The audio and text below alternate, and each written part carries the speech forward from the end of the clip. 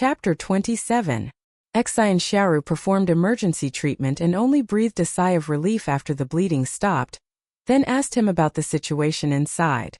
Director Hu wanted to gain Xin Xiaoru's support, so he quickly explained his points. Just as Xin Xiaoru had thought, the Yicheng base was divided into many factions, but those who currently possess firearms had already taken the lead and transferred their families and the families of their subordinates to shelters. With no worries about their own safety, they even felt a sense of defense against the mob outside. Everyone else was a villain, while they were protecting their families. So when they heard their leader say he would intimidate the mob, after half a month of anxiety, they finally erupted last night and gradually got out of control. Director Hu reiterated that the base would not abandon its 4 million inhabitants. Ignoring the radiation outside, he used a megaphone to shout, but was quickly dragged down, punched, and even stabbed. "Xiaoru, I want to ask you a favor." Director Hu looked into Xin Xiaoru's eyes and pleaded wearily and solemnly, "Tell everyone that none of the staff will be evacuated. Everyone will be on the front line, guiding everyone to overcome the difficulties together. Don't worry." Xin Xiaoru was silent for a moment, then slowly shook her head. "To reassure the staff, you included their families in the shelter's list. But this concerns the staff, not the general public. If the spots aren't decided by lottery, it's still unfair to others, and they won't listen to you." Director Hu felt waves of stinging pain all over his body, and he didn't even have the strength to clench his fists. The Earth's climate is currently in chaos. The extreme heat of late July and early August last year has continued into December and January, and is now in April. Everyone is forcing themselves to adapt to the high temperatures, while simultaneously experiencing both physical and psychological distress. He kept his head down, and if his body allowed, he would have loved to bang his head against the wall.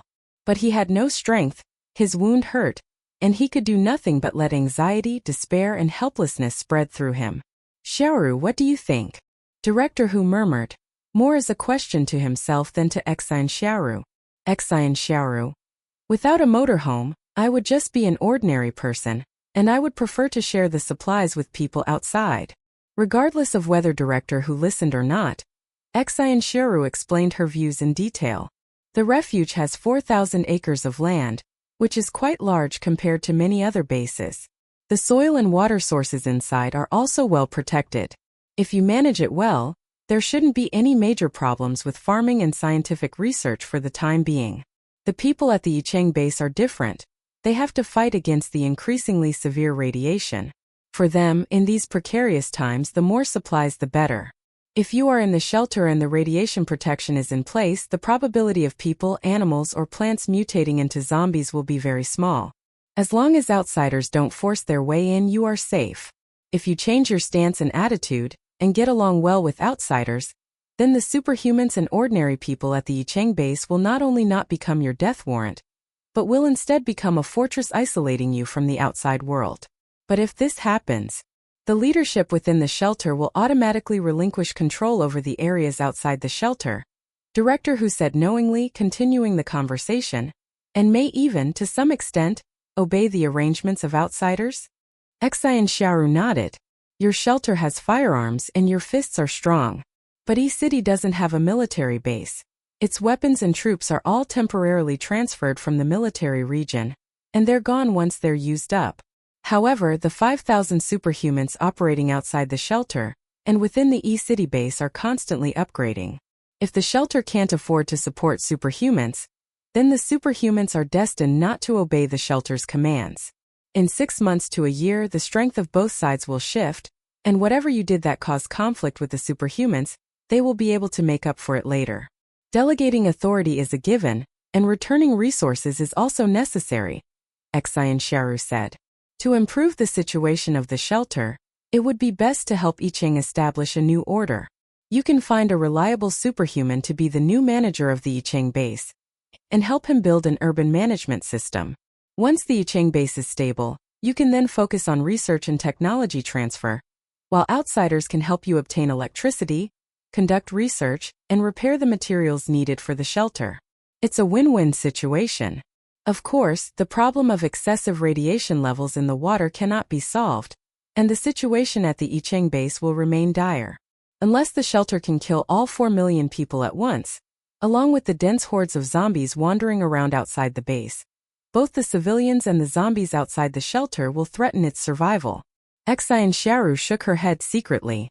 Managing the base was indeed very complicated. Fortunately, I only had a hotel for 130 people and a few hilltops. That said, her RV hotel needs 10,000 positive hotel reviews for the next stage, which will take at least 77 days to reach. This upgrade won't increase the area or the number of hotel guests, but rather improve the soil, turning the already decent terrace fields into the most fertile and suitable soil for planting, while the sandy soil that is difficult to use and lacks sufficient nutrients will become ordinary farmland. In this way, the 150 acres of land within the territory should be able to support 5 or 6 people per acre, just like the best land before the apocalypse. If several seasons of vegetables are planted, it is not impossible to support about 8 people. Xin Xiaoru was preoccupied with her own affairs and didn't notice that director who was watching her carefully. Find a reliable superhuman to be the new manager of the base. Director who pondered this sentence, and the more he thought about it, the more he felt that this was referring to Xin Xiaoru? Or was she hinting that she wanted to take over the Yicheng base? If Xin Xiaoru could hear his true feelings, she would immediately deny it 3 times. I didn't do it, don't talk nonsense. Unfortunately, Xin Xiaoru couldn't hear it.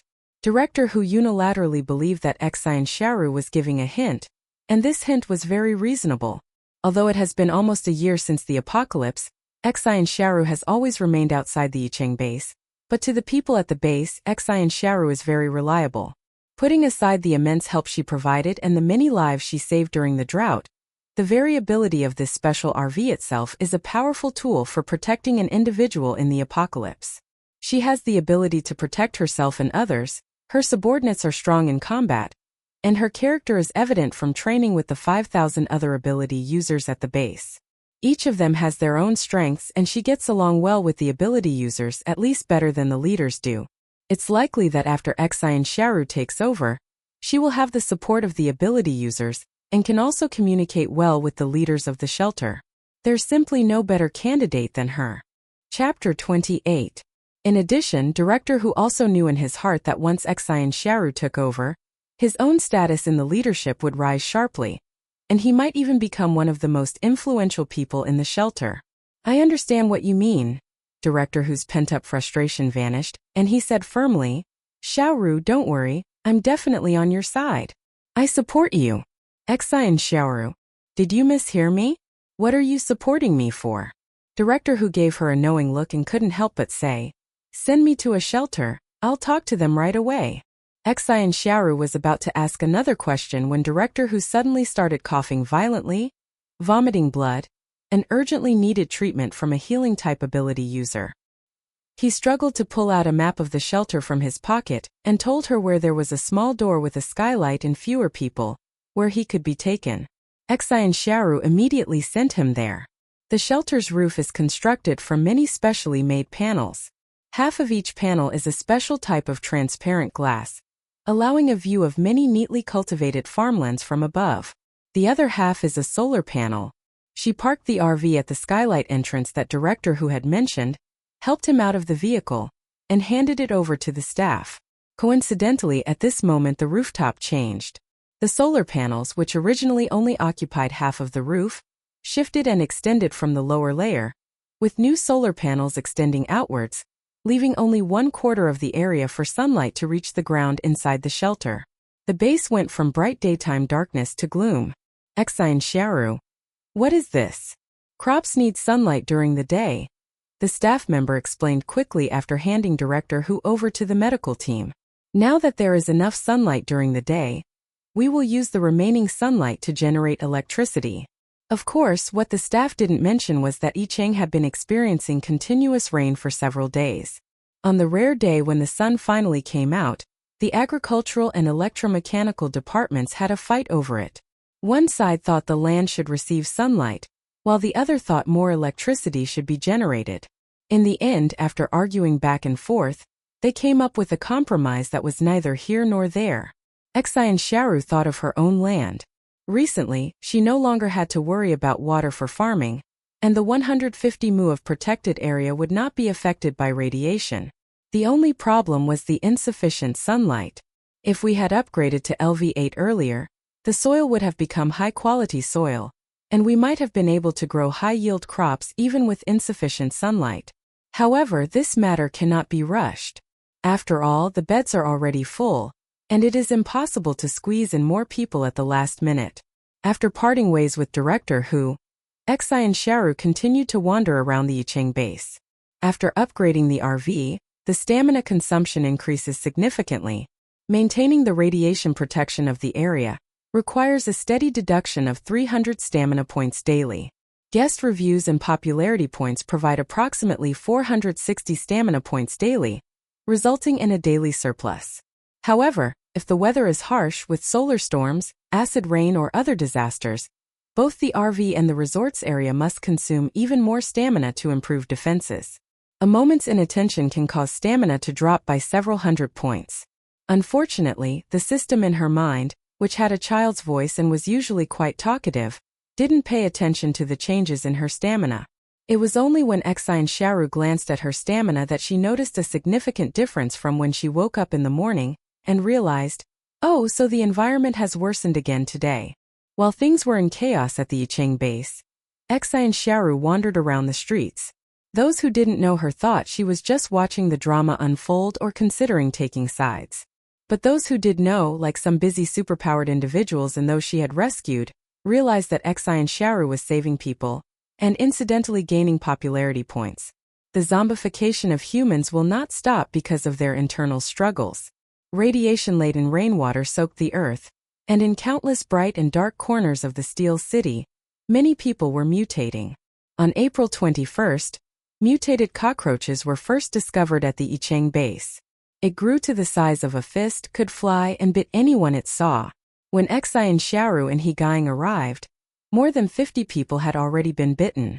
And those bitten no longer took a day to turn into zombies, they became zombies in just half an hour, or even as quickly as 2 or 3 minutes, and continued to hurt people. As time passed, similar cases increased. Due to the chaotic situation at the base, it was practically unmanaged, and Xin Xiaoru didn't know how many people had died there in the past 2 weeks. A conservative estimate was similar to the 2 strongest solar storms before, with the population plummeting by at least 20%.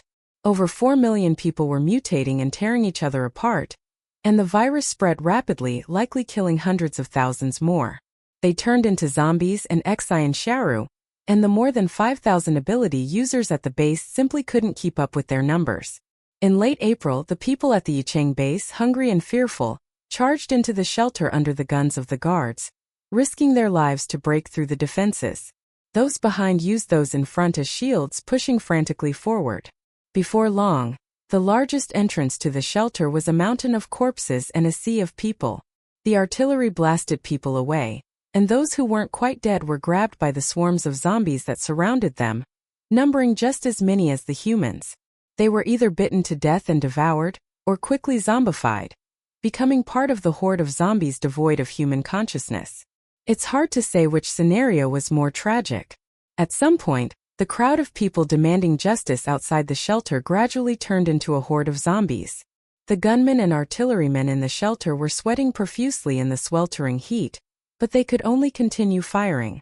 Some zombies had their heads blown off and died instantly, while others were only seriously injured, lying on the ground unable to move. After 2 or 3 days, if no one came to finish them off, they would recover and stand up again. The shelter's leader stood on a high place, looking through binoculars. Those who stubbornly insisted on maintaining absolute dominance through weaponry were finally forced to admit their mistake. A major reshuffle ensued, and those who made erroneous decisions or obstructed cooperation proposals, along with their families, were expelled from the refuge by the rising faction. Director Hu's repeatedly emphasized proposals for delegating authority and returning resources were finally brought to the table for formal discussion. At this point, both the shelter and the Yicheng base had suffered heavy losses. The shelter's already limited weapons have been largely depleted, and many of the protective walls that were breached have been damaged, losing their radiation protection. They had exhausted all available materials to build the shelter, which covered a total area of 4,000 acres, and any losses now would be difficult to recover later. Furthermore, if the zombies and civilians outside find these weak points and rush in, the shelter will almost instantly crumble like paper. We need to live in harmony with the people at the external bases, and we must show sincerity. Director Who slammed his fist on the table and made the resolution. Chapter 29. Right now, at this very moment, all we can offer are the resources we brought in from outside. The meeting room was completely silent. I don't know how much time passed, maybe 10 seconds, maybe 2 minutes, but someone slowly raised their hand and agreed to the decision. More and more people raised their hands. Even though they were reluctant, reason prevailed over their instinctive desires, and the vote passed unanimously. On May 1st, the shelter sent out a distress signal, requesting those with supernatural abilities to assemble at the shelter. Of the 5,000 people with superpowers, only 11 came, including Xin Xiaoru and He Guang. These people were either able to fly, soaring over the dense horde of zombies, or they waited in the path of Xin Xiaoru's RV and came in with it. Most of the others had completely disregarded the commands of the shelter's so-called leaders, and would come in whenever they were told to. The leadership, who were closely monitoring the situation outside through binoculars, felt their hearts leap into their throats, then sink heavily back down. Fortunately, it hasn't reached the final stage yet. The superhumans haven't completely broken ties. Fortunately, Xin Xiaoru, who was on good terms with them, would follow instructions and come to the shelter to discuss things with them. No, you can't say instructions. You should say requests. They must adopt the correct attitude. A large group of people, dressed in suits that were barely clean, formally received the superhumans who had come to the shelter and explained their decision to everyone. We will return to you all the emergency supplies and offensive weapons, including grain, bicycles, trucks, gasoline, oil, knives, and iron bars. However, we will retain kerosene, diesel fuel, solar panels related to power generation, engine oil, spare parts, chips, and other items related to maintenance and research. From now on, all areas within the Yicheng base, except for the shelters, will be under the management of you ability users. We have only one request. Director Who looked at Xin Xiaoru solemnly and with great trust. The highest-ranking administrator of the base must be Xin Xiaoru. Xin Xiaoru, who was suddenly called upon, was speechless. Upon hearing this, the other superhumans all turned to her. Some people were surprised, yet felt it was perfectly reasonable. Those with special abilities who have close ties with the leadership, or those who were already part of the official organization before the apocalypse, are responsible for protecting the shelter itself. Their families have already moved in, and unlike other special abilities users, they will be supported by the shelter itself. At the same time, they will do their best to maintain order in the shelter, just as before. The shelter could grit its teeth and appoint its own people as base leaders, but these so-called insiders didn't have an overwhelming advantage against outsiders. In terms of the number of ability users, most of their own were in the shelter. The base could only accommodate 3 or 4 of their own at most, which was negligible compared to 5,000 ability users. In terms of strength, He Guang and Zhao Chongyue, who belonged to Xin Xiaoru's camp from the beginning, were the strongest among the 5,000 superhumans. This was not only because they had been trained by the organization before the apocalypse and had a foundation, but also because they followed Xin Xiaoru through many ups and downs, fighting off a lot of zombies and absorbing a lot of crystal cores, making them much stronger than the others. In summary, the decision by the leadership to select the base owner from among outsiders was a choice made out of necessity. Xin Xiaoru was chosen because she had been in contact with the authorities since the beginning of the apocalypse. During several major zombie outbreaks, she and her team of superhumans worked together to save people. During the drought, she even appeared in everyone's sight as a savior. It wouldn't be an exaggeration to say she's a goddess descended to Earth. This earned her the respect of most people with supernatural abilities. The safe, comfortable, yet eerily mysterious RV was something that superhumans coveted. This covetousness was different from the covetousness Xin Xiaoru had encountered outside, or in her previous life. It was a desperate, life-or-death struggle. At the Yicheng base, everyone still maintained a certain order, hadn't completely turned to the dark side, and while there had been arguments and squabbles, they weren't serious. At least on the surface, no one from the Yicheng base had any intention of stealing the RV or robbing Xin Xiaoru. They just wanted to find an opportunity to rest in Xin Xiaoru's RV, and if they could use the bathroom and take a nice shower, that would be even better. However, this is the opinion of most people, while a minority are dissatisfied. No matter how you look at it, Xin Xiaoru is just a nurse who graduated from a vocational nursing school. Her education level is only vocational high school. Why should a group of people with higher education and more seniority listen to a little girl as their leader? Don't say that you can't worship academic qualifications just because it's the apocalypse.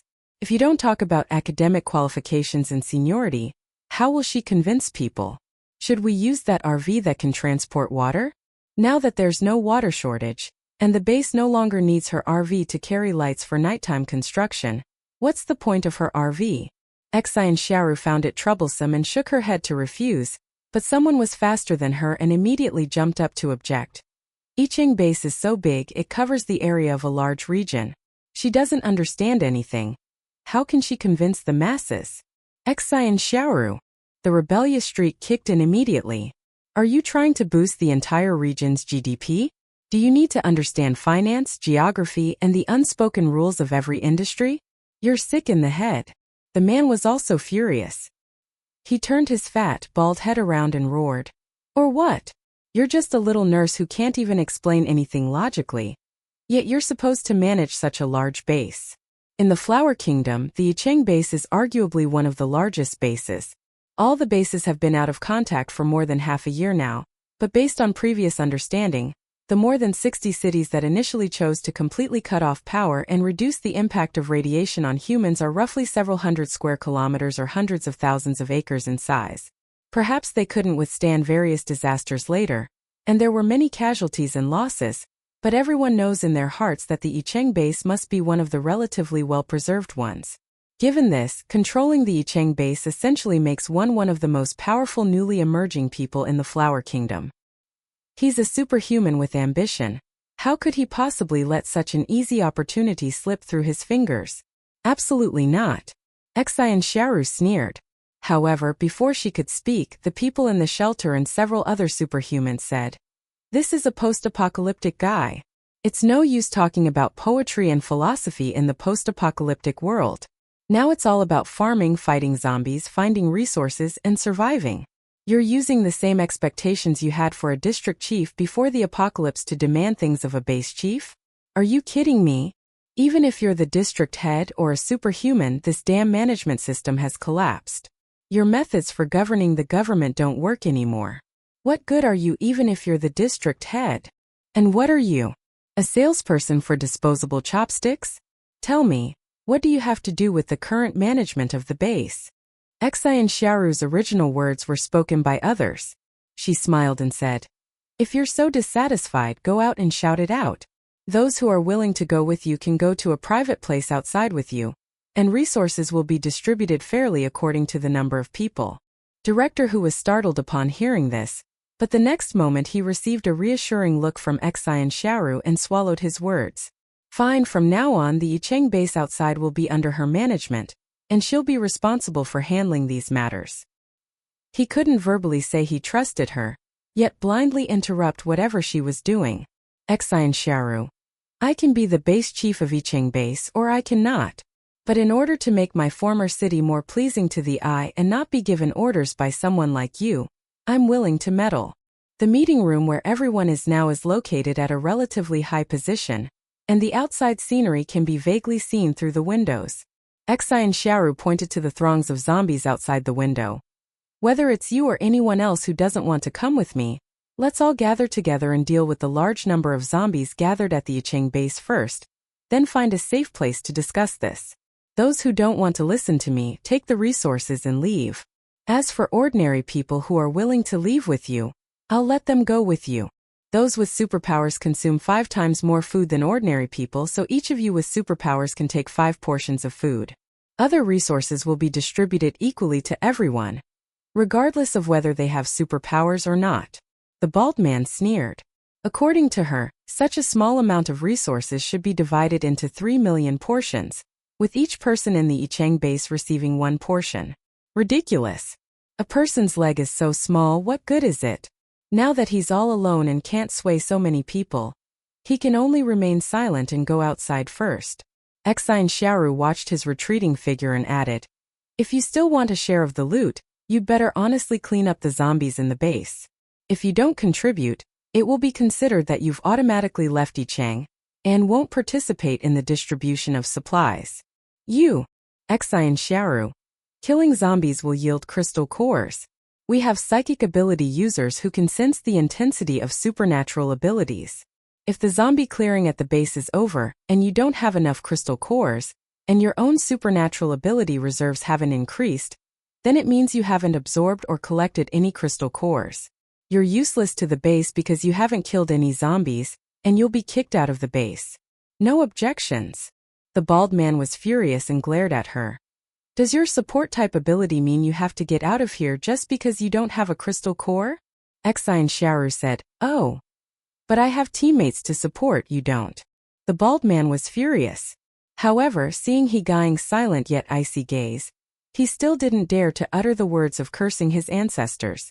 After making the decision to clear out the zombies, Xin Xiaoru's first step was to have someone finish off the injured zombies near the shelter. She herself went around to inform everyone about the changes at the Yicheng base, letting them decide whether to listen to her and whether to fight the zombies. If you're willing to listen to her, then you can start by forming a group of nearby ability users and, based on your individual ability attributes, confront the zombie horde head-on. Alternatively, you can pick up scattered zombies in various streets and alleys and fight them together, or you can constantly launch sneak attacks or engage in one-on-one combat. Chapter 30. If someone is unwilling to listen to her, as long as they don't cause trouble, Xin Xiaoru won't pay any attention to them. In fact, as long as they continue to fight zombies and participate in the zombie cleanup missions at the base, she will still continue to allocate resources. Under Xin Xiaoru's guidance, the scattered group of superpowered individuals began to launch counterattacks of varying scales. Xin Xiaoru's Yozhuang has 38 people with superpowers, including 13 adults and 25 children. Apart from a few who stay at Yozhuang to take care of the farm, most of the others participate in the zombie cleanup mission at the base. To improve everyone's survival rate, Xin Xiaoru brought out several large boxes of whistles from the supermarket, the kind that PE teachers or homeroom teachers use to call people together, and distributed them to the superpowered individuals, one for each of them. Anyone who encounters danger and can't handle it can blow the whistle. Inside Xin Xiaoru's RV was a child with hearing abilities and several other children with offensive abilities, led by Song Weiyu. Once the hearing child heard the whistle, they would point the way, leading everyone to find someone in need of help, whether it was fighting zombies or pulling someone up to rest, giving the rescued person enough time to recover. After ensuring that the superhumans in combat had whistles, Xin Xiaoru distributed whistles to all the ordinary people she encountered.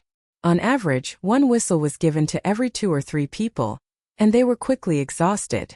Xin Xiaoru then organized those with good stamina to search for whistles in nearby supermarkets and warehouses, and continued distributing them as soon as they were found. For ordinary people whose lives were not yet in danger, Xin Xiaoru led them to gather nearby, and then brought a team of nearby superhumans to guard them. If zombies came, they would fight them. If new zombies appeared inside, ordinary people would have to spot the signs and immediately blow the whistle so that superhumans or ordinary people could rush in and nip the newly emerging zombies in the bud. These buildings, where many ordinary people gathered, also became traps attracting zombies from the surrounding area. Zombies that hadn't yet found their targets all headed towards the gathering points. As Xin Xiaoru observed the situation, she continued to gather teams of superhumans from the surrounding area. Simultaneously, she took advantage of the gaps in the zombies' purposeful movements on the streets to rescue civilians hiding in nooks and crannies who could be discovered at any moment. Some were taken to rendezvous points, while others, located far away, were used to establish new rendezvous points, serving as centers to integrate the surrounding survivors. Xin Xiaoru held the resources returned from the shelter in her hand. She took out compressed biscuits and bottled water, and watched as a group of survivors finished eating them to avoid a fight. Once the survivors had caught their breath, she went outside again. Everyone was on edge, working overtime. Only when they took turns resting in Xin Xiaoru's RV could they slightly relax their tense nerves and clear their minds for a short 3 hours. Everyone was calculating and counting in their minds. If each superhuman killed an average of 200 zombies, the million extra zombies in the base could be wiped out. Keep going, get through this. Don't let any new people get bitten and infected. Keep going and we can clear out all these zombies soon. That's true in theory, but to guarantee that no new zombies will appear is simply a pipe dream. Xin Xiaoru set up more than 300 settlements of varying sizes within the base. Some of the people in these settlements were quite shrewd, forming small, reasonably competent groups and arranging for people to take turns supervising each other. Everyone was on high alert, and if anyone showed signs of turning into a zombie, they would immediately blow a whistle, and everyone would swarm and kill them. But some settlements weren't so lucky. Either someone turned into a zombie when it was their turn to supervise others, or the person supervising fell asleep and in a few minutes, caused someone who had already turned into a zombie to become one as well. Some colonies also harbor mutated rats, ants, or other seemingly insignificant insects. If these are not eliminated in time, their initial activity and biting can lead to the deaths of large numbers of people. Some people were cursing and complaining, feeling that people shouldn't have gathered together. Wasn't this just a case of being wiped out by mutated animals? Some people, however, still remembered that when they were scattered outside, zombies with keen senses of smell and hearing were everywhere, and if they made any noise they could be found by the zombies. At least here, as long as everyone is vigilant enough and reacts quickly enough, the situation can be controlled. And outside, there are still mutated animals. To make matters worse, unrest broke out inside the Yicheng base, and the outside world was far from peaceful either. The base's city walls, which had been in use for more than half a year, were now severely damaged by acid rain corrosion. Wandering zombies stumbled upon and breached one of the defenses. As a result, the zombies outside, like finding water in a low-lying area, began to converge on and flood into the Yicheng base. Left with no other choice, Xin Xiaoru had to allocate the already strained manpower to clean up the mess at the damaged city wall. Not only did she have to kill the zombies that were crowding inside and outside, but she also had to have earth elemental ability users repair the city wall with sufficiently solid earth elemental abilities. However, the city walls were not in one place. Many more became breaches. Some zombies with supernatural abilities even broke through the relatively intact walls, leading their hordes into the city. Xin Xiaoru had no choice but to lead her people all over the base, patching things up and fighting off zombies. Everyone only slept 3 or 4 hours a day, gritting their teeth to deal with the constant stream of situations. Finally, on May 10th, when all the superhumans had reached their mental, physical, and spiritual limits, the zombies on the streets were cleared out. On this day, the sky was very blue, the wind was very gentle, and the crowd, noticing that the commotion outside was getting quieter, couldn't help but burst into tears of joy. Happiness swept across the entire base like a spreading wave. People at gathering places large and small couldn't help but cry, cheer, and rejoice at having escaped another disaster. The superhumans were stunned. They had overexerted themselves, exhausted their powers, and were severely sleep-deprived. Everyone was somewhat dazed. After Xin Xiaoru picked up the dozens of superhumans belonging to Yozhuang in the RV, and drove around the base to make sure there was no serious zombie horde, she loudly announced through a megaphone that the Yicheng base was under alert and temporarily safe. Yay! Someone jumped 3 feet high, disregarding everything else, picked up the stunned superhuman and threw him into the air. Everyone rushed to the window, wailing and howling, calling out dad, mom, brothers, sisters, regardless of whether they received a response. They shouted illogically and desperately, venting all their sorrow and fear. Those who still retained some reason controlled the crowd and made them put the superhuman down. Stop making a fuss. Make room for him to rest. Only then did everyone realize that the superhuman had relaxed his mind at some point and had actually fallen asleep while being tossed around. They hurriedly put the person down, then, feeling guilty, found a relatively clean room and bed, and placed the person on it to sleep. Soon, snoring began, and the extremely exhausted superhuman drifted off to sleep. Chapter 31. The people at Yozhuang were exhausted. They couldn't wait for the RV to take them back to the Yozhuang hotel, so they leaned against the wall in the RV and fell into a deep sleep. After thinking for a moment, Xin Xiaoru decided to stop the car first, settle them in at the Yicheng base, and then take them home. The base is currently only temporarily free of zombies and mutated animals. The city walls still need to be guarded, and the residents themselves need to be on high alert at all times to observe for any new mutations. The superhumans were exhausted after the battle. If ordinary people also relaxed their efforts, the momentum that had been so hard to control would turn around again. 2 days. She needs to give the superhumans at least 2 days to sleep. During these 2 days, ordinary people should be divided into shifts and groups to patrol and supervise each other. There were over 300 gathering points, with an average of about 10,000 people at each point. Xin Xiaoru identified the few gathering points with the best order, and let them arrange their manpower. Then, she selected an experienced person to go to other gathering points to share their experience and maintain order. After delivering the person to their destination, Xin Xiaoru went to the shelter to borrow more people. The situation inside the shelter was much better than outside. Basically, everyone was still busy with their own things. Some were farming while others were engaged in manual labor. As the commotion outside subsided, they felt a little more at ease. Xin Xiaoru's request to borrow people was quickly approved. More than 20 superhumans followed Xin Xiaoru to the weak points of the outer city wall of Yicheng base to repair the damaged areas, eliminate the smell near the city wall, and lure away the small group of zombies that had gathered outside. After the superhumans near the city wall arrived, Xin Xiaoru went back to escort the people who were imparting their experience at the gathering point to other gathering points to continue teaching, and then she took some time to save the farmland. The light rain over the past few days has been relatively normal in some areas, but in others, low-lying areas are prone to flooding. Xin Xiaoru quickly channeled the water into the RV, where it was filtered to remove radioactive contaminants and become drinkable water. This water, along with the food supplies provided by the shelter, was then delivered to these gathering points. A preliminary calculation shows that after this wave of deaths at the Yicheng base, there are still over 3 million people remaining. The food supplies collected and properly stored by the shelter leaders, without any spoilage, are only enough to feed everyone for another month. If we include the food that spoiled due to inadequate storage conditions, which is barely enough to sustain them, it will only last for another week. After all, even if they had more time, they wouldn't starve to death, but they would still get food poisoning, develop gastrointestinal problems, and cause a chain reaction that would kill them. Therefore, for more than a month, everyone at the base had to pull themselves together and start farming and working.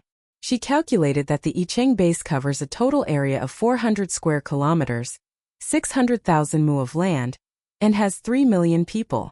On average, 1 mu of land needs to support 5 people.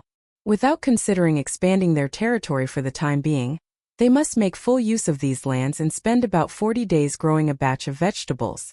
Based on past experiences, Yicheng will experience a period of rainy season. Sunny days like today are rare. Most of the time it will be drizzling. One advantage of this is that the land doesn't need to be irrigated. You only need to pump water or dig ditches from time to time to allow excess water to drain away. The temperature is not as hot as before, and it is within the temperature range where most vegetables can grow in the soil. Taking bok choy as an example, if 1 acre of land can produce 4,000 caddies of bok choy, and the goal is to feed 5 people over a 40-day cycle, then each person can get 20 caddies of vegetables per day. While they may lack nutritional value, they are certainly filling. However, without electricity or special storage methods like refrigeration, these vegetables cannot be stored for long and won't last until the next planting cycle. Clearly, Xin Xiaoru's 416 square meter, 10-meter high storage space is far from enough to store the vegetables grown by 3 million people. These vegetables can only be quickly exchanged with other places in a short period of time for easily stored dry food, biscuits, or anything else, anything that can be exchanged. But how many cities or bases can support such a large volume of vegetable exchange? Moreover, these bases have food that can be stored, so they would definitely prioritize their own needs and wouldn't exchange it. Inside the RV, amidst the chorus of snores from everyone, Xin Xiaoru frowned and fell into deep thought. Suddenly, her eyes lit up when she saw the light breeze and drizzle starting to fall again outside. Got it. He Gang slept a very deep sleep. When he woke up and saw his phone, which was already fully charged in the car, it was already the afternoon of the next day. He slept for a full 24 hours. The other people in the RV had been taken back to the Yozhuang Hotel by Xin Xiaoru at some point, leaving only him and Zhao Chongyue. Xin Xiaoru and the little girl Song Weiyu, who had always been attached to her, were nowhere to be seen. Stepping out of the RV, he saw Xin Xiaoru using something like a vacuum cleaner to pump water from the farmland into the RV, while Song Weiyu practiced her supernatural abilities nearby, directly manipulating the accumulated water into the RV's external water tank. Looking around, large numbers of people are busy in the open farmland. Some were salvaging vegetables that were still edible, some were digging ditches to drain water, some were turning the soil, some were sowing seeds, and others were using binoculars to keep a close eye on everyone around them. He Gaing walked over and took the water suction device from Xin Xiaoru. "I'll do it." Xin Xiaoru didn't try to take it from him, but handed him the things, saying, "You woke up so quickly. Are you feeling better now?" They haven't recovered yet," Xin Xiaoru said, referring to the previously busy superhumans. "But everyone has prepared water and food, so they can wash up and eat as soon as they wake up." As He Gaing listened to her recount the situation at the base over the past few days and felt his own superpowers, he unexpectedly remarked, "It seems like I've leveled up." Xin Xiaoru: "Third tier." He Gaing: "It seems to be fourth order. The psychic ability users who can sense levels are still asleep, so there's no definitive conclusion yet. But whether it's third or fourth level, it's something to be happy about. That way, we'll be more confident when we go out in a couple of days." He Gaing's eyebrows twitched slightly. "Are we going out?"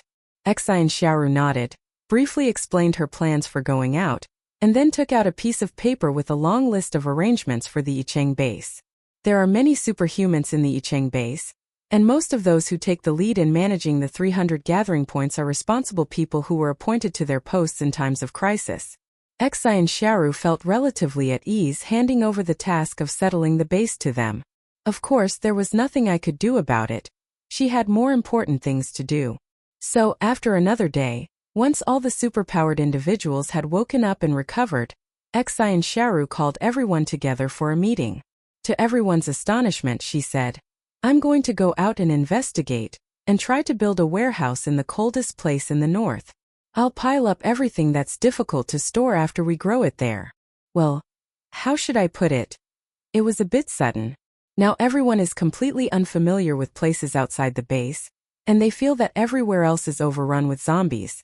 Even without zombies, there are many people with different superpowers, as well as various natural and man-made disasters and mutated animals. There are many possible situations along the way. In short, everything is unknown. Xin Xiaoru reassured her. "I'm only going out for an inspection. The specifics are yet to be determined. The main reason is that, based on past experience, Yicheng has a rainy season that lasts for almost a year, while countries further north of Huagua, closer to the Arctic Circle, have already entered a long period of extreme cold. This extreme cold trend will gradually subside, taking a year to slowly engulf temperate, subtropical, and even tropical regions, freezing the entire northern hemisphere. This year is Yicheng's biggest buffer period. Yicheng must plant as much as possible, store grain, and more grain to prepare for the coming ice and snow world." Chapter 32. Besides going to the snowfield to find the ice storage, Xin Xiaoru had another task for the people at Yozhuang to arrange. "I need as many beds as possible to accommodate some elderly and infirm people in Yozhuang. Upgrading the RV requires enough people to give it 5-star reviews, but the hotels are already full. At most, we can only complete 130+ reviews a day. The RV hotel is at level 7. To upgrade to level 8, it needs 10,000 positive reviews. Based on the timeline, it should be able to upgrade by the end of next month, which isn't a long time. However, as the number of people requiring upgrades increases, the difficulty of upgrading also increases. If the hotel's population base is not increased, upgrades will become slower and slower in the future. The upgrade reward for reaching LV8 is fertile soil, turning 150 acres of land in Yuzhuang into fertile soil, which is great, but it also means there will be no new beds for her. She could only artificially add beds within her own territory to increase the daily task completion limit. The terrace fields are irregularly shaped, with many corners and uneven surfaces, making farming inconvenient. Utilizing these areas could create many new beds. This matter will be handled by the people at Yozhuang. while the Yicheng base needs to investigate everyone's wishes and select some elderly and infirm people to live there. It might be a bit crowded there, but there's no radiation within the area, and food and lodging are provided. You just need to help out the other people from Yozhuang every day. However, my upgrades require following certain rules, and each person needs to hand over 5 caddies of grain per day. I'll collect these 5 caddies first as room fees, then return them after passing through another intermediary. Ordinary people certainly don't have that much grain, so the base needs to prepare this grain as operating funds. She explained it in detail and everyone understood. In other words, the base spends money to send elderly and infirm people who are unable to work to Yozhuang for recuperation. This money helps Xin Xiaoru level up, and Xin Xiaoru will return the money to the base after receiving it. Having spent so much time together, everyone at the base, especially the ability users who frequently interacted with her, were quite familiar with Xin Xiaoru. They all said there was no problem. Only a small number of superhumans who were waiting to receive their share of the supplies immediately raised objections, fearing that their money and food would also be taken away. Xin Xiaoru: don't worry, you didn't slack off in the zombie fight. You worked together to protect the base and these food supplies, so they will naturally be distributed to you. As I said before, all supplies will be divided equally, and each superhuman will receive 5 portions of food. The supplies were scarce, and when distributed among 3 million people, each person would have even fewer supplies. Moreover, there were many other items that were not available in quantities of 3 million, such as diesel fuel, gasoline, oil, generators, vehicles, and so on. Xin Xiaoru didn't want to completely block the flow of people, so she roughly calculated the number of people who wanted to leave and had them form groups of 2 or 3 people each, with 1 car for each group. If it was a group of 4 or 5 people, they could also use large vehicles such as buses or trucks. Gasoline was also provided in appropriate amounts, according to their individual needs and proportions. For them, as long as the current supplies could allow them to stay in the next rural area where they could farm or hide, everything would be fine. They didn't expect the supplies to take them very far. In the end, of the more than 5,000 people with superpowers, a mere 100 left, leaving 5,000 still behind. Whether it was out of habit from fighting natural disasters together before the apocalypse, or because they trusted Xin Xiaoru and felt that the base could survive even with a large population, they stayed. Xin Xiaoru and He Gain quickly became friends with these people, and arranged a general division of labor.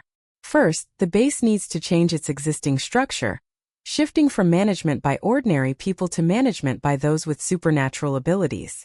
Those with management aspirations or experience should be selected for appropriate positions and managed personnel. Secondly, the population can no longer be spread out across every part of the base as before, because the living area would be too large to take care of everyone. Although living in the gathering point is crowded, mutual surveillance allows us to detect mutations immediately. And with many hands make light work, a shout can subdue any mutated people or animals instantly, Xin Xiaoru said. However, this requires a high level of vigilance from everyone. If most people are careless and someone mutates, becomes a zombie, or if mutated plants or animals bite people, the outcome will be total annihilation. Those who experienced the previous devastating zombie outbreaks deeply understand this. Third, we must prepare for the cold weather. There's also a reason for having everyone live together to keep warm. Xin Xiaoru attributed her reborn prophetic abilities to the RV. The RV sensed the climate change and it should get colder for a long time. During this period, everyone gathering together will make the rooms warmer. And building a barrier against the cold outside the house will also save on materials. She planned ahead, roughly envisioning building several layers of cold-proof barriers or walls, or something else around the gathering point, essentially wrapping the gathering point layer by layer like a nesting doll, stuffing it with some cold-proof materials, and adding a thick quilt to the gathering point for physical cold protection. Fourth, there needs to be a change in farming practices. In order to ensure that everyone has enough to eat and to have something to eat during periods of extreme cold, everyone should grow vegetables, as many vegetables as possible, and vegetables that are less likely to freeze and can be stored for a long time. Some vegetables and fruits, such as carrots and tomatoes, can be juiced or processed into sauces and frozen for preservation. Some leafy greens need to be able to be quickly separated and dried for easy preservation as dried vegetables. Eggs and meat are also essential. The farm needs to designate appropriate areas to raise chickens, ducks, and pigs. When the extreme cold arrives, all these livestock will be slaughtered, frozen, and then distributed for consumption in small batches. However, the specific proportions for planting vegetables and fruits, growing grains, and raising livestock still need to be discussed and refined gradually. Those who are knowledgeable will contribute more effort, while those who are not will contribute more physical labor. Everyone's primary task is to survive. We should tacitly set aside the details of gain or loss for now. When everyone works hard without worrying about personal gain, the whole group gains a drive to move forward. After waiting a few days and confirming that everyone was getting into the swing of things and preparing for the upcoming food and shelter from the cold, Xin Xiaoru felt reassured and led her people north to find a place to stay. When they set off in the RV, the people with them were still Hegang Zhao Chongyue and a little girl named Song Weiyu. After being assessed by psychic ability users, Hegang has reached the 4th tier, placing him at the very top of the pyramid among all ability users. Zhao Chongyue and Song Weiyu are not far behind. They are both close to the 4th tier at the 3rd tier. There's only one Xin Xiaoru, and so far no psychic ability user can tell what level she's at. Non-psychic ability users, even after reaching level 3, can more or less sense the energy fluctuations of others. Therefore, everyone at the Yicheng base was very surprised to find that their most powerful and magically gifted base owner, Xin Xiaoru, and their RV hotel owner, Sister Xian, didn't have any energy fluctuations.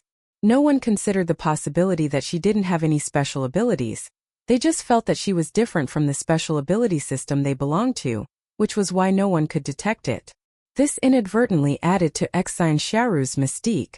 However, the people who traveled with Xin Xiaoru this time because they got too close to her also discovered that apart from the RV hotel system, Xin Xiaoru was indeed very much like an ordinary person. Hegang trained Xin Xiaoru in combat skills, and half of the smooth and firm muscles on Xin Xiaoru's body are the result of his training. However, the speed, strength, and explosiveness demonstrated by these results are only at the level of ordinary people. So one day on the way to the north, Hegang asked a profound question. Outside of the RV, will you be exposed to radiation and have the same risk of mutation as other ordinary people? Xin Xiaoru. Good question, there is indeed one. Hegang's expression immediately changed, and he hurriedly pulled Xin Xiaoru, who was outdoors, back into the RV. It's not that serious, Xin Xiaoru waved her hand and explained. At most, I'll be exposed to some radiation when I come out, but it will gradually return to normal levels when I get back to the RV. It's not a big problem. Hearing this, Zhao Chongyue exclaimed in fear. Then why are you still fighting zombies with us? What if you get bitten? Xin Xiaoru. When the zombies came, I would hide in the RV and shoot them from the shadows or hide behind you. I never went up to fight them hand to hand. Zhao Chongyue. No. It's too dangerous. As long as you come into contact with a zombie, there's a risk of being scratched, bitten, or injured by it. You'd better not come out again. Xin Xiaoru was about to say something when she saw Song Weiyu, an autistic child, looking at her with disapproval. Clearly, she also thought Xin Xiaoru as an adult was being very immature. Xin Xiaoru. Fine, she won't go out. The further north you go, the colder it gets. It started as a light drizzle outside, then turned into light snow, and then into heavy snow. On the way, we encountered many groups of people. Some were fighting zombies, some were shoveling snow, some were secretly growing food to prevent others from stealing it, and some were being robbed by others. Of course, what you encounter even more are densely packed, all kinds of zombies, some with superpowers and some without. If the zombie horde isn't too large, the group will go down to fight the zombies and harvest the crystal cores. If the zombie horde is too large, Xin Xiaoru will only selectively save some people to earn popularity points. During this time, one of the rescued people, to express his gratitude, learned about Xin Xiaoru and the other zombie fighting habits and actively led them to a small group of zombies, while also introducing a nearby mobile trading market. That's a trading market of a 4th-tier ability user organization. You can exchange crystal cores or resources for what you need. As long as you don't cause trouble and pay a little protection fee, you can go there to exchange for what you want. Chapter 33. Trading Market. Xin Xiaoru was tempted. Putting everything else aside, if we can exchange our own vegetables, Even if the price is a bit low, like exchanging 10 pounds of vegetables for 1 pound of grain, that can be a lifesaver in an emergency. She immediately decided to go to the trading market. On the way, the guide explained the situation of the trading market. There are many people trading at the market, but with so many people it gets noisy and the atmosphere gets thick, and zombies will gather around sooner or later. Ordinary zombies can be killed, but zombies with special abilities, especially some 3rd or even 4th tier zombies, can organize zombie hordes, gathering many zombies together to attack the gathering point. Even 4th tier powerhouses can't withstand this kind of relentless attack. They can only move immediately when they sense something is wrong and relocate the market. After the relocation, the 4th level boss of the market named Peng Jia would find a reasonably conspicuous place at the previous location and carve words there, physically and crudely informing the newcomers of the new location. I heard there was this unlucky guy who spent a year looking for a market, going to at least 10 different places. Every time he arrived at a new location, it said it had moved and he had to go to the next one. But when he got to the next location, it had moved again, and he had to go to the next one all over again. Moreover, this person has a poor sense of direction and often gets lost on the road, so finding the way is difficult enough. Of course, there are also some malicious people who deliberately cause trouble by scribbling on and writing misleading information. In short, to accurately find the current location of the market, you either need to be capable or very lucky. As luck would have it, the person who brought Xin Xiaoru and her group knew the location of the last market, but it had since moved. So the group followed the instructions and used the map navigation generated by the RV to barely locate themselves using the downloaded map, and finally found the trading market the next day. As a prominent RV owner, Xin Xiaoru did not immediately check the market transaction situation, but instead went to find Peng Jia, the market leader. Peng Jia was nearly 40 years old, and not as glamorous and clean-cut as everyone imagined. She had bloodstains on her clothes, and her hair was cut into a messy, uneven style for convenience. She found it strange to see the RV half-driven, half-flying towards them from afar. But now, seeing such a clean and attractive group, her eyes widened. "You're doing well. Which base are you from? What do you want to exchange?" "Iching base." The exchange between the two parties was quite pleasant. However, Peng Jia told Xin Xiaoru to be prepared. Many people grow vegetables so they have something to eat. But vegetables don't keep you full for long and they don't keep well, so they have very little value. Be prepared for that. Xin Xiaoru understood, and took the opportunity to invite her to the RV to wash up and rest. She also had another idea for this trip, to rent out the RV hotel at a higher price. Trading markets are essential for people with superpowers. Now that all supply chains have been disrupted, even basic necessities like food and shelter are a problem. Whichever factory you occupy, or which warehouse I occupy, all the surplus or soon-to-be perishable goods can be traded away, exchanging what we have for what we need.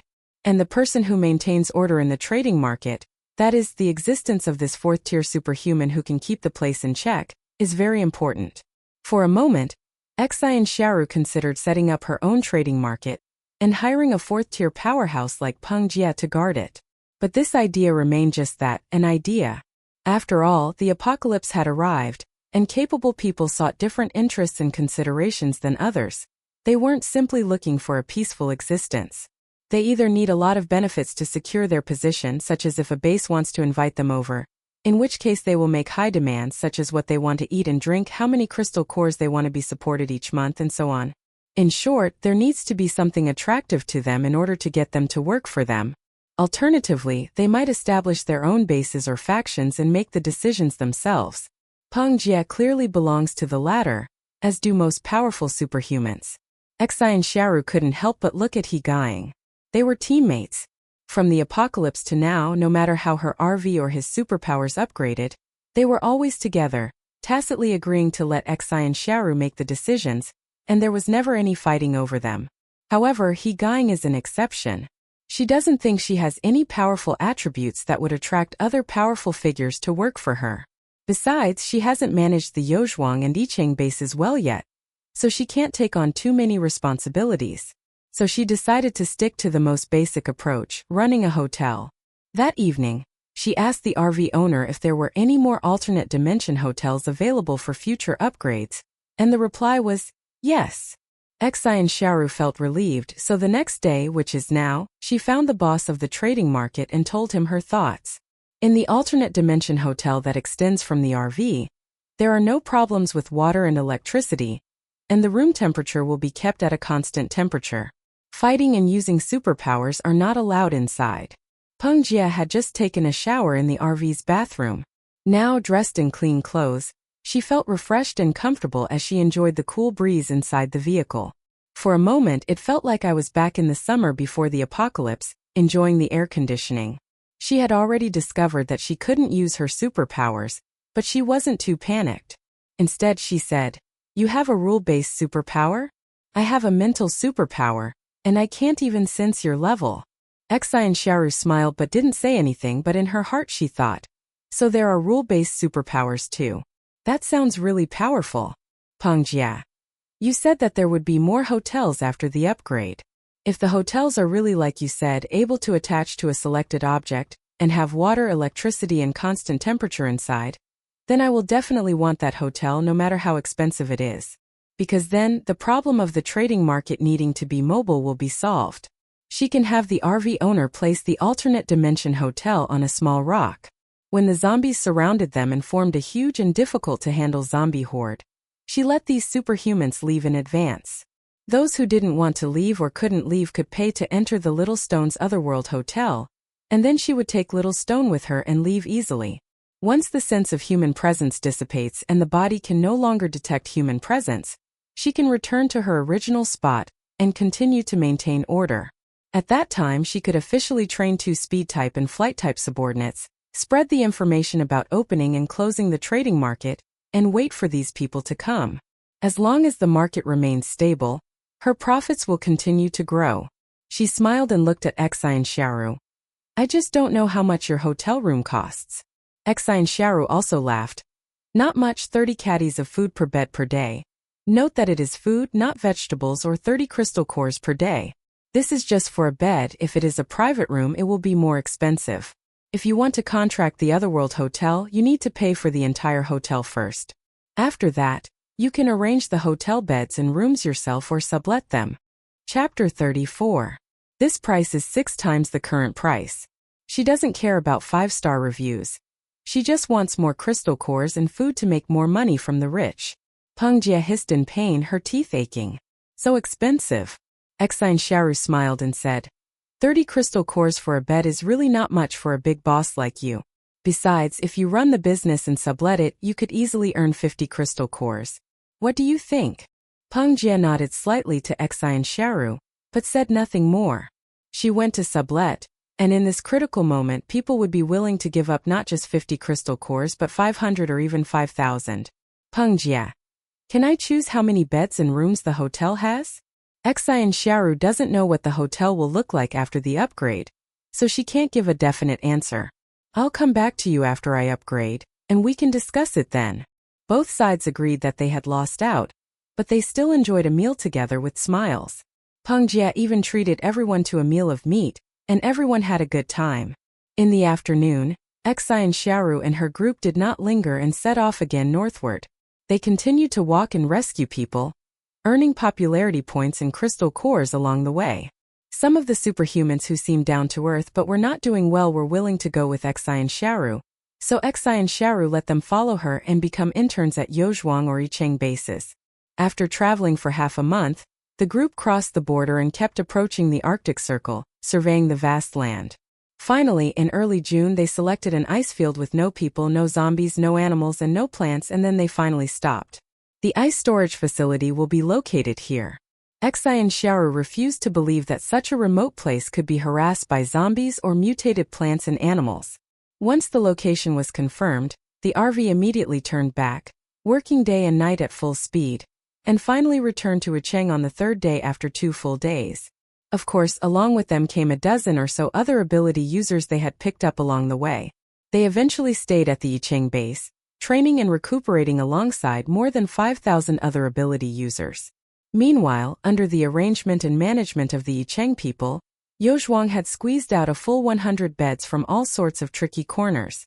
Perhaps the person in charge of designing the beds was a professional, as the arrangement of the beds was incredibly ingenious. They built wooden cabins using tree branches, created a slanted house like a cliff walkway by finding a foothold in a corner, and even carved a path, added railings, and small beds for children to sleep in on a small rock face that had previously experienced a landslide, and so on. Xin Xiaoru. If this area weren't her own territory, with a stable environment and no extreme weather like storms or hail, she felt that those 2 or 3 square meter beds would definitely fall off in a strong wind. The designer stared intently at Xin Xiaoru, looking like he wanted praise. Xin Xiaoru tentatively asked, "Would you like to move in, designer?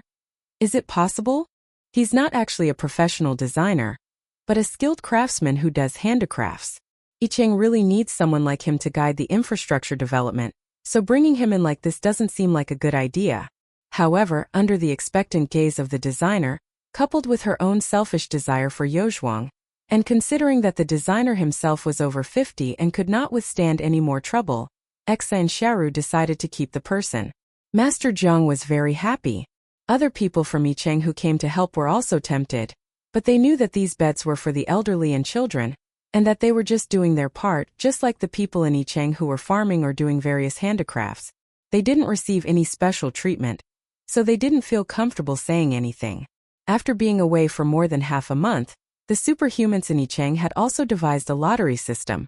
First, they would screen people over 60 years old and children under 1.2 meters tall. Many people who were under 60 years old were impersonating others, and the base, seeing that they were too old to do manual labor, treated them all as elderly people. After the people are selected, the corresponding number of places are allocated according to the number of people at each gathering point, and then a lottery is held at each gathering point.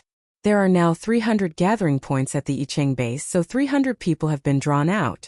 Among these people, the oldest elderly and the youngest children were given priority, and placed in this batch of recreational activity slots. The remaining 200 people were reserved for the next round of recreational activity expansion. Many elderly people have families, and even within a gathering place, there are varying degrees of closeness and distance among them.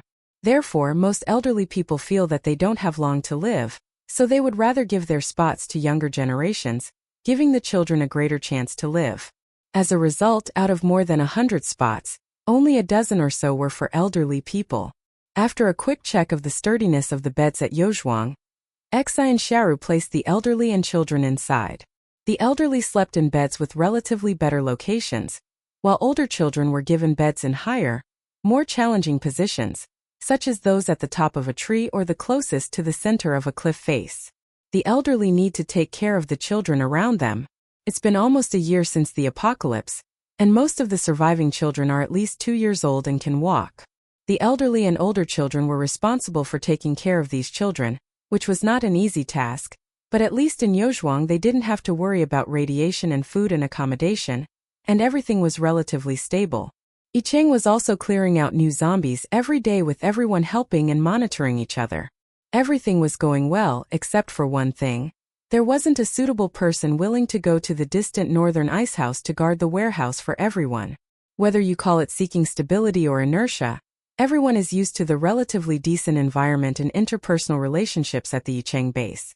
Suddenly being sent to the barren ice field, where there is nothing to be done, to guard the food supplies day after day, with no one to turn to for help, may seem safer than it sounds, with little chance of any threat going there. But if something were to happen to them, the guards would have no one to turn to for help. Those who go to the icehouse must be strong enough, at least at level 3, and also have strong stress resistance and be able to endure loneliness. Those willing to go to the cold storage aren't skilled enough, the skilled don't want to move, and those who are both skilled and willing to move aren't easily trusted. They tend to slack off at the base, so it's uncertain whether they'll resell the grain once they leave. And so, the address of the ice storage facility was found, but the selection of people willing to go there was stalled. In the end, Zhao Chongyue almost left the team to guard the ice storage, but a woman with lightning-type superpowers and a grandmother with ice-type superpowers stood up for the base and chose to go to the ice storage. Those who stepped forward and were trusted did so out of a sense of righteousness. Some breathed a sigh of relief while others felt ashamed.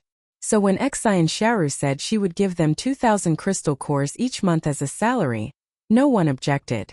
This salary was twice what other third-tier ability users earn normally fighting zombies, but it was what they deserved. Just a few days after the matter was settled on June 23rd, the RV was upgraded to LV8 a few days ahead of schedule because of the addition of 100 elderly people and children. Almost instantly after the RV upgrade, everyone in Yozhuang felt the difference. The air was still, a gentle breeze swept through, and the wisps of moisture swirling in the mountains dissipated, leaving the entire terrace field refreshed. The previously slightly hot space gradually cooled down, becoming cool but not chilly. The villagers, sweating and exhausted from their work, relaxed and felt refreshed at this moment. However, the next second, everyone was stunned by what they saw and couldn't help but exclaim. The crops in the soil, which were growing at different rates, suddenly grew wildly. The rice that was 1 meter tall suddenly grew to 1.5 meters, 2 meters and 3 meters, and the growth rate gradually slowed down. Finally, it grew to a height of 5 meters, which could not be an exaggeration to say that it had become a tree. Chapter 35. The newly sown seeds sprouted from the soil, growing to waist height. From above, the tranquil terrace field suddenly appeared vibrant with life, filled with enormous plants that resembled mutated organisms. The only difference is that these plants are either edible or produce densely packed, heavy fruits that make one's heart burn with desire at first sight. Xin Xiaoru and He exchanged a glance, their expressions of joy and shock barely concealed, before they finally burst out laughing. I never imagined the soil could be this fertile. Xin Xiaoru unconsciously rubbed her fingers. Now 1 acre can feed 20 people, no 50, 60, or even 100 people. Just looking at the rice, the density of the panicles is extremely high, with layer upon layer of heavy ears hanging down. Moreover, the growth rate is incredibly fast. Even now that growth has slowed, it is still growing at a rate that can be clearly seen with the naked eye. If managed properly, 150 acres of land might actually be able to support 15,000 people. What an amazing achievement! Xin Xiaoru immediately went to check the system's next stage upgrade rewards, and her eyes lit up. Next phase. Expansion. From 150 mu to 500 mu. Upon seeing the upgrade requirements, my initial excitement cooled slightly. An upgrade requires 20,000 5-star reviews. With over 230 people currently staying at the inn, it would take at least 3 months to upgrade. Who knows how much higher the review requirements will be for the next upgrade?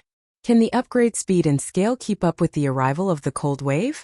Moreover, expanding the domain means that the stamina consumption to maintain the domain will also increase sharply, and it will be more difficult to earn stamina in the outside world.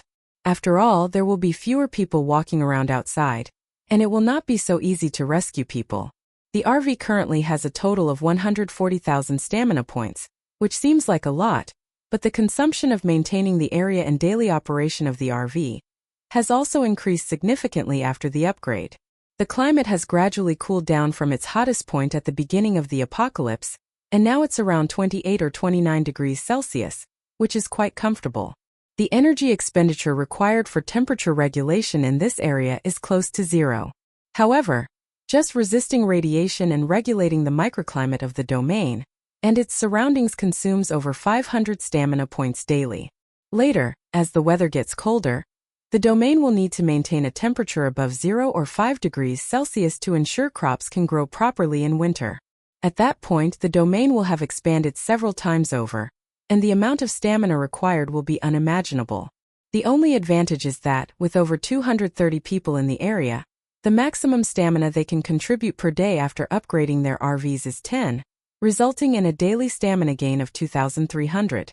Ideally, without doing anything, they can accumulate 1,800 stamina per day.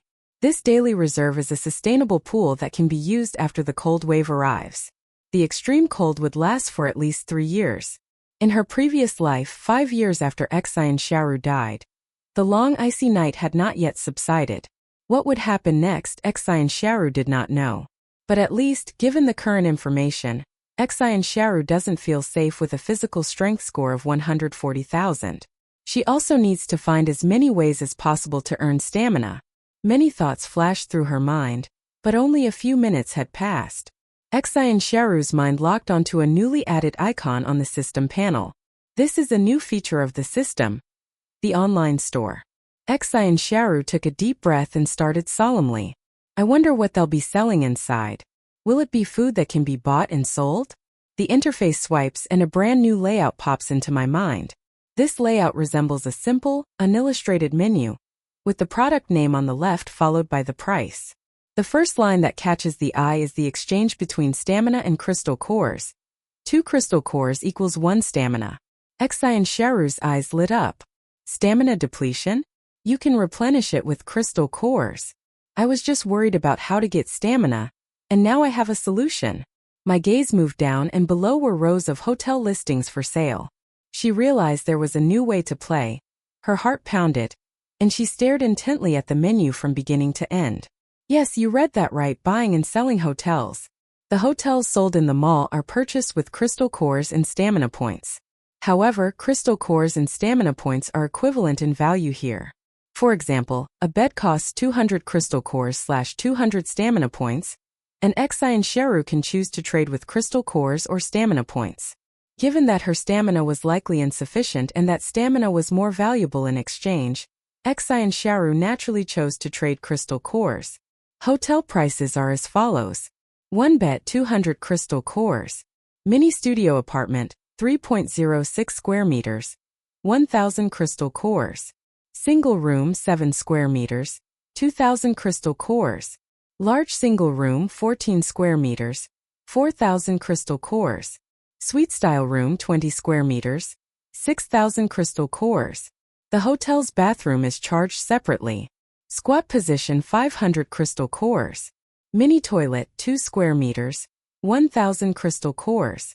Toilet 6 square meters. 3,000 crystal cores. Washroom 10 square meters. 5,000 crystal cores. David's bath 20 square meters. 1 W crystal core. Xin Xiaoru. She was thrilled that hotels could be bought and sold. But looking at the most expensive David bathhouse, Xin Xiaoru was speechless for a moment. As the owner of the RV hotel and the head of the Yicheng base, she was actually very poor. She used the food and rent that everyone gave her every day to support the superhumans in Yozhuang, and 2/5 of the crystal cores that the superhumans gave her were used on her own superhumans. The reason is simple. Many of the children in Yozhuang are gifted individuals, and it's very difficult for them to go out and kill zombies alone. When they go out with adult gifted individuals, they contribute less and obtain fewer crystal cores. Xin Xiaoru couldn't bear to take most of the crystal cores from the children under these circumstances, so she would return some crystal cores to them every day. She didn't keep all the crystal cores she received. She would give them to anyone who did a good job or solved an emergency crisis during a battle as encouragement and thanks. Although the amount given was small, it was a gesture of goodwill. If she hadn't been thinking that the crystal cores might become the currency of the Flower Kingdom in the future, and that it wouldn't be good to use them all at once, she would have loved to pile all the crystal cores onto Hegang and Songweiyu. After all, it was really useless for her to keep them herself. Now that she's upgraded, the crystal cores are useful. But she only has 10,000 crystal cores left. Well, I can only afford a 20 square meter bathroom. However, you can buy a lot of dormitory-style beds. She planned to find paper and pen to calculate how to buy hotel rooms and bathroom fixtures, and how to price them. Seeing that she was busy, Hegang didn't disturb her and left the RV to check on the situation at Yozhuang. Yozhuang has changed dramatically. Walking through the rice paddies, one's figure is completely obscured by the towering rice stalks. Some people exclaimed in surprise and joy, unsure of what to do. Li Dayuan and several other superhumans organized everyone to identify the ripe crops and harvest them promptly.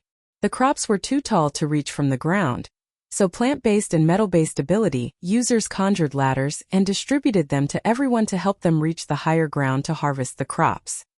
Hegang walked through the busy crowd, lending a hand along the way, and arrived at the residence of 100 newly settled elderly and children to help them prune tree branches. Some of the prefabricated wooden houses built among the trees have become much taller due to the trees' growth, and the staircases have been warped. Many houses are on the verge of collapse due to the shifting point of stress. Hegang led his men up to rescue the trapped people, and then mended and reinstalled about 10 damaged prefabricated houses. The lively atmosphere at Yozhuang lasted all day. Chapter 36.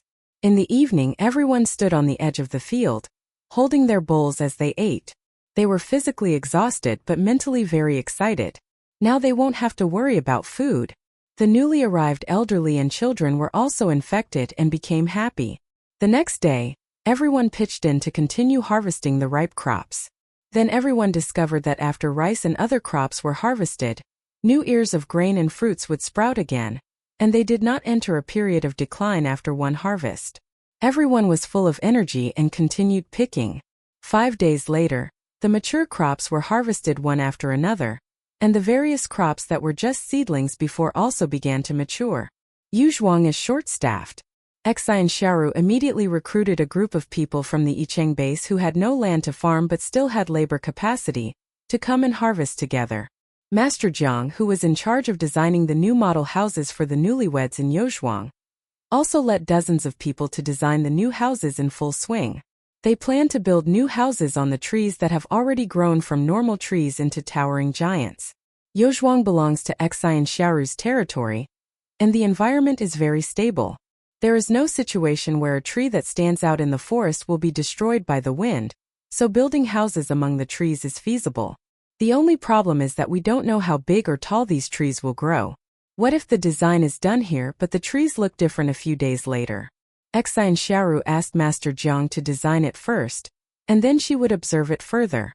The upgraded fertile soil feature, like the microclimate of Yuzhuang and its surroundings, can be adjusted. Xin Xiaoru can bring up the domain panel and control the coverage area of the fertile soil below, just like controlling the clouds and rain above. The map transformed into a sand table according to her will, and kept zooming in until the entire map was beneath her feet, and she herself was about the same height as the trees she was controlling. Only then did she begin to delineate the fertile soil area for these trees. As long as the main trunk and root system of the tree are not in fertile soil, they will not grow at a visible rate. However, the terminal roots spreading outwards will still contribute to the tree's growth to some extent. As long as the growth is not too fast, Master Jiang and his team at Yuzhuang can accept it. More and more people will come to Yuzhuang in the future, and the territory of Yuzhuang will become larger and larger. However, most of the territory will be used to grow crops, and the only place for people to live is the hotel. Many people will have nowhere to live, and will have to find places to build prefab houses and tree houses in the gaps between cliffs and trees. Now everyone needs shelter, so we have to control the growth rate of the trees. Once this period is over and the system upgrades to the next stage with more land, Xin Xiaoru can choose a few trees and let them grow and grow without any control to see how tall they can grow. Then she can build tree houses on these trees just like a new type of high-rise building, and more people can live in them. Animations often feature treehouse scenes, giant, thick banyan trees towering high, with aerial roots from their canopies drooping down and burrowing into the ground, and humans or elves weaving through the roots using the crisscrossing branches to build one nest after another. Xin Xiaoru had already made up her mind. Whether it was building a wooden house or a tent, she was determined to stay in the treehouse for a few days, so that her new experience as a domain owner would not be in vain. The last week of June flew by amidst the fervent work of everyone at Yuzhuang. In July, after a short rest, Xin Xiaoru and her group set off again. This time their goal was to send 2 ice storage managers to the far north. Neither of them had any relatives, and they could only pack a limited amount of belongings. If they didn't have a motorhome to pick them up, they basically wouldn't be able to get back on their own. The superhumans who saw them off had different feelings, especially those who had the ability to guard the ice house but were unwilling to go. They murmured many kind words, gave many gifts, and bid a reluctant farewell. On this day, apart from a few superpowered individuals on duty, and those who were resting after their night shift, most people came to see them off. After everyone had said their piece and given their gifts at the base city gate, Xin Xiaoru announced some important news. After my ability was upgraded, I can now use crystal cores to build a separate hotel. To provide a better living experience for the ice storage manager and our 2 warriors, I have created a separate hotel.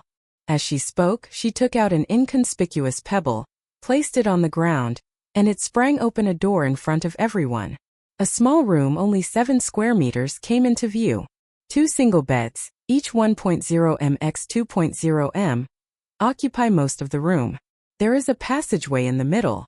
Two light-colored wooden bedside tables are neatly placed at the head of the beds, with a small lamp on top. The two ice storage managers' eyes widened, and they instinctively went inside and turned on the light. It's a working electrically powered light. There was a small door at the foot of the bed on the left. Lu Yachuan went over and pushed it open. Inside was a tiny bathroom, only 2 square meters. Though small, it had everything you needed. A square sink connected to the toilet tank, a small shower head on top, and a small toilet on the right. Both the toilet and the room are particularly small, simple, yet exquisite, and the overall off-white tone makes the space look warm and not dull. Seeing the surprise on their faces, Xin Xiaoru reached out and turned on the light by the door. The room, which was already somewhat dim, became bright. It looked like a small bedroom from before the apocalypse. A warm glow spread out above the cabinets on the wall, warm but not glaring. "Is this the hotel where Aunt Wang and I stayed?" Lu Yachuan asked in disbelief. Xin Xiaoru nodded. "Yes, but I'm a little sorry, this room still needs rent." She heard a term from Peng Jie at the mobile trading market: rule-based superpowers. Some superhumans are just strange, following certain rules to use and enhance their abilities. Peng Jie didn't really know much about them. She had only met 2 rule-based superhumans, neither of whom were very strong, so her knowledge was limited to knowing that such abilities exist. Xin Xiaoru seized the opportunity and officially declared that she herself was a rule-based superhuman. Her rule was to rent out hotels and collect rent. Everyone at Yiqing Base and Yozhuang expressed their understanding, and had a basic understanding of Xin Xiaoru's strange upgrade method. As a trusted ice storage manager, Lu Yachuan felt that the rent for a room must not be cheap, much more expensive than a bed, but it shouldn't be too expensive. "Sure enough," Xin Xiaoru said. "This room costs 30 crystal cores per day, and 900 crystal cores per month." Lu Yachuan and Wang Huili, who were going to the ice house together, exchanged a glance and saw surprise in each other's eyes. Their salary is 2,000 crystal cores per month, totaling 4,000. Now, spending only 900 on rent is more than enough. "Can you accept this price?" Yes. Of course we accept." The two nodded vigorously. Xin Xiaoru set her own price. The system only stipulated a minimum price: 5 crystal cores or 5 gene of grain per person. There were no restrictions on the amount that could be exceeded. Xin Xiaoru then set a limit for herself. The daily rent should be 1/100th of the purchase price of the room.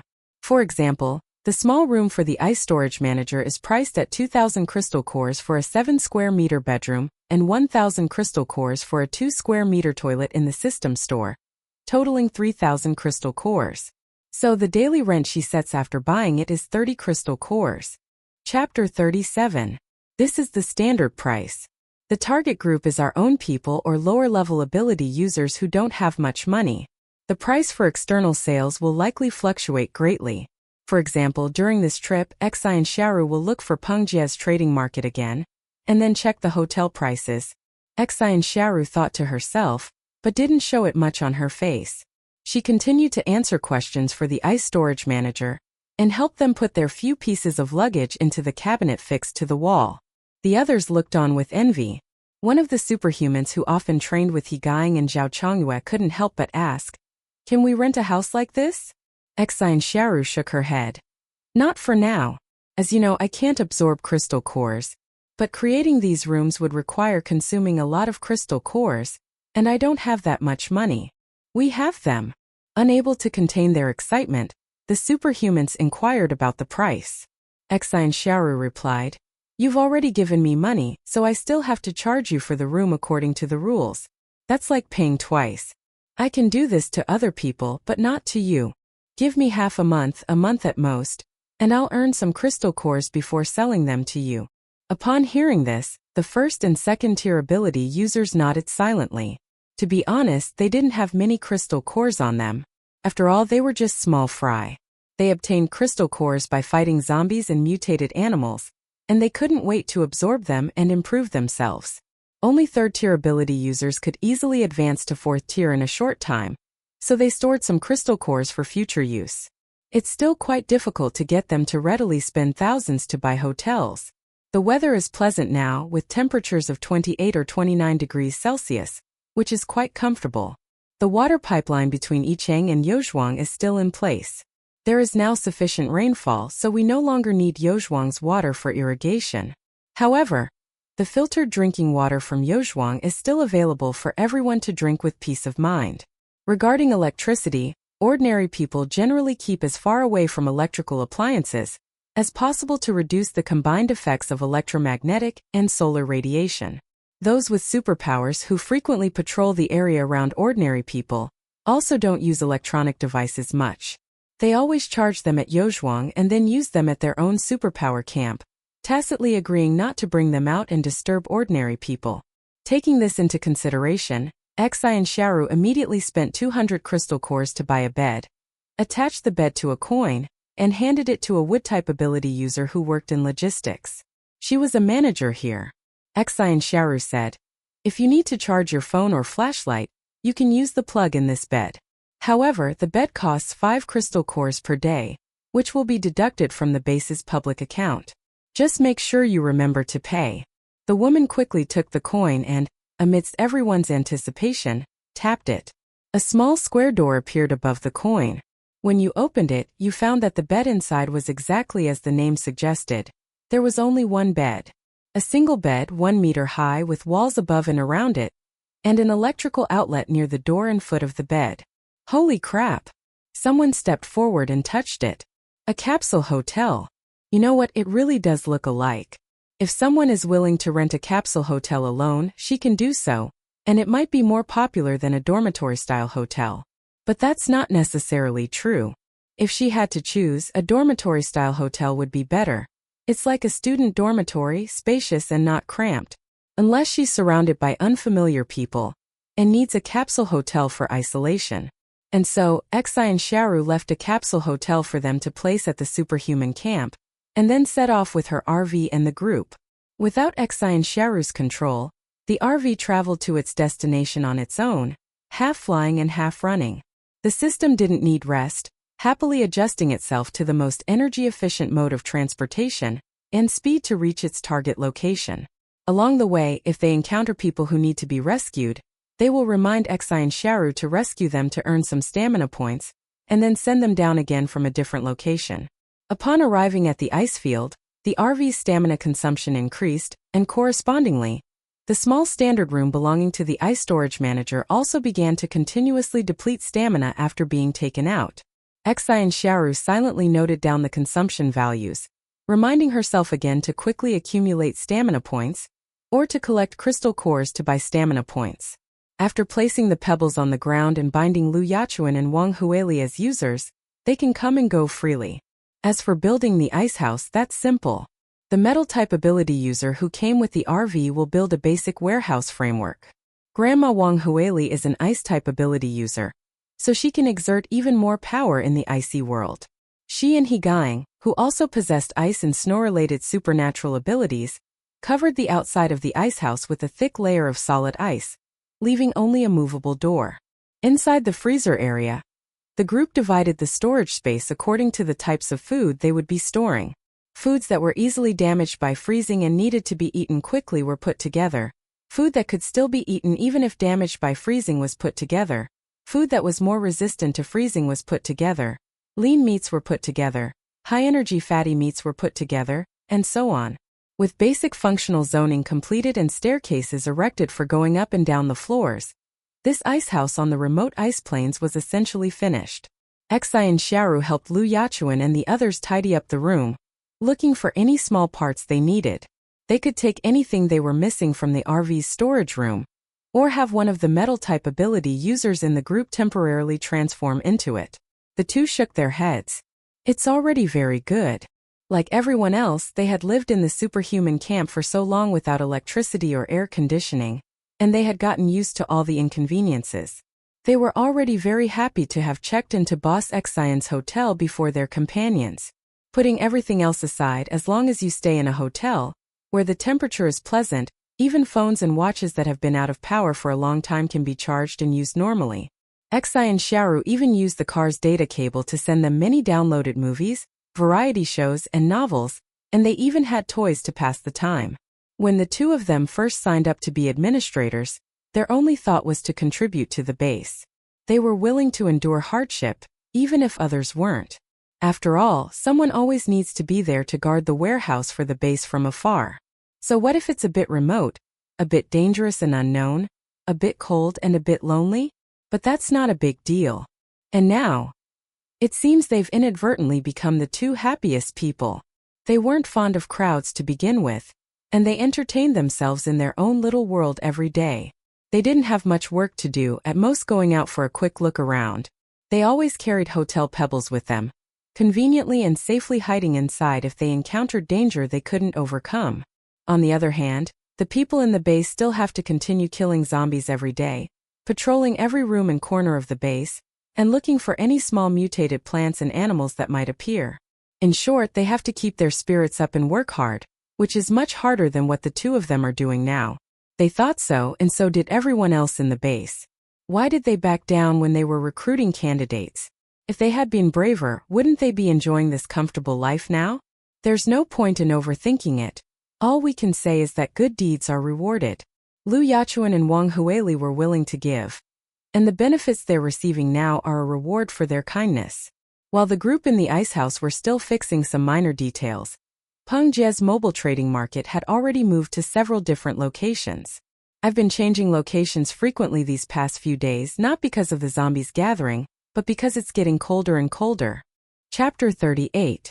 At the beginning of the end times, she migrated from the north to the south little by little, but the cold wave seemed to follow her, also moving south little by little. However, it seems that most of the superhumans who frequently trade at her market are from the north. She could easily find a way to go to the far south, but if she left, it would take a lot of effort to rebuild her power base, and she might even have to clash with the established forces there. Her fourth-tier strength wasn't achieved through brute force. So during these past few days, while the mobile market was surrounded by zombies and temporarily closed, she went to negotiate with several nearby superhuman bases to see if they wanted to go south. The result was disappointing to her. Most people are unwilling to leave. The reason is simple. They've stockpiled all the supplies in their own base. Regardless of whether these supplies are useful or not right now, they're just hoarding them like hamsters, unable to take them away easily. If you go to those groups of superhumans who don't have much capital, they might be willing to go with you, a base owner said. Peng Jia. But my trading market is mainly for making money off suckers like you. There was no other way. She could only try to find a warmer location as far south as possible, within a distance that most regular customers could accept. But she felt that now that it was July and the temperature had already dropped to the teens, if things continued like this, she would either have to wear a quilt all day long or be forced to find a base to stay in. Teams that can establish a base must either be able to isolate themselves from zombies, or possess extremely powerful earth and metal elemental abilities to build walls with astonishing defensive capabilities, or have many AoE ability users who can take turns inflicting area damage on hordes of zombies. Such teams are both wealthy and capable of snowballing into greater strength. If she joins in when it gets cold, she can warm herself by the fire with everyone and add extra insulation to the house or tent. A training base has already extended an olive branch to Peng Jia. She was interested but hesitated. If she goes now, she can only become someone else's subordinate, and even if she gets the crystal core, she'll have to share it with others. She feels somewhat unwilling no matter how she thinks about it. Boss Xian, when are you going to upgrade your hotel and come find me? Peng Jia sat on a desolate rooftop sighing. Perhaps people just can't stand being nagged. He had barely thought of Xin Xiaoru when a sudden thought struck him, and his psychic abilities sensed a familiar presence. Peng Jia stood up and looked north. At the same spot, He Gang, who was also at the 4th level, seemed to sense something and looked out the window. There are high-level ability users watching us. The RV continued its journey, but a steel fence was erected around it as a precaution. Soon a familiar figure approached from afar. Before the person even arrived, the voice rang out. Boss Xian, I've been waiting for you for ages. Xin Xiaoru smiled. What a coincidence, I was looking for you too. The car door opened and Peng Jia unceremoniously climbed in, casually stuffing a bag of crystal cores into her hand. Xin Xiaoru. What is this? I'm going to take a shower. She crawled into the RV's bathroom. Could you please prepare some more delicious food and drinks for me? Xin Xiaoru smiled and held the crystal core in her hand. Okay. After washing up, Peng Jie didn't want to blow-dry her hair. She simply wrapped it in a clean towel, sat down at the dining table, and began to enjoy her meal. Today's food was salt-baked chicken wings and seaweed soup. Peng Jie grabbed the soup and asked, "Is it okay?" After receiving an affirmative answer, she began to devour it, finishing almost half a bowl of soup in one go. Then she scooped rice from the rice cooker into the soup bowl, making a bowl of fragrant soup-soaked rice, which she ate with the salt-baked chicken wings, not even leaving any of the condiments behind, and quickly finished it off. After finishing the meal, she was still somewhat dissatisfied. "I was given 50 crystal cores, and you didn't even make me more," Xin Xiaoru said helplessly.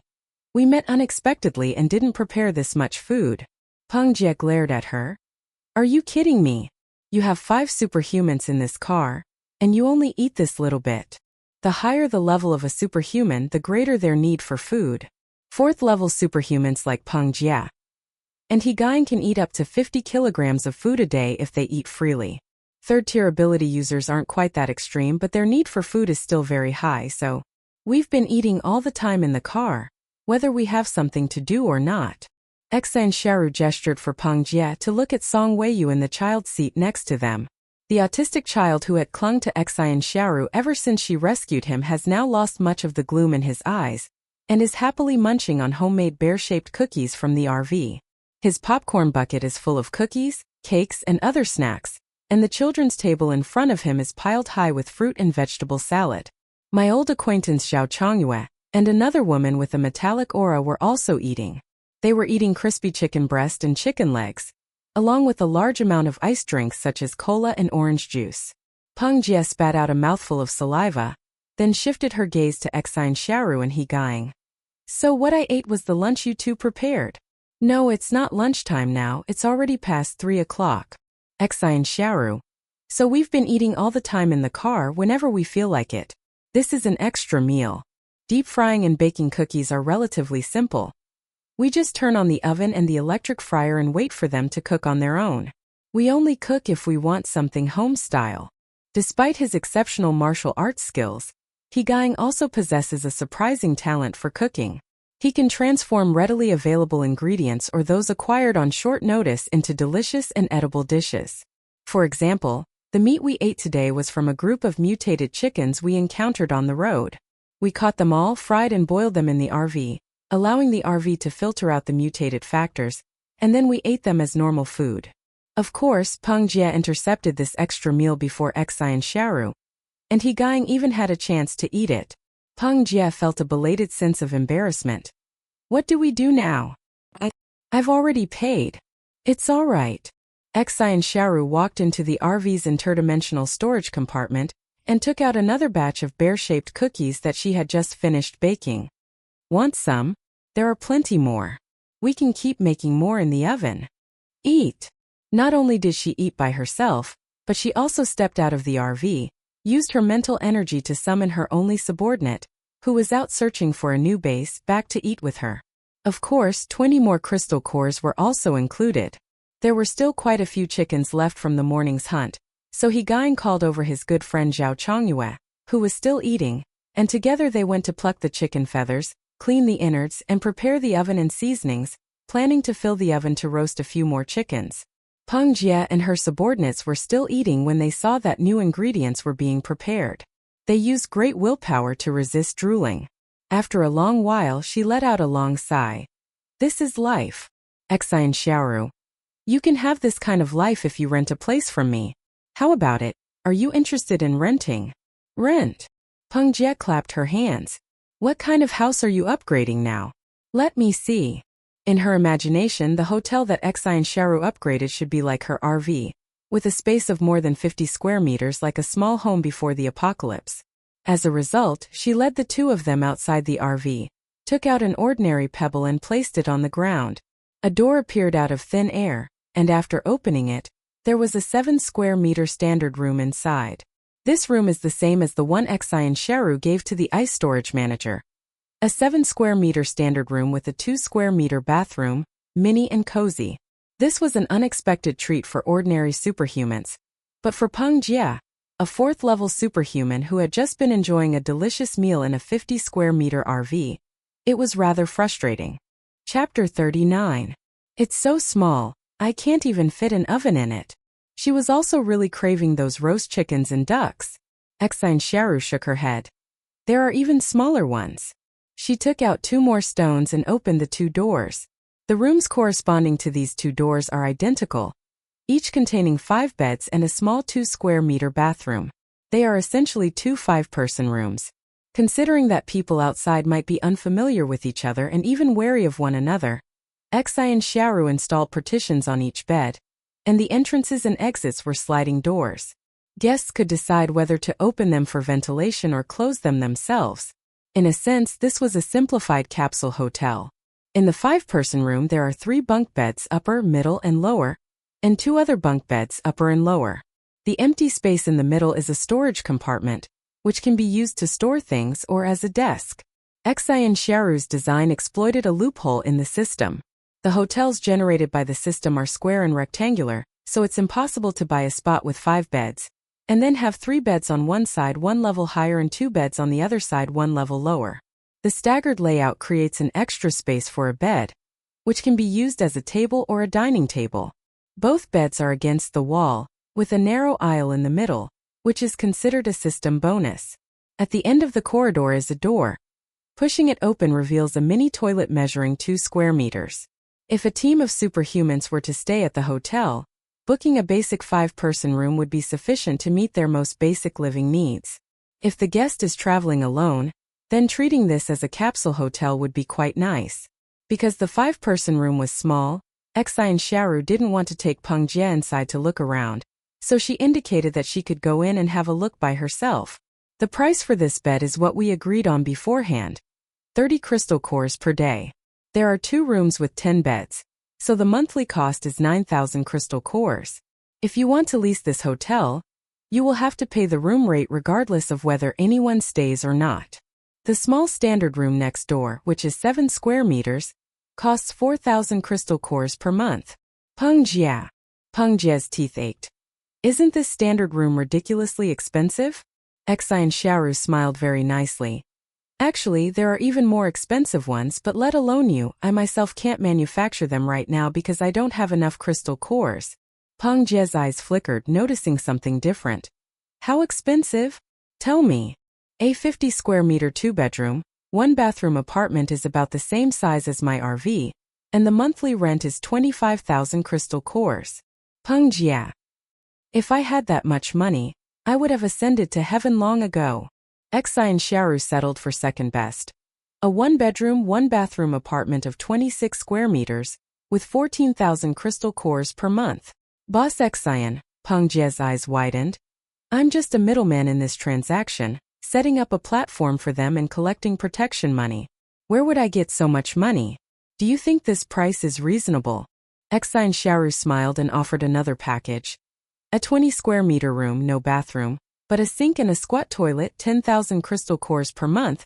How about that? The price kept dropping, and Peng Jie actually felt that 11,000 yuan a month was acceptable. However, she asked, what does it mean to change the toilet to a squat toilet? It's a 1-bedroom apartment with the addition of a wash basin, a shower, and a squat toilet that can be hidden away. Let me take a look. Xin Xiaoru shook her head. Whether it's a room or a bathroom, it requires direct consumption of crystal cores to create, so the cost is not cheap. Just the 3 rooms that are currently being displayed have consumed all of my crystal cores. She had already used up all 10,000 crystal cores. If she couldn't recover her health here, she would have to find a way to get more crystal cores. Although He Gang offered to go out and fight zombies and mutated animals in exchange for the crystal core, maintaining his dominant position as the strongest fighter was crucial. Xin Xiaoru wouldn't take more unless absolutely necessary, so now we can only try to squeeze whatever we can out of others. You mean this 20-square-meter 1-bedroom apartment has no partition between the toilet and the bedroom, right? If I manually partition it, I can use it as a bathroom. Peng Jie understood Xin Xiaoru's meaning. But if I live alone, then I don't need to partition it. When I'm not using the toilet, I can hide it and bring it out when I need to use it. Yes. Peng Jie's eyes flickered, and after hesitating for a long time she said, "Then I'll trust you this once. I'll take this 20 square meter single room and rent it together with the 3 rooms that have already been offered. But remember, I'm only renting from you because I trust you and haven't even seen the actual place. Don't lie to me." Xin Xiaoru relaxed almost imperceptibly. Of course not. Peng Jie planned to pay 1 month's rent up front. She gestured to her subordinate beside her. His subordinate must be a spatial ability user, as he conjured a huge black garbage bag out of thin air, counting the contents while simultaneously producing more and more crystal cores from within the bag. The transaction began smoothly. Xin Xiaoru's eyebrows relaxed, and she silently followed along to count the items, checking if the count matched the one of the RVs behind her. At first everything was normal, but gradually Xin Xiaoru noticed something was wrong. She raised her hand to interrupt the two. "This thing the size of a grain of sand or a pebble is a crystal core?" "Yes," Peng Jie said with a smile. "Those mutated ants and cockroaches, before they were fully grown, their crystal cores were only this big." Xin Xiaoru frowned. "Can I have one to look at?" Peng Jie. "Once she has counted all 10,000, you can look at them however you like." Xin Xiaoru looked at Peng Jie, and Peng Jie looked back at her without giving an inch. Sure enough, someone who can build a large business and set up a trading market is definitely not a naive fool. He readily agreed, but then set a trap for her. Chapter 40. Xin Xiaoru gave a forced smile. "Are you kidding me? Everyone knows that the smaller the crystal core, the less energy. Most of the items that are traded are based on the size of the zombie's crystal core. Mutant animals are just snacks for the ability users themselves and cannot be traded." Peng Jie's expression changed instantly and she said aggrievedly, "I have no choice, little sister. The price you offered is too high, I can't afford it." Although she made money as a middleman, her biggest profits came from dealing with people who came to steal goods and cause trouble. She would take down those people, sneak up on their storage location and steal all the goods. In terms of legitimate income, the trading market didn't actually earn her that much. If intermediaries charge too much money, the powerful superhuman bases will abandon the market and start trading among themselves at prearranged locations, which would render the trading market obsolete. As for the ordinary ability users struggling to survive, they couldn't afford so many crystal cores. The entrance fees and transaction fees they paid each time were all under the watchful eye of Peng Jie, a mental ability user, so the 10% transaction tax made everyone cry out in pain. But there was nothing he could do. He was too weak and the trading market was the safest place. Sometimes when he bought or sold large quantities of goods, he was afraid of being targeted, so he would tell Peng Jie and add a little money. Peng Jie would then take the initiative to deliver them, along with the goods, to a place 5 kilometers away, and wait for them to disappear into the vast wilderness before returning to the market herself. When she's busy, Peng Jie can make more than 20 trips a day. In this way, although the superhumans were reluctant to spend the money, they were still very confident in the after-sales service provided by Peng Jie, a 4th-tier expert. Peng Jie also relied on this reputation to earn some hard-earned money. However, each time a horde of zombies surrounded her market, it would take some time to set up a new market and wait for the other superhumans to come back. During this time she couldn't earn money from other superhumans, so Peng Jie would take her subordinate Xiaoxi to fight zombies. Then there were many crystal nuclei of mutated animals such as ants and cockroaches. Relying on her formidable mental strength, she relentlessly searched for the nests of mutated animals. When she encountered ant swarms, she could easily obtain hundreds or even thousands of crystal cores with a single strike. If it were army ants, each strike would yield tens of thousands of crystal cores. The problem is that these crystal cores are too small and have very little energy, making the task of killing mutated ants dangerous, troublesome, and with little reward for other ability users. Few are willing to join Peng Jie in this endeavor. As a mental ability user, Peng Jie's area of effect mental attacks have an upper limit. Even if she covets the millions of army ants, she can only kill a maximum of 30,000 to 40,000 ants at a time, and then she can only move on again after her mental energy has recovered. These numerous but not refined crystal cores can be absorbed and upgraded by her slowly. However, the speed and efficiency are far inferior to those of normal zombie crystal cores. If these crystal cores could be traded, Wouldn't her assets effectively double? Unfortunately, Xin Xiaoru wasn't going to be taken advantage of. Peng Jie sighed inwardly, thinking that the possibility of trading small crystal cores was slim, but she still shamelessly tried to sell her own crystal core. Don't underestimate its size, it's useful. As long as it's a crystal core, it can be absorbed, right? Just now he was unwilling to let Xin Xiaoru look at it any longer, but now that he saw that Xin Xiaoru was not easy to fool, he took out the crystal core for her and said, "Why don't you try it? It's a gift for you, no charge." Xin Xiaoru took the small, pebble-like crystal core and asked the system in her mind, "Can it be used to buy hotels?" To her surprise, the system gave an affirmative answer. "It counts. 1 is 1, no loss." Xin Xiaoru's heart skipped a beat. She glanced at the woman in front of her who was still excitedly promoting her product, her mind racing. She quickly adjusted her expression and pretended to be dissatisfied. As the owner of the trading market, you should know everyone's trading habits better than anyone else. Where else would you use such small crystal cores for trading? 10 of these would only have the same amount of energy as 1 normal crystal core. How could that be? Don't talk nonsense, little sister. Peng Jie affectionately put her arm around Xin Xiaoru's shoulder, and with her other hand, she pulled out a handful of mutated ant pebbles and crystal cores from the garbage bag. 3 crystal cores should have more energy than 1 crystal core. Give me 2 more. Xin Xiaoru felt that Peng Jie's tone when she said this was as if she were being told to eat sunflower seeds. At most, it has only 1/8 the energy of a normal crystal nucleus. It cannot be any more. Boss Xin is actually seriously calculating the value of pebble crystal nuclei versus normal crystal nuclei? This is promising. Peng Jie seized the opportunity and began to bargain with Xin Xiaoru. After a full 20 minutes of back-and-forth negotiations, they finally agreed on an exchange price. 5 pebble crystal cores equals 1 normal crystal core. Peng Jie was extremely distressed. "Sister, I've really lost out. I gave you a very reasonable price." Xin Xiaoru. "Boss Peng, stop pretending to be poor. I'm clearly the one who's losing more money."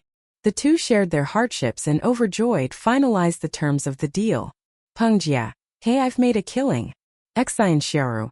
"Hey, I've made a killing."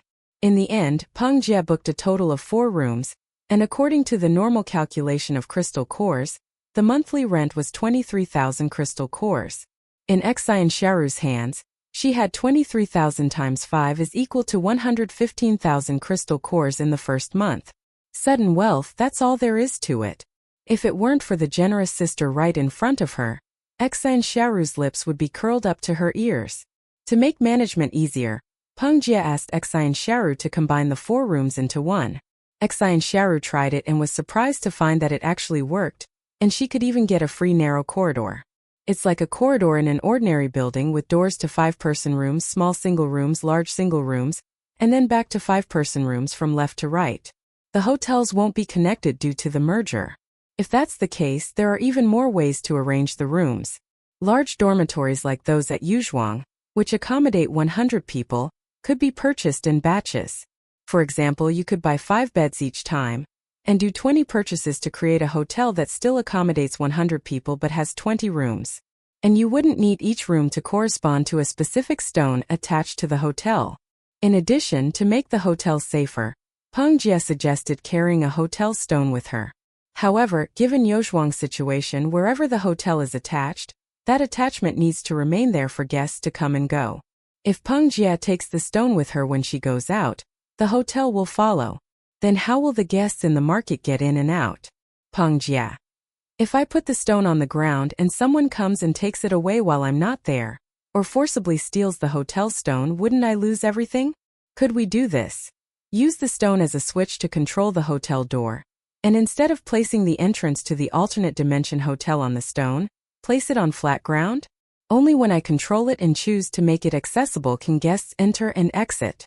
That way, even if I carry the hotel stone far away, the hotel will still be in the same place, and the guests can still use the hotel normally. Xin Xiaoru hesitated. The hotel stone is easily stolen, which means the hotel stone and its owner cannot be separated. This is indeed a problem. System, do you have any solutions? No. The inn must be attached to something. If the inn stone is taken away, the inn will go with it. It can't stay in the same place. He Guang, who had been listening quietly, suggested, let's just fix the inn on the ground.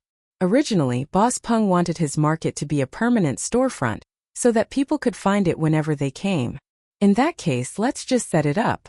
Boss Peng, you don't need the stone to control the hotel, because once Xiaoru sets you up as the manager of this hotel, you can decide whether it opens or not. Xin Xiaoru. Oh right. She's fallen into a mental trap, thinking that for portability, she should put the hotel on the rock. Actually, it can be placed anywhere, even directly on the ground. After discussing it for a while, the three decided to give up on the stone and set up their hotel on the grass. Unauthorized people passing through this area will not notice anything amiss. But when Peng Jie passes by and tries to enter the house, the door will appear out of thin air, leading to a narrow corridor consisting of 4 rooms. Peng Jie was very happy. There are always trade-offs. Once you have a house, you can't take it with you when you leave. Upon hearing this, Xin Xiaoru said, if you need to move, just call the hotel from inside and let it relay your message. It can deliver my message remotely. Xin Xiaoru paused slightly at this point. Depend on. How could she forget such an important way to make money? Chapter 41. The system could listen to everyone's conversations in the hotel, but Xin Xiaoru didn't have the perverted habit of eavesdropping on others, so she hadn't listened. However, if she wanted, she could have the system relay or even broadcast other people's voices at any time. Extending this point, isn't it just like the phone booths people used before cell phones were widespread? Peng Jie. So you can just talk to the house directly, right? Yes, that's right. Xin Xiaoru quickly communicated with the system in her mind. Talking directly to the house feels strange and unsettling, as if you're living inside something. Although that seems to be the case, you still have to do something to make yourself feel better. So, Xin Xiaoru asked the RV to add an indicator light to the bedside lamp switch. Peng Jie entered the room, raising her voice uncertainly. Could the Otherworld Hotel help me pass on a message to Boss Xin? A small indicator light on the bedside lamp lit up. Peng Jie immediately spotted it, went to the bedside table and said to the indicator light, is it here? A clear childlike voice came from the RV. Hello, Ms. Peng. Just call me and the indicator light will turn on, and I can talk to you anywhere. Peng Jie smiled. That's really great. To test the quality of the dialogue, Peng Jie had Xin Xiaoru return to the RV to assist her. She spoke in the hotel, and the RV relayed her responses simultaneously. Xin Xiaoru responded, and the hotel relayed her responses to Peng Jie.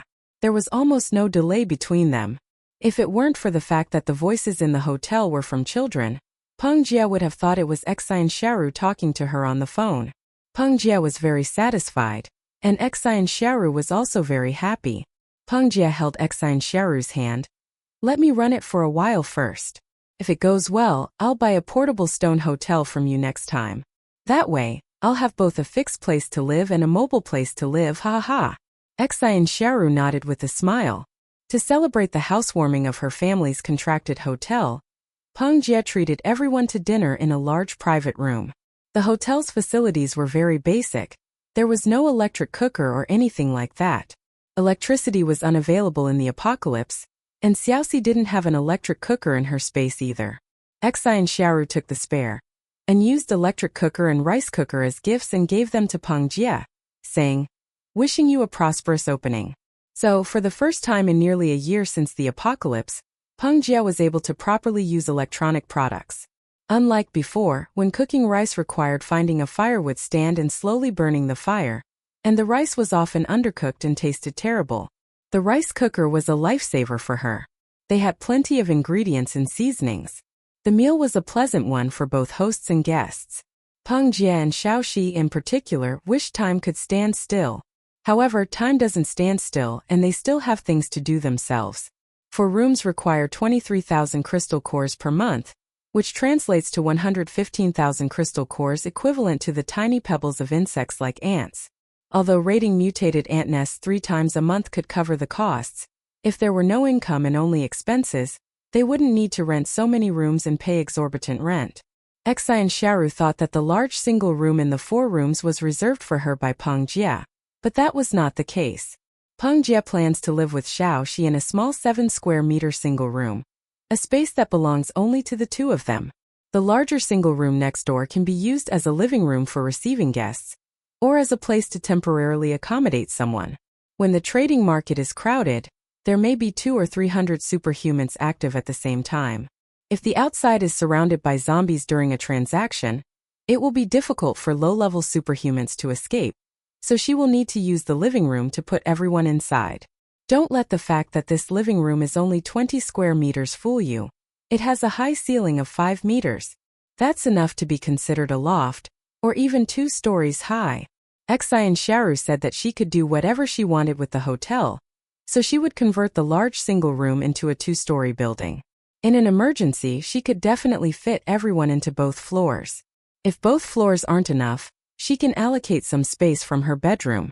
After all, even a small bedroom has a high ceiling, so she could create a mini 2-story house where people could stand. After seeing Xin Xiaoru and the others off that day, Peng Jie and Xiao Xi immediately got to work. Peng Jie went to the various bases to inform them of the changes in their trading markets.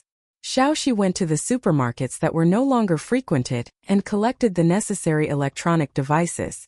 She took several spare rice cookers, as well as some game consoles and game cartridges. Xiaoxi was quite young, only 17 years old, and had no concept of DVD players, which were common in many households before. She only knew that some computers had optical drives. Peng Jie told her to go to the electronics market, find a computer with an optical drive, and then grab a bunch of discs, music and movie discs, as many as she could. If she saw anything that looked like a DVD player, she was to bring it along with the TV. If you're unsure what cables these TVs need, no problem. Just go to the electronics store and grab all the different cables and adapters. Then come back and carefully follow the instructions to connect them. It's not difficult. Xin Xiaoru listened as Peng Jie gave these instructions. The more she listened, the more ashamed she felt. She felt sorry for her 2 older sisters in the ice cellar, for Yozhuang and everyone else, and for the superhumans in Yicheng. She only thought about how electricity would allow everyone to play mobile games and game consoles like the Switch. Why didn't she think of the bigger picture? That it would also be a comfortable place to play DVDs. That way, everyone can put on DVDs, watch movies, and listen to music whenever they want. The only thing she could think of to add entertainment was to transfer the tons of movies and music downloaded to the car system to her teammates' phones, when there were clearly other high-quality games available on the big screen. After Xin Xiaoru left in the RV, she reflected for a second. Well, DVDs eventually run out of stock. Before the apocalypse and the internet went down, the various movies, TV shows, music, and novels downloaded from the car system totaled 100 terabytes. Filling up everyone's phone and computer memory would be a piece of cake. Well, that's fine too. Peng Jie was notifying all the bases, big and small, and when she encountered any superhumans she knew on the road, she told them about the confirmed trading market. People who didn't have any trading needs recently couldn't help but want to take a look at what was going on with the otherworldly hotel. The next day, the small, otherworldly hotel was surrounded by people. Where there was nothing special about the ground, a door suddenly appeared out of nowhere. The door opened, revealing a narrow passageway inside, but nothing more. Peng Jie. The hotel space is not large, so the transactions are still conducted outside. If anyone wants to visit inside, just give them 2 crystal cores as a token gesture. Those ability users who could move around safely outside didn't lack these 2 crystal cores. So, after paying for 150 people, they received 300 crystal cores. There were too many people to move around in. So Peng Jie divided everyone into 5 groups of about 30 people each, and they started their tour from the capsule hotel with 5-person rooms. Everyone here is a superhuman, with a more acute sense of their environment than ordinary people. Even though the indoor and outdoor temperatures are similar, they all noticed the difference the moment they entered the hotel. The air was free of that unpleasant, putrid odor, making everyone feel much clearer-headed. Thanks to Peng Jie's precautions, everyone was prepared for the inability to use their supernatural abilities, and they generally accepted it well. Those with only first or second-tier abilities in particular breathed a huge sigh of relief. The capsule hotel was small and cramped, giving it a stuffy feel. However, the sliding door for entering and exiting could be open like a window, so it looked alright. There is a row of power outlets in the capsule hotel, and every single one of them works. There were also power strip plugs on the table outside, a pot next to it, and even a simple recipe book that I don't know where it came from. The video showed how to use an electric cooker to cook rice and vegetables at the same time. A steamed rice dish is also quite delicious. Having not had a proper meal in a long time, everyone couldn't help but drool just looking at the pictures in the video. This place is really great. The small single room is Peng Jie and Xiaoxi's bedroom. They didn't bring anyone in to see it. The large single room is the living room. It hasn't been converted into a 2-story building yet. Peng Jie said to several familiar metal and wood type ability users, "I want to build a loft, with a small staircase in the middle and another floor.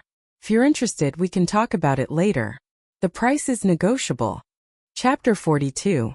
A quick-thinking metal type ability user, without Peng Jie needing to say more, immediately said, "Leave this to me. I studied architecture and worked as a bricklayer in a state-owned enterprise for several years. This kind of simple structure is a piece of cake. Talking about money is too vulgar. If you give me a spot in a capsule hotel, I guarantee I'll conjure up an entire floor for you right away." Peng Jie shook her head. Capsule hotels are expensive and not for long-term stays.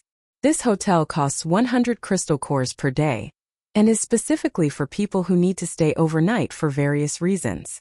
The air fell silent for a moment. 100 crystal cores is no small sum. Only 3rd or 4th tier ability users can afford it. Even 3rd tier ability users can only do it occasionally. Just as everyone was thinking this, a 3rd tier ability user raised his hand. "I want to book a room for a month and a half. But I'd like to come with my sister and stay in a capsule hotel. Is that okay?" Peng Jie looked at her. "Weren't you with some companions? Did you encounter any difficulties?" "There's a conflict." The superhuman didn't say much, only that, "I only have 5,000 crystal cores on hand for now. If you're willing, I'll continue to rent them out as I make money later." But according to her understanding, it's probably very difficult. In the apocalypse, skill alone doesn't guarantee a good life. Take her and her sister, for example. One is lightning type, the other wood type. The former is highly destructive, the latter can transform food. They should be thriving. But the group of idiot men stick together, always saying her sister is too weak, only capable of growing plants and lacking any offensive capabilities, needing their protection. Only with their adequate protection can she, the powerful attacker, charge into battle. That makes sense, but what they meant from beginning to end was that they were the backbone of the team, and that the ability to escape with people and to remain hidden was all thanks to them. "Without us, the two of you sisters would be dead if surrounded by zombies. If she possessed overwhelming strength, she could easily break away from the group and fly solo with her sister. However, she is only at the 3rd tier, her movement speed is not fast, and her perception of the environment is not deep enough, so she cannot guarantee that she can fully protect her sister. But she had really had enough. Why were she and her sister, the most important people in the team, being forced into becoming henchmen and support by those idiots? They left the group, their safety was not guaranteed. Did they think they could survive on their own without her? She wanted to see how those idiots would survive without her and her sister. They could go and do hard labor at other superhuman bases. As for her choice to come to the capsule hotel, it was to solve her sister's safety problem. Although it was too difficult for the two of them to squeeze into one hotel, it didn't matter when it came to survival and profit. She could confidently and boldly fight outside, slaughtering indiscriminately and bringing back more crystal cores to improve herself. Although she wasn't a 4th tier powerhouse, her powerful area of effect attacks destined her to be far stronger than other 3rd tier powerhouses. This time she didn't need to share the crystal cores she obtained with other idiots. And even though she ended up paying exorbitant room rates, it was still a worthwhile deal. My sister can finally get crystal cores to upgrade her level, instead of being deliberately suppressed by those people. In the safe trading market, my sister can even focus on continuously growing crops without worry, greatly increasing food production. Instead of sharing with those fools, they can eat their fill and even have surplus to trade. The woman analyzed the pros and cons in an instant, thought a lot, and then it all depended on whether Peng Jie would agree. Having operated in the bustling and chaotic trading market for so long, Peng Jie knew a fair bit about these people. She nodded and said, "You are my first guest. I can give you a special spot. As long as you don't violate my taboos, you can stay here indefinitely. Everyone else was thrilled. Is it really possible that someone would spend so much money to rent a tiny capsule hotel? I used to think capsule hotels were expensive and cramped, and that I could rent one whenever I needed to, or just to charge my devices. But now I'm suddenly unsure. Sure enough, once this woman started, the others couldn't hold back any longer. No matter what, they wanted to get a spot first. Unfortunately, Peng Jia did not allocate any more spots. After the 150-plus people had toured the capsule hotel, the large single rooms, and the restrooms with hot water and drinking water, everyone wanted the spot. Peng Jia ultimately only gave one fixed spot for a wood-type ability user, on the condition that he set up the large loft room, and that the spot would be cancelled if he stopped renting there. She didn't beat around the bush and said directly, "I know the room rate is expensive. I understand everyone's excitement and eagerness to grab it. But the purpose of the capsule hotel is to allow everyone to conduct transactions normally with peace of mind. For example, if you haven't gotten a satisfactory transaction upon arrival, or haven't met the person you originally agreed to meet, then you can stay for a few days. Or if someone has something like a charging watch that needs charging, and occasionally comes to stay for a day, bringing a whole team's worth of equipment to charge, that's also normal. But these are all occasional occurrences. To actually stay there every day, unless there are special circumstances, is really not worth it. I hope everyone can calm down and think things through before making a decision." As for the question someone just asked about renting this large single room, my answer is no. Although I like money and crystal cores, we should earn money honestly, right? Capsule hotels are already $3,000 a month, so a single room this big would cost at least 100,000 crystal cores a month, right? That's definitely not feasible, is it? So from the very beginning, I wanted to provide a place for people who needed it to eat in this large single room. Peng Jia pointed to the large-capacity rice cookers, electric pots, and power strips that were fixed to the walls and corners with clips everywhere. "The food I make for you is not to say that it is very delicious. It is just very ordinary home-cooked food. But it is not convenient for you to cook food normally. Even if it is just home-cooked food, it is rare. So the meal will be charged separately. It is not cheap. In addition, today we charged each person 2 crystal cores as an entrance fee. From now on, it will cost 30 crystal cores to enter. Each person can use one charging socket. Please note that each person can only use one. If you want to rent an electric cooker or connect to a direct drinking water system, there will be an additional charge. But don't worry about one thing. If our market outside is surrounded by zombies, those who can't escape in time will still only need to pay 2 crystal cores as a token to enter, provided you didn't attract these zombies. Once inside, you can pay extra if you need to charge your devices, or use other functions in the living room. We only guarantee that everyone will have a place to go when the zombie horde surrounds us, but the 2 crystal core emergency entry fee cannot be used for other services. Basically, Peng Jia went through everything she could and couldn't think of, and tentatively set out the plan. After listening, everyone felt a mix of emotions. "Boss Peng Jia, you truly live up to your reputation. You have so many ways to make money. Eating costs money, charging costs money, playing games costs money, renting electronic devices costs money, getting water costs money, taking a shower costs money, and even transactions between people have to incur intermediary fees." Capitalists would all give this a thumbs up. These people had mixed feelings. They complained verbally, but their actions betrayed their true intentions. Those who wanted to book capsule hotels continued to do so, and those who wanted to go back and spread the word to bring others to experience it the next day also set off. As Xin Xiaoru listened to the system's explanation, she thought, I should learn from my senior. She did the math. Peng Jia's capsule hotel's revenue was more than 3 times its cost. The large single rooms, which were essentially the living room, only needed 12 people to come in and charge their devices each day. The entrance fees alone were enough to break even. Not to mention the additional charges for showering, watching movies, and eating, charging hundreds of crystal cores at a time. Doubling the daily income was a piece of cake. The only expense was the bedroom she shared with Xiaoxi. It seemed she planned to build a small second floor in the bedroom so that 2 more people could live there, and she could hire 2 helpers to do the accounting without taking up space in the other bed area. Xin Xiaoru sighed again. "I was definitely too cheap. Gang had just killed a wave of zombies outside and quickly washed up after returning. His hair was still damp, and he was drying it with a towel. Hearing this, he said, "It's not your fault. You don't have a business in that area, and you don't have that many connections, so it's understandable that you can't do such expensive business. It just means that when we open our own hotel in the future, we'll have a standard. The hotel has two goals. Either make money to buy stamina and more hotels, or get 5-star reviews to accelerate the upgrade of the RV. For wealthy people, hotels can charge high prices to quickly recoup their investment and snowball their profits.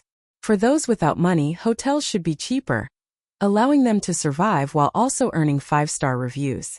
Chapter 43. However, if it's just about guaranteeing a 5-star rating, then you definitely prioritize your own people. Xin Xiaoru plans to earn as much as she can in several cities north of Yicheng. There are vast tracts of land between Yicheng and Bingkou. Not counting those cities that were wiped out, there were at least 6 cities that, like Yicheng, lost power to survive at the beginning of the apocalypse. However, these cities are currently struggling. 90% of the population has died, and the remaining people are barely surviving. In the future, even more people will die in these cities. Xin Xiaoru had briefly inquired about the situation at these bases before, but did not go inside. After all, without considering specific individuals, death is merely a number or a proportion. But seeing these living people and foreseeing their continued deaths in the years to come makes it impossible to remain calm. She could only bury her head in the sand like an ostrich, pretending she couldn't see anything and continue on her way. This time, however, she came with the hotel, albeit reluctantly. She planned to rent out various bed and room combinations of hotels to the base owner, with the base giving her a deposit to cover costs, and then providing a guaranteed room rate on top of that. For the base, the hotel's purpose isn't enjoyment but survival. To keep hundreds of thousands of ordinary people alive, they need a lot of crystal cores. Therefore, operating the hotel to earn crystal cores from outsiders is acceptable. Meanwhile, some core members and the families of those with superpowers are ordinary people who could easily turn into zombies in a post-apocalyptic world filled with radiation and zombie viruses. Paying for their families to stay in hotels is also a form of safety assurance. Ordinary people lack the resources to stay in capsule hotels and are protected, but Xin Xiaoru stubbornly ignored it and didn't even show up in the RV. Outside the car window, hunched, tired, and numb figures flashed by. Xin Xiaoru thought, thankfully Yicheng hadn't reached that point, and thankfully this trip to earn money would allow her to prepare more beds for her family.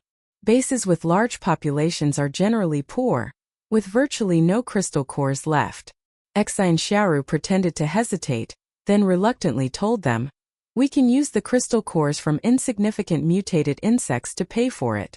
You should try to destroy groups of mutated animals like army ants, which can number in the millions.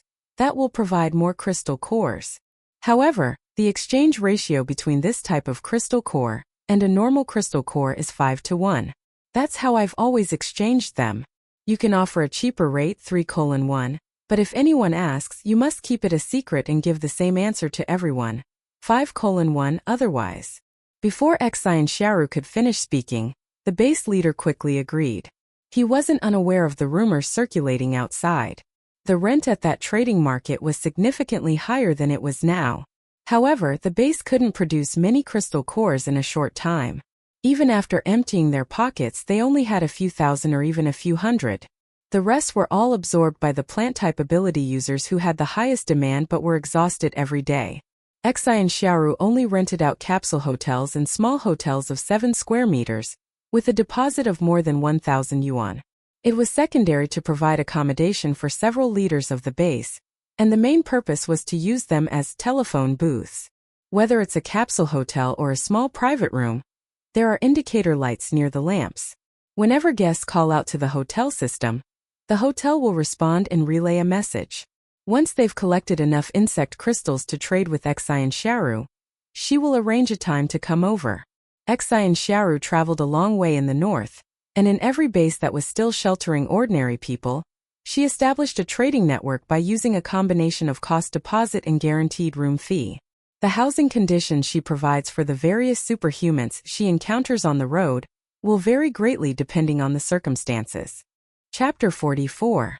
She strives to make the most of her ability to tailor dishes to individual tastes. The rich have their prices and the poor have theirs. Even if these people are friends in private and find a huge price difference when they compare prices, Xin Xiaoru won't care. If you don't want to, then don't rent it. Xin Xiaoru doesn't force you, but she's clearly trying to take advantage of the rich, which makes people grit their teeth in anger. Yet they have no choice but to beg for the hotel spot for their own reasons. Xin Xiaoru's pricing for wealthy people was based on Peng Jie's pricing earlier. A third-tier ability user like her, who's single-handedly working with her sister, can pay 3,000 a month for a capsule hotel room. There's no reason why you ability user leaders, or even the very few fourth-tier big shots, can't afford it. It's just that everyone thinks it's not worth it since it's not a necessity. Although some people coveted Xin Xiaoru's house, which was portable and had charging capabilities, they disapproved of her exploitative practices and didn't have any ordinary family members to protect, so they gave her the cold shoulder. If they weren't unaware of the RV's defensive capabilities and didn't want to confront He Gang, a fourth-tier expert, some people might have directly tried to steal it. And so, the journey of soliciting passengers proceeded smoothly, with minor bumps along the way. Xin Xiaoru roughly divided her target group into 3 categories. The first category consists of the wealthy base owners or leaders of superhumans mentioned earlier. These people are not short of money and enjoy showing off in front of their subordinates and others. They would rent a single room, with monthly rent ranging from 30,000 to 40,000 yuan.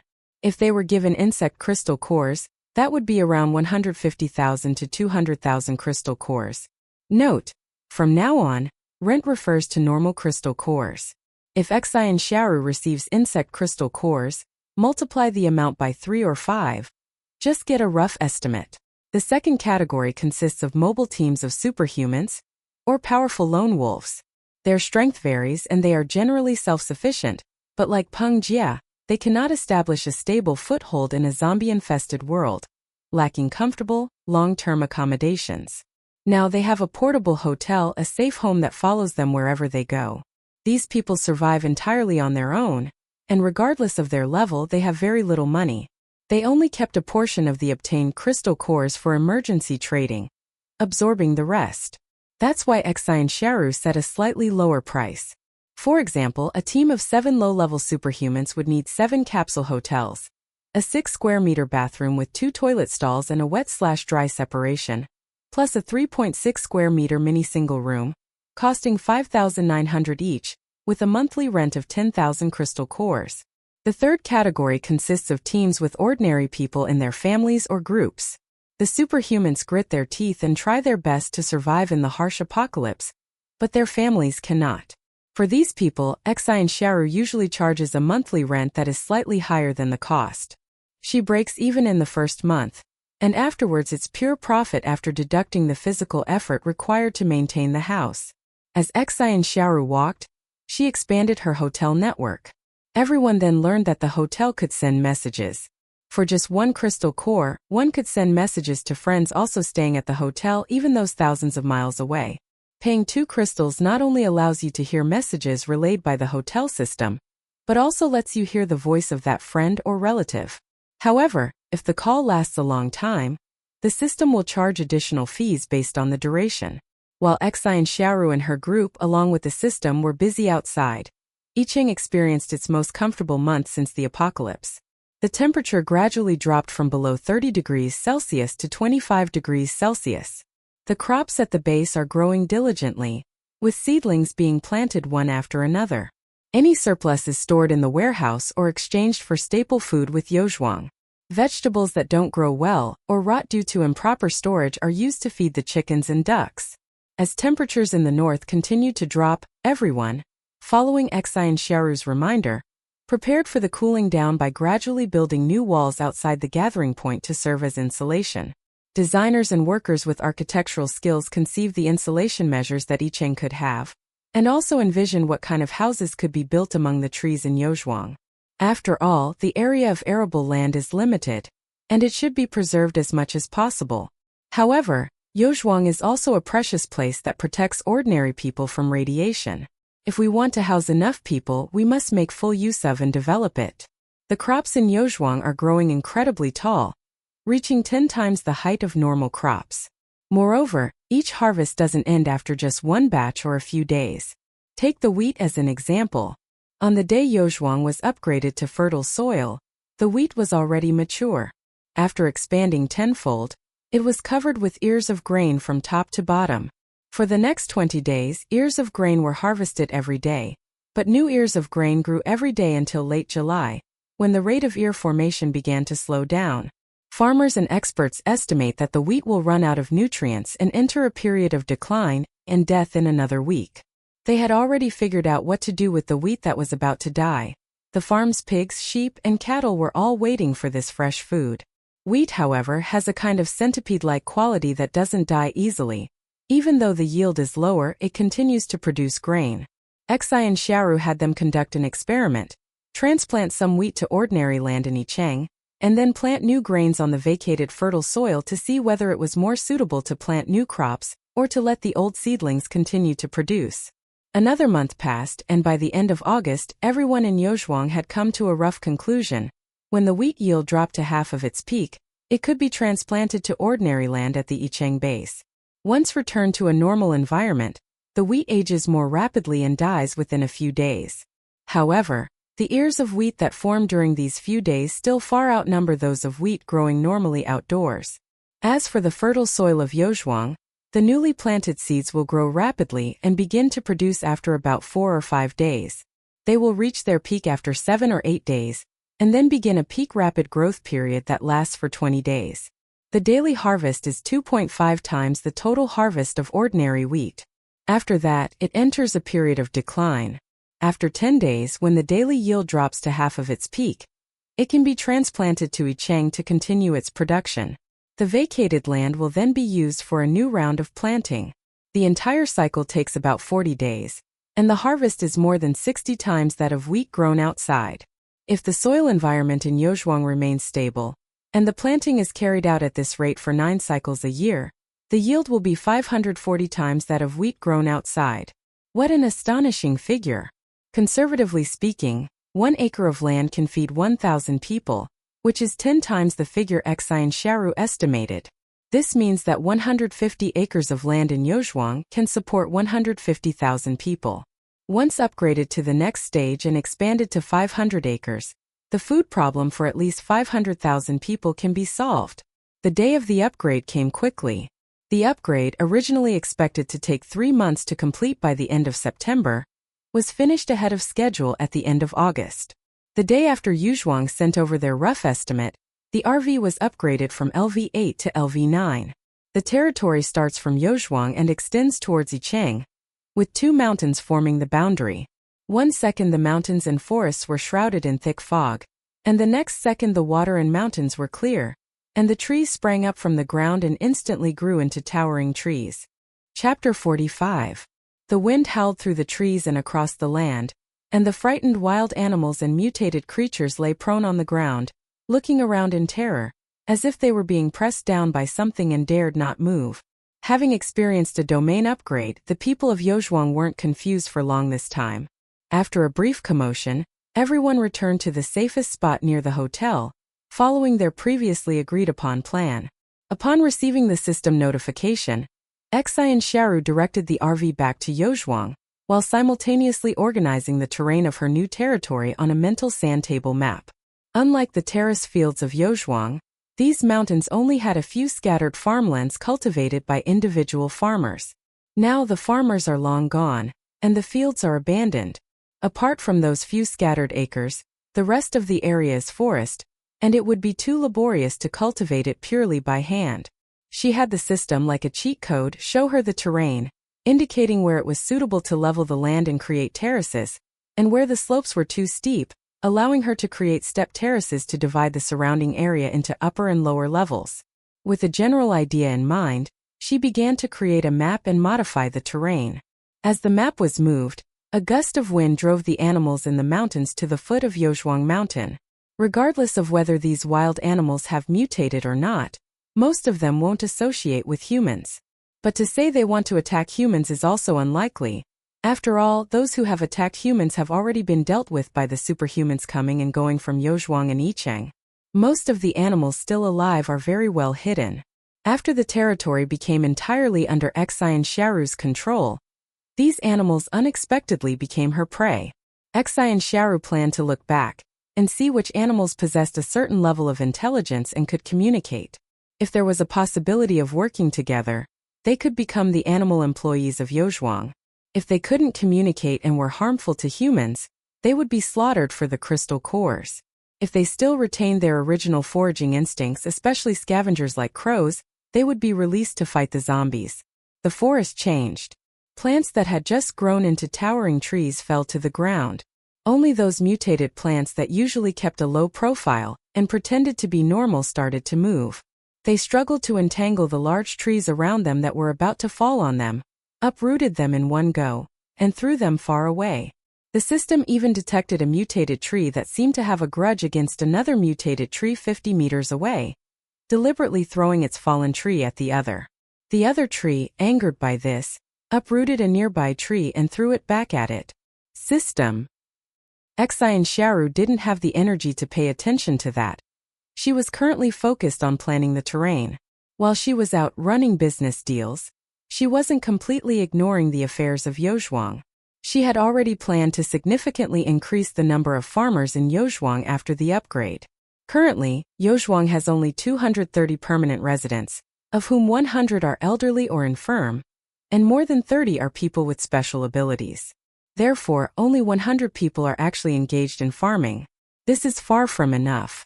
So Yicheng kept sending people over. Anyone willing to work was welcome to come.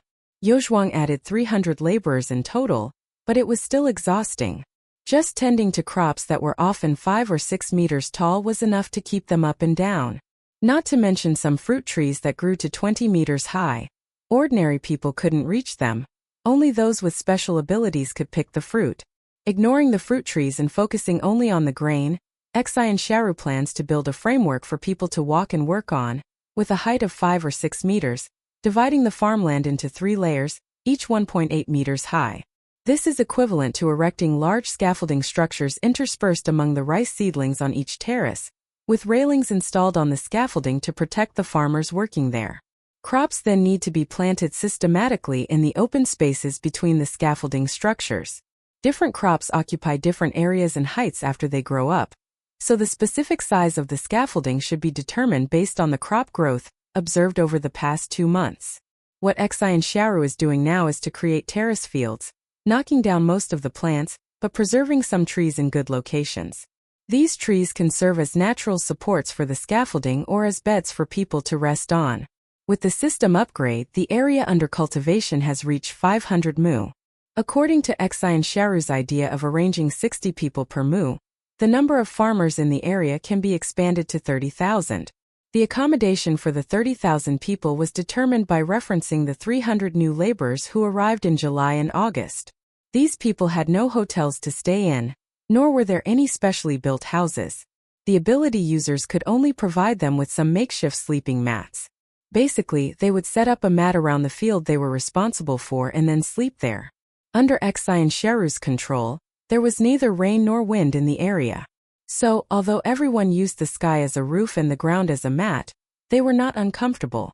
Well, not only am I not uncomfortable, but I feel much safer here than in Yicheng. I don't have to worry about my companions who might mutate at any time, nor do I have to fear the small mutated insects that might appear at any moment. Here, as long as you work, you'll have food to eat and be able to survive. Everything else is left to Boss Xion's fertile land under his magical rule-making abilities. Seeing this, Xin Xiaoru also had her own thoughts. She decided to have everyone sleep in their work area. Assuming 60 people per acre, divided into 3 layers with 20 people per layer, each person is responsible for 33 square meters. They can set up their bedding on a section of scaffolding within this 33 square meter area. During the day, the bedding can be folded up and leaned against the railing. At night, it can be pulled out to become a bed. The scaffolding where the beds are located is designed to be slightly wider, more than enough for sleeping. If 20 people live on one floor of a plot of land, they can share a 2 square meter mini toilet. Therefore, 30,000 people would need 1,500 mini toilets. Each mini toilet costs 1,000 crystal cores, so the total cost is 1.5 million crystal cores. It must be said that, fortunately, most of the superhumans outside use insect crystal cores to pay for their rooms. Under normal calculations, the income from crystal cores for 2 months is 650,000. But after doubling it by using insect crystal cores, it reaches a full 2.51 million crystal cores. After deducting the 1.5 million crystal cores that will be used now, there are 1.01 million left. That seems like a lot, but a new problem has arisen. Once 30,000 people have checked in, the system will most likely be upgraded again within a few days. The reason is simple. Previously, only about 200 people were guaranteed a spot for upgrading, but now it's 30,000. And the upgrade requirement from LV9 to LV10 is 100,000 5-star reviews. With such a large guaranteed base, won't the task be completed in just 3 or 4 days? The LV10 domain area will be expanded to 1,000 acres, and the remaining 1.01 million crystal cores will all be used to buy toilets, but it will still be very crowded. Xin Xiaoru couldn't handle the crystal core, so she could only ponder whether to share one toilet with 30 people, or to use a cheaper squat toilet instead. The squat toilet and shower were a set, but there was no room around to provide a partition, so if they wanted to use it, they would have to put up a curtain or design a partition themselves. After hesitating for a moment, Xin Xiaoru decided that everyone should squeeze in at the back for now, and she would make up for the missing toilets once she had the rent money. It took her a whole day to set up the terrace fields. By the time the terrace fields were finished, the RV had already brought Xin Xiaoru, He Gang, and their group back to Yozhuang. It was already dark, but Yozhuang wasn't exactly dark. The lights were on in the otherworldly hotel with its door open, and several power lines and outlets outside were also lit. People who used to stay overnight in the fields are no longer affected by radiation in Yozhuang, and can now use electricity again. Everyone has a rechargeable desk lamp or nightlight. Some even use their mobile phones to light their way. Everyone was exhausted. They would usually be fast asleep by now. But now everyone was excited because they heard that Boss Xin was coming, and Yozhuang would soon have a proper spot for them, welcoming their new partner. I wonder if my relatives and friends in Yicheng will be able to come here through the lottery. Regardless of what their relatives and friends there think, they have been confirmed as part of the new batch of official residents, and will now be considered residents of Yozhuang, allowing them to live with greater peace of mind. As the RV approached from afar in the darkness, everyone gathered around as Xin Xiaoru stepped out of the car, looking at Boss Xin expectantly. Xin Xiaoru knew what everyone was thinking, and her first words were, "This batch will expand Yozhuang's staff to 30,000. As long as everyone here is willing, they can definitely join." Before everyone could finish cheering, Xin Xiaoru added somewhat apologetically, "It's just that I don't have enough resources to buy a hotel, so everyone has to stay on the scaffolding that's been erected." Imagine, everyone must be a little disappointed. After all, they were all working together, but the original residents of the old Yozhuang had beds from the beginning while they didn't. Surprisingly, everyone accepted it well. Yozhuang is truly wonderful. Even though the hot water for washing and rinsing isn't as good as what the longtime residents of Yozhuang have, the safety is the best reward they could ask for. They don't ask for any other benefits. After chatting with everyone for a while, Xin Xiaoru began to draw blueprints, depicting the terrace terrain of the newly added area in her mind. The next day, she communicated with the construction master and the superhumans. While she was busy, the Yicheng base also became restless. The base had already selected 30,000 people to go to Yozhuang through a lottery, but I heard that if all goes well, it will be upgraded again in a few days, allowing another 30,000 people to go. In the next few days, Yozhuang can accommodate 60,000 people. Those who didn't win can try again. The superhumans also began to stir. They found out from outside the village how much Xin Lauda was charging for renting rooms, and compared that to the price their own people at Yozhuang were paying for 5 crystal cores a day. It was unbelievable. One was like heaven, the other like hell. The internal price was practically free. They've been saving money for the past 2 months, hoping Boss Xin can conjure up a new hotel for them to rent. They can help Boss Xin cover the costs, so he doesn't have to pay out of pocket. Chapter 46. Xin Xiaoru. Then you can pay the costs first, and I will refund you the money after I receive the rent. The room rate is the same as everyone else at Yozhuang. If you only need a bed, it's 5 crystal cores per day. If you have other requirements, you will be charged the minimum price. She's poured all her money into the construction of the toilets in Yozhuang. Now even a superhuman is richer than her, lol. Since everyone is willing to pay in advance, of course she agreed. Everyone at Yozhuang and Yicheng bases visibly cheered. Everyone acted quickly, planting areas for different crops, planting seeds, and setting up scaffolding in 4 or 5 days. Each designated area has a slightly spacious area for sleeping, where a folding bed that can be pulled up is placed. On September 5th, 30,000 people officially moved into Yozhuang. From that day onward, a new batch of crop seeds entered the initial harvesting stage, meaning that almost everyone who arrived at Yozhuang was already reaping the rewards and could pay for their rooms the following day. Those assigned to the first floor even paid their room fees on the same day. 4 days later, on September 9th, the 100,000 5-star reviews needed for the RV upgrade were achieved, and the system successfully reached LV10. A new round of land consolidation proceeded rapidly.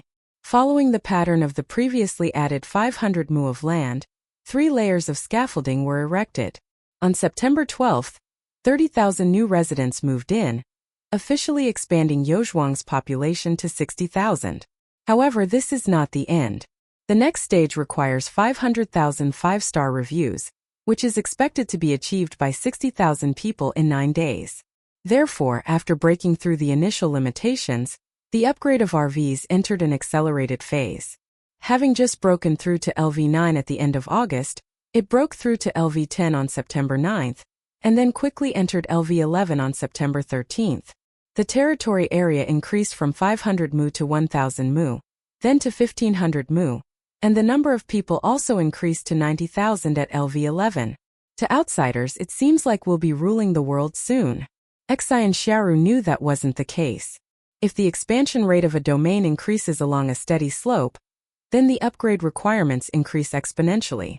I remember when the system first found Xin Xiaoru, the upgrade requirement was just a few dozen 5-star reviews. Later, it gradually increased to 1,000, 2,000, and 10,000. Once you reach LV8 and have fertile ground for upgrading, the upgrade requirements will officially enter a period of exponential growth. It takes 20,000 5-star reviews to go from LV8 to LV9. It takes 100,000 5-star reviews to go from LV9 to LV10. It takes 500,000 5-star reviews to go from LV10 to LV11. Currently, it takes 2.5 million 5-star reviews to go from LV11 to LV12. Yes, based on the current number of 90,000 people in the field, the task can be completed in a month. However, the task volume increases by 5 for each level. It's possible that after a month, reaching LV12 would require 2.5 million *5 is equal to 12.5 million 5-star reviews to level up again. The next level might require 12.5 million *5 is equal to 62.5 million.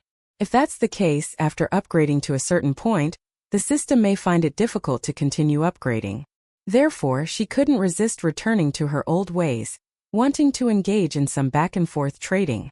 If she built towering skyscrapers within the base, bringing in hundreds of thousands of Yozhuang residents, giving them the food they grew daily, and having them pay for it in the form of rent, wouldn't upgrading her own system be a piece of cake? Although she had experimented with this at the very beginning of the apocalypse, collecting hotel fees from friends staying one night, and then refunding the money to see if it counted as a mission, it didn't work. But later, the Yicheng base lent the money to the 100 elderly and infirm people who were staying there, and let them use the money as rent to pay Xin Xiaoru. Xin Xiaoru then returned the money to the base. Isn't that also valid? Moreover, when the children with superpowers in Yozhuang were still very weak at the beginning, it was a bit pitiful for them to pay 5 crystal cores for room fees every day. Xin Xiaoru gave them 2 crystal cores as a reward, which did not delay the establishment of the 5-star reviews. Ignoring the system's clamor, she immediately took out 10 crystal cores and invited a superhuman from Yicheng to stay in the RV for 2 days. The superhuman gave her the 10 crystal cores, and then paid the crystal cores as payment for the room. The result was no. Xin Xiaoru was somewhat discouraged. Should the base act as a third party and try again? The system was in an uproar in Xin Xiaoru's mind. I've already said no. Everything has to be an equal exchange, don't you understand? At least on the surface, it has to be an equal exchange. If 100 old and weak people come here, at least they can still wander around and do some simple work for the base. My rules can barely consider them as having done some work. But if you bring hundreds of thousands or millions of people to Yozhuang to participate in the operation, how much work do you think they'll have to do on these few acres of land? Essentially, RV hotels are about getting you to do business. Doing business means either giving money or creating value. If you don't do either, then it's just pure charity. Charity is fine, that's your own business. But if you do charity and then try to deceive the system into thinking you made money, do you think that's possible? Even if I wanted to offer you a service package, my rules simply don't allow it. You know that's not allowed. Xin Xiaoru quickly reassured her. It's okay, I'll just try it. You won't lose anything by trying. System. What do you mean by not losing out? Everyone else who works for you gets benefits, but I'm just a mouthpiece for you. And you don't even give me any benefits. Xin Xiaoru. Wasn't that so you could level up faster? Look at me working so hard, even cheating, it's all purely for you. System. Feels a bit like a scumbag woman's quote, but then again maybe not. Never mind, it's not important. Anyway, in short, this just won't work. 60 people per acre is already the limit of this system's rules. You can't bully me anymore. Yes, in your human terms, you can't fleece me anymore. Xin Xiaoru had no choice but to stop mentioning it and continue looking for new business. The north is vast, and after 2 months of searching, she only found 6 wealthy men, 37 ordinary teams of superhumans, and many low-level superhumans who could only give her less than 1,000 crystal cores a month for rent. She actually hoped that all these people would give her insect crystal cores, but not every superhuman could accurately locate the mutated insect swarm. Nor could every superhuman keep their crystal cores intact while attacking these mutated insects. The crystal nuclei of ordinary insects that haven't fully matured are too small. If you miss even slightly, or if the attack range is too wide or the force too strong, those sand-like crystal nuclei can shatter on the spot, or even turn into sand that will scatter on its own without the wind blowing. Therefore, the crystal nucleus cannot be perfectly multiplied 5-fold. Moreover, Xin Xiaoru was also thinking about a problem. The number of crystal cores that could be obtained in the future would become less and less, or more and more difficult to obtain. The superhumans are getting stronger, and so are the superhuman zombies. It's not just humans fighting zombies. Superhuman zombies are fighting zombies too. And these superhuman zombies not only fight other zombies, but they specifically target superhumans among humans, all for the crystal cores. In the future, ordinary zombies will become just like ordinary humans without superpowers, and their numbers will gradually decrease. Superpowered individuals who can afford expensive hotels now will likely have to pay a minimum, or even a drastic discount in the future. Xin Xiaoru earns less, so she can exchange less stamina. If the environment changes in the future, her domain stamina will drop rapidly. Can she hold on? To outsiders, Xin Xiaoru, the hotel owner, is a heartless capitalist who makes a fortune every day. But Xin Xiaoru herself is constantly anxious about not having enough money. Extreme cold is approaching, and it will last for at least 3 years. 3 years. When she died in her previous life, the extreme cold hadn't even ended. At that time, there seemed to be signs of it slowing down. After all, the few ordinary people who were still alive around were already daring to go out to find supplies. She was still rational and she went out to take a chance, not to freeze to death in her weakened state. But what happens after that? Will the extreme cold eventually subside completely? And even if it does, will an even more extreme weather event come along to teach her a lesson? Uncertain. Fear.jpg. Money, we still need money. Xin Xiaoru was anxious, and this inevitably showed on her face. Zhao Chongyue, being rather oblivious, didn't notice, but He Gang and Song Weiyu did. Song Weiyu remained quiet and withdrawn. The way to comfort her was to not cling to her too much and to eat her meals instead of just cookies and popcorn. He Gang then found a time to talk to her alone. Knowing that she was anxious about the changing weather and the inability to maintain her territory, He Gang remained silent for a moment before saying, "Do you remember what your survival goal was when we first met?" Xin Xiaoru paused. It happened more than a year ago, and now it feels a little surreal. Gang said softly. Find a mountain forest, farm the land yourself and live a quiet life. Xin Xiaoru nodded slightly. That's right. At first, she just wanted to survive on her own. And for that, she clung to Gang, who was her powerful backer. Gang was indeed a powerful figure. Although she had been running around and managing things all this time relying on the system without Gang, a 4th-tier expert who had recently been fighting zombies and had even reached the threshold of the 5th tier, she wouldn't even know how she died. If she were to face a 4th-tier ability user alone, or rather even some 3rd-tier offensive ability users, her stamina, which she had accumulated in her RV, could be continuously depleted at any moment, eventually turning her into an ordinary RV with no defenses, and then she would be killed. Is someone so important and special that they can rightfully be the boss? No. In the apocalypse, there are many unique and important superpowers. For example, the most important is the plant-based superpower, which is practically the lifeblood of all superpowered individuals. The higher the level of the superpowered individual, the more they need plant-based abilities. The reason is simple. High-level superpowered individuals consume a huge amount of food, up to 50 kilograms a day. But once they actually find a plant-based ability user, will they cherish them? No. On one hand, they demand that plant-type ability users exert maximum output, depleting their abilities daily to ensure their food supply. On the other hand, they suppress the growth of plant-type abilities to prevent them from leveling up. Even when upgrading, they can only upgrade the plant type if they are sure they can completely control it when they reach a higher level.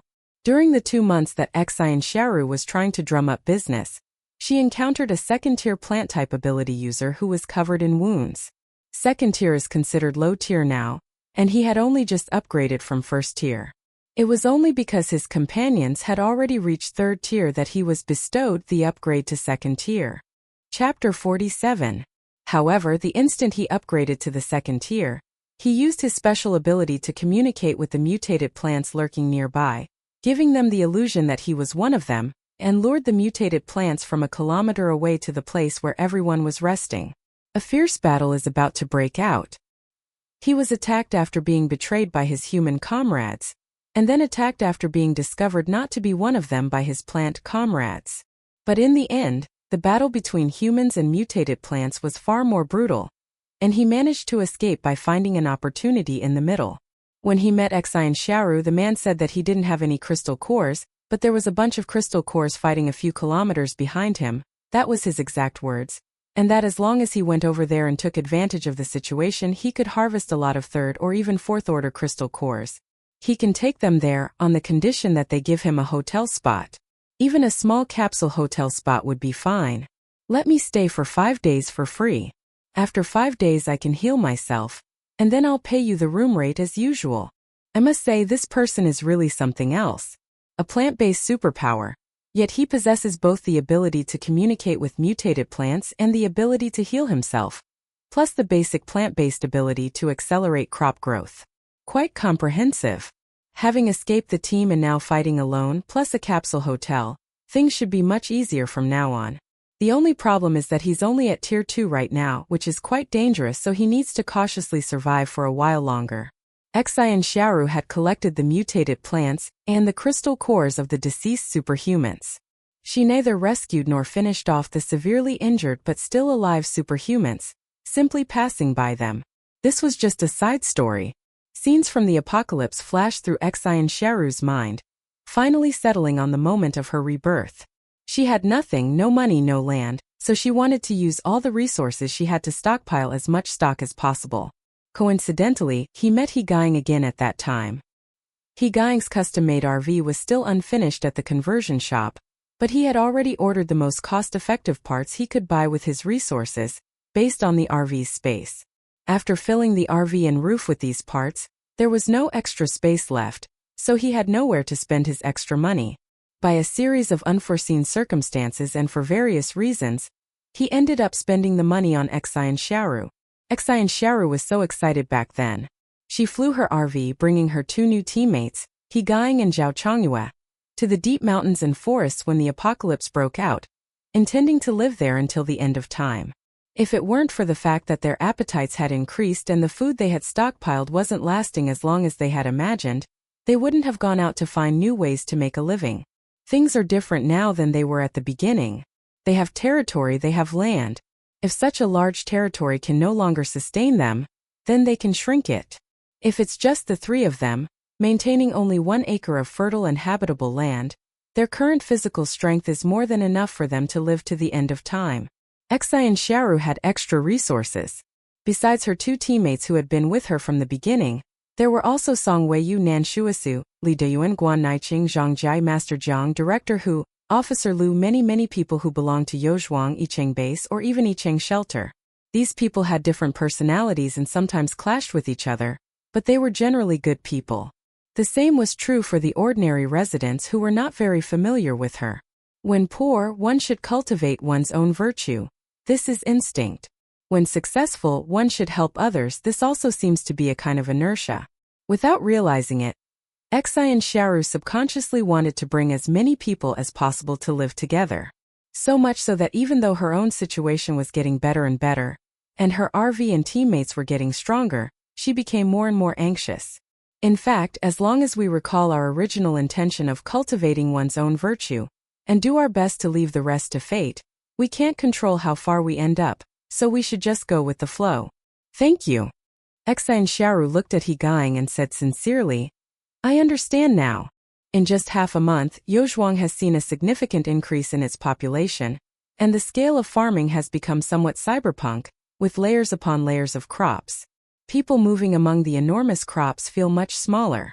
The new farmers were very curious and got to work with great enthusiasm.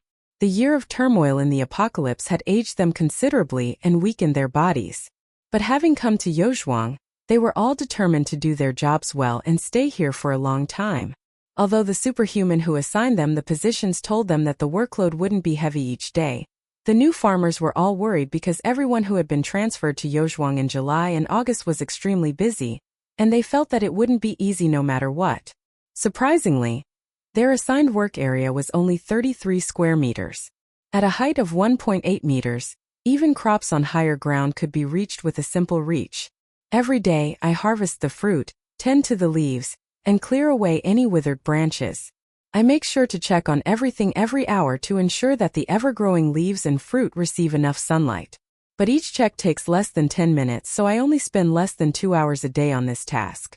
For the rest of the time, everyone sat around the toilet, using the outlets extending from the toilet to charge their phones and tablets.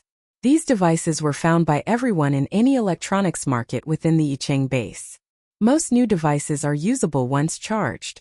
To improve everyone's entertainment convenience, the metal-type ability user added a phone and laptop stand to the scaffolding outside the restroom. A narrow strip of metal, just big enough to hold a phone or tablet, is hinged to the stand. It can be lowered when needed and folded up when not in use. Those who want to watch a movie together can sit together, while others can watch alone. When it's time to work, the devices can be charged at the power strip near the restroom entrance. USB drives packed with movies and TV shows, along with OTG adapters, were passed around among everyone. By the time everyone had copied the resources, the crops had already entered their peak growth period. Surrounded by greenery and fruit, everyone finally adapted to the incredible tranquility of the post-apocalyptic world. Even with the meager accommodations, everyone gradually adapted and even began to enjoy them. After all, under Xin Xiaoru's adjustments, the area had been blessed with clear skies and a gentle breeze. Sleeping on the floor mat on the shelf, although it wasn't particularly spacious, there were no mosquitoes to bother us. There were only various pollinating insects that went around us, and the rustling sound of the wind blowing through the green leaves. Zombies and mutated animals have left their world, leaving behind only vibrant greenery and soothing white noise. It's so beautiful, so dreamlike, like a fantasy from the apocalypse. And even if it's a fantasy, no one wants to wake up. The changes in Yozhuang were significant, and Xin Xiaoru didn't leave immediately but stayed for a month. By the time this group of people had fully adapted to the new rhythm and changes, and their satisfaction was almost universally at 100%, the RV system also reached LV12 on October 15th, expanding its territory to 2,000 mu and increasing the number of farmers in Yozhuang to 120,000. Just as Xin Xiaoru had thought, this time the upgrade requirements are 5 times greater than last time, requiring 12.5 million 5-star reviews. In other words, it will take more than 100 days, 3 to 4 months, to upgrade to LV13. Xin Xiaoru calculated that if this upgrade pattern holds true, the next upgrade will take more than 400 days. The next time will be more than 1,700 days, which is 4 or 5 years.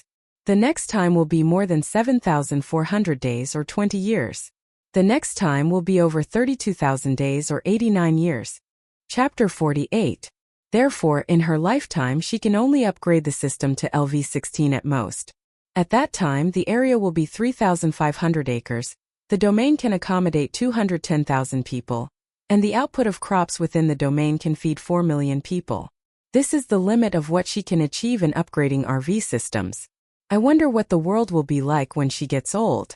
Will this special system continue to exist by choosing its next owner? That would be great if we could. The time it takes to upgrade will become increasingly longer.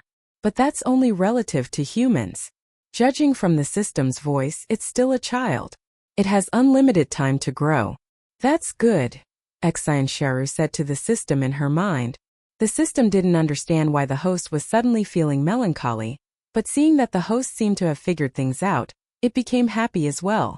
Xin Xiaoru started afresh, searching for bases of all sizes and types in other places. There are over 60 cities that lost power at the beginning of the apocalypse, just like Yicheng. These places definitely need to be visited one by one. We should also try to make contact with other bases established by powerful superhumans. From the north to the northeast, to the east, southeast, south, southwest, and northwest, Xin Xiaoru, Hegang Zhao Chongyue, and Song Weiyu slowly circled around Yicheng across the country. Of the more than 60 bases with ordinary people, half have become bases entirely controlled by superhumans. The only purpose of the ordinary people in these bases is to farm desperately, and to hand over the harvested food to the superhumans in exchange for their protection. The only difference is whether the superhumans completely exploit and enslave the ordinary people. Some of the superhumans in the bases are indeed struggling. They are starving themselves, yet they still have to protect the city. Ordinary people are even hungrier. Gratitude, hatred, resentment, helplessness. A mix of intense pessimistic emotions intertwined, creating a low-pressure atmosphere over the ruined city. Actually, it's quite normal. Just like the shelter that Xin Xiaoru desperately squeezed into in her past life. Everyone lived a miserable, suffocating life. Some couldn't bear it and committed suicide. But they still instinctively wanted to live. Compared to cities with ordinary people, the factions formed by people with superpowers are much better off. At least from the looks of it, their configurations seem to be mostly correct. Especially some plant-type ability users are powerful and not suppressed, or are even fourth-tier leaders, so they have a more comfortable life and are the food supply for the team. With so many people dying in the apocalypse, a vast amount of various resources and warehouses have become available. If you possess one or more useful items, you can trade them. However, most of the transactions that can be seen outside are for other daily necessities unrelated to food, such as sanitary napkins, knives, swords, ironware, toolboxes for repairs, petroleum, gasoline, car and bicycle parts, and so on. Large grain warehouses are state secrets, but no matter how they are kept secret, people still manage to get in touch with them. However, grain storage requires a large amount of electricity to maintain temperature, control humidity, and control ventilation. After the power goes out, the grain loses the control of the granary and will slowly become infested with insects, moldy, fermented, and sprouted, resulting in various problems and much of it spoiling. Especially since the first year after the apocalypse was spent in high temperatures, the food in the warehouses was more prone to mold and rot. Much of the food that was taken out to sell or exchange was spoiled, but they couldn't bear to throw it away. In the eyes of other ability users who were also short of food, as long as these foods were not completely moldy, they could be boiled, sterilized by high temperatures, and used to fill their stomachs. Xin Xiaoru took all of this into account. When a suitable deal came up, she would also offer some of her grain in exchange. The grain grown in Yicheng is very ordinary, but given that most of the food in the market is spoiled, Yicheng's grain is already quite precious. So Xin Xiaoru got a lot of things that her family was temporarily lacking, such as fertilizer, sanitary napkins, and thermal insulation materials, etc. After collecting these supplies, Xin Xiaoru did not return immediately, but instead followed the map and kept walking. Along the way, he also put his old skills to use, leading directions on the bus. He earned crystal cores and stamina points at the same time. Xin Xiaoru and her 3 friends spent New Year's Eve and New Year's Day away from home. They spoke with the managers and superhumans of Yozhuangyicheng, ate a typical winter stew, and planned their travel route for the next month. This situation has occurred in many of the superhuman teams that rented Xin Xiaoru's RV. Since Xin Xiaoru didn't have the energy to visit every base, big or small, the people who made deals with her were either quite powerful or just happened to be on her route. These people owned the hotel, and news of it spread to some extent. As a result, more and more people learned about the existence of the interdimensional hotel. Some people even speculated about Xin Xiaoru's route, hoping to run into her on her path and make a deal. It's getting colder and colder. Especially in the north, people without hotels and those with hotels are like beings from 2 completely different worlds. Some people who couldn't stand the low temperatures headed south. However, unless you walk all the way to the southernmost point, you will find that the temperature in your current location is also constantly dropping. Xin Xiaoru ran the map of Flower Country clockwise, so vertically, she was still active in the upper part of Flower Country, which is in the north. The outdoor thermometer was telling her that the temperature was dropping, but the world outside the RV was still covered in silver, so she didn't feel much of a difference. Those who were well informed had already fled south in a flash. So when Xin Xiaoru traveled a long way from the north of Beijing towards the city, she found that many places where she had heard there were bases were now deserted. As for the Beijing base, because it sheltered many ordinary people and could not be relocated, it was the only place with people within a few hundred kilometers for the time being. The group arrived at the Beijing base and had some discussions with the person in charge. In addition to the usual rent business, they also inquired about gene therapy. Before the apocalypse, He Guiying worked for the illegal organization Wildfire, and then betrayed them and escaped with the gene serum they developed. There were 2 gene-based drugs. One was given to Zhao Chongyue, who was in dire straits at the time, and the other was given to the Yicheng Research Institute, which then handed it over to the top scientists in Beijing for research and development. Xin Xiaoru wanted to know how the research was going. The reply received was, due to the unstable power supply and high radiation levels at the Research Institute, there have been no major breakthroughs yet. Xin Xiaoru understood the unspoken meaning, rented the Otherworld Hotel to them at a guaranteed price, and then left. The next year marks the 3rd year of the apocalypse. The RV reached LV13 at the end of January, expanding its area to 2,500 acres and increasing its capacity to accommodate 150,000 people. The number of people it could support reached an astonishing 2.5 million. However, the next upgrade won't be for another 400 days. Compared to the population of Yicheng Base, there's still a shortage of 500,000. Therefore, ordinary people in Yicheng Base still need to actively stockpile food, at least enough to feed 500,000 people for at least a year, before Yicheng also falls into extreme cold and can no longer produce food. Another important change in this upgrade is that the system has opened up channels for the circulation of goods. Previously, hotels produced by the system could be used without spatial limitations to bring in or out water sources. It was easy to divert water from flood-prone areas to drought-prone areas through hotels. Now, this property has been extended from water to all things. Chapter 49. If the hotel was previously just an empty shell with incomplete supporting services, then this item exchange function has filled the gaps in hotel ordering and emergency supplies provision. Of course, what's even more obvious is that RV hotels can directly act as intermediaries. Individuals or groups like Peng Jia, who mainly make money through intermediaries, may be replaced. Peng Jia was Xin Xiaoru's first major client. Her rent provided her with initial capital, and her pricing also served as a reference for Xin Xiaoru's later pricing. Xin Xiaoru didn't want to leave No Way Out, but she couldn't just leave this useful feature unused. So on the day the RV was upgraded, Xin Xiaoru didn't announce the feature immediately. Instead, she sent a message to all the other ability users who worked as intermediaries, especially Peng Jia. The system delivers messages somewhat like a phone call and has a voicemail function. If the recipient is not at home, the message will be temporarily held until they return home, at which point they will be reminded whether to listen to the message now. Peng Jia was busy outside and only received the news when she returned to rest in the afternoon. The hotel has a goods exchange function now? This was a complete shock. Their trading markets definitely won't be able to operate like this. After all, any slightly larger power or base has at least one hotel, and they can trade directly through the hotel if they need anything. It couldn't be more convenient. Almost before the agreed time had arrived, Peng Jie wanted to call back. However, Xin Xiaoru's message seemed to have anticipated Peng Jie's thoughts. Her clear and familiar voice continued, "I will significantly reduce the rent and sell the goods to you at a reasonable price, and then you can operate them. We will discuss the details at 8 p.m. tonight with the owners of the various trading markets." Peng Jie's restless heart was calmed down for a moment, and she forcibly suppressed and adjusted herself. Well, the advantage lies with the people. Even if they steal business without a word, there's nothing they can do. They might as well grab whatever scraps they can while the people still have some goodwill towards them. Xin Xiaoru had visited 7 trading markets of varying sizes. The evening meeting was the first time they had heard each other's voices from such a distance. Xin Xiaoru didn't want to push things too far, so her solution was to significantly reduce the rent to the level of ordinary homeless superhuman teams.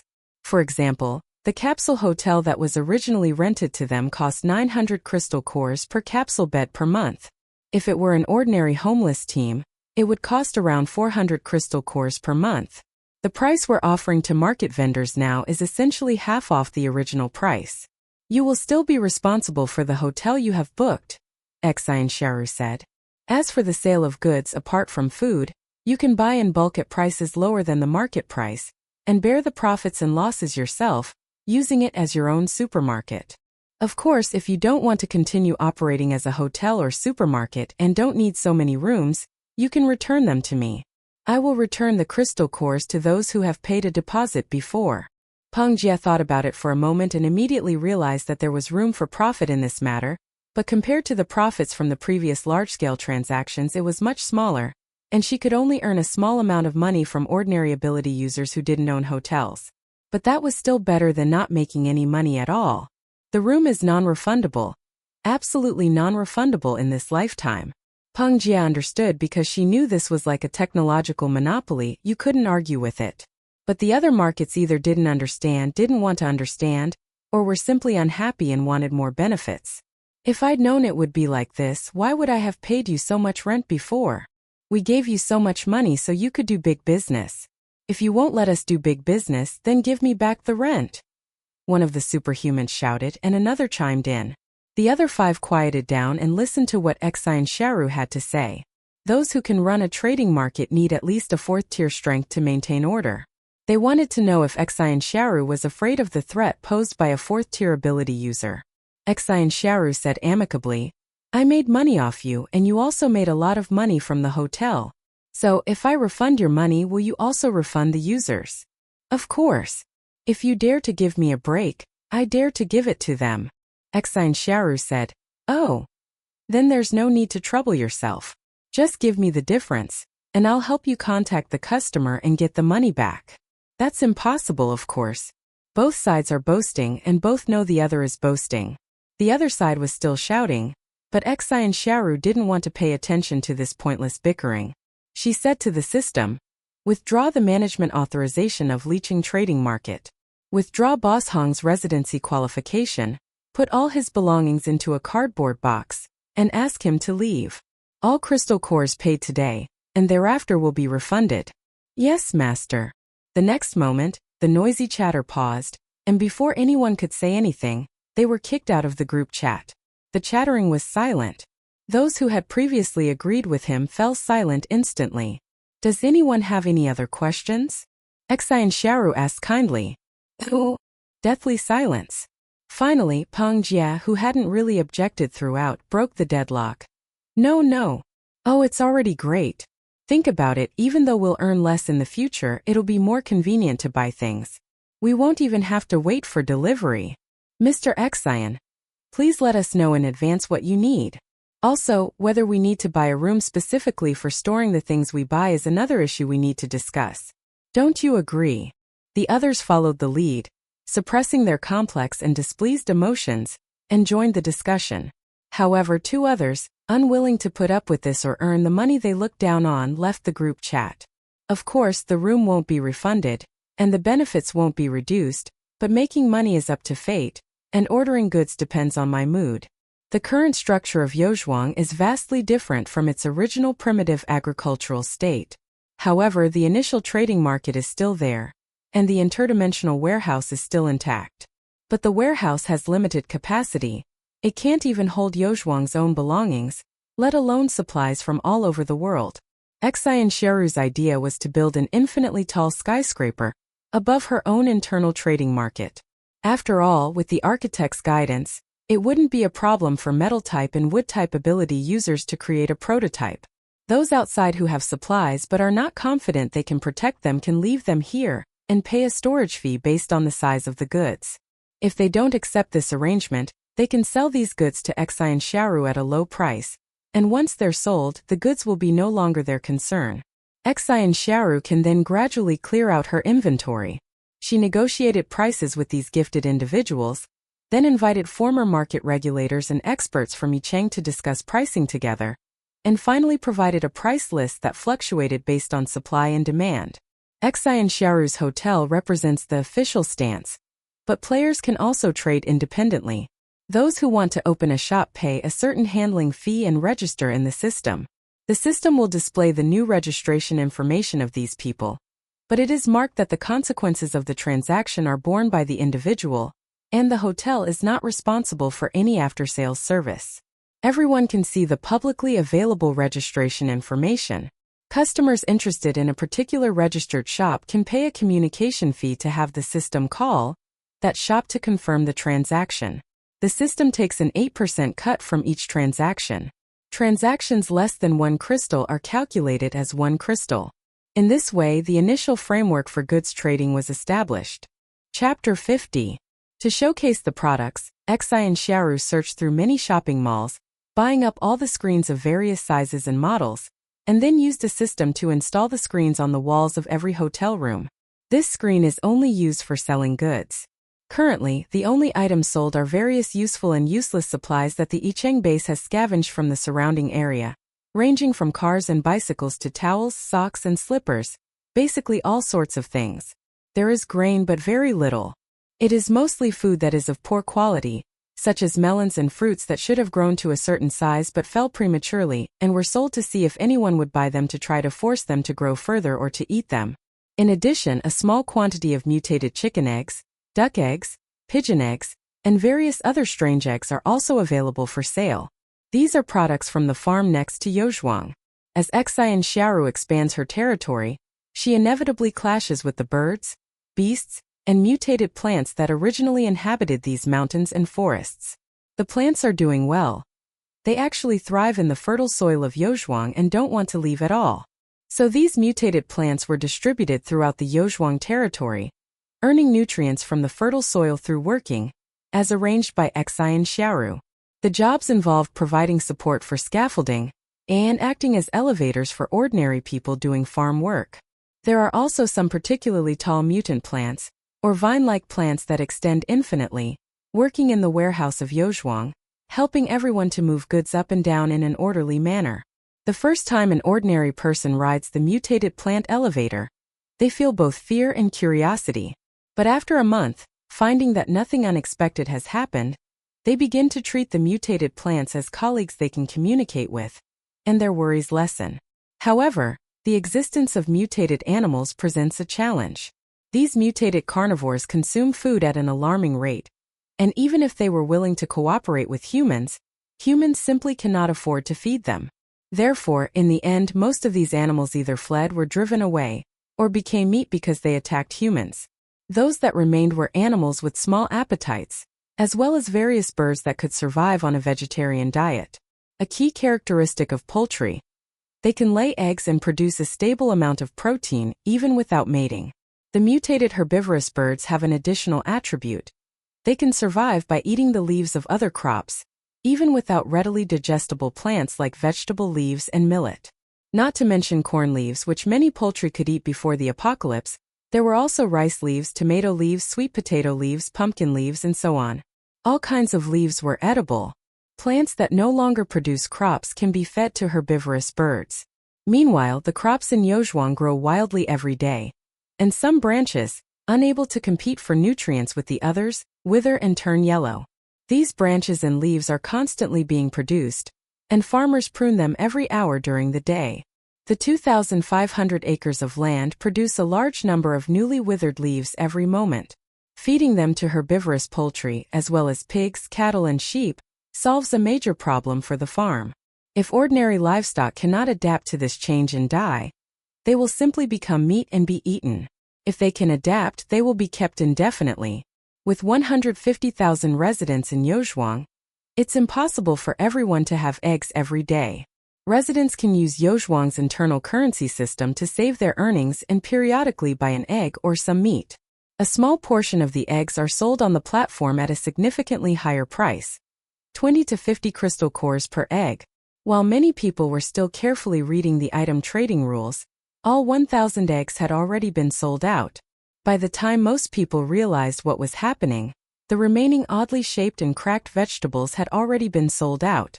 Then, the system received a large number of information transmission requests, and they all exchanged messages to Xin Xiaoru to continue adding new products.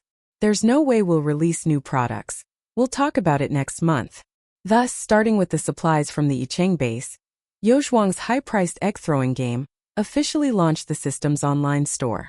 People with superpowers from various places donated their surplus supplies, either by opening their own shops, offering discounts to hotels to help sell them, or having hotels directly assess and purchase them at low prices, making as much profit as they could. In a short time, supplies in a large area of the north were revitalized. In particular, several superhumans who owned factories producing down jackets, hand warmers, and other cold weather products quickly sold off their surplus stock, which was in high demand and needed by others, taking advantage of the cold weather. Bicycles, electric bikes, and electric cars are also very popular modes of transportation.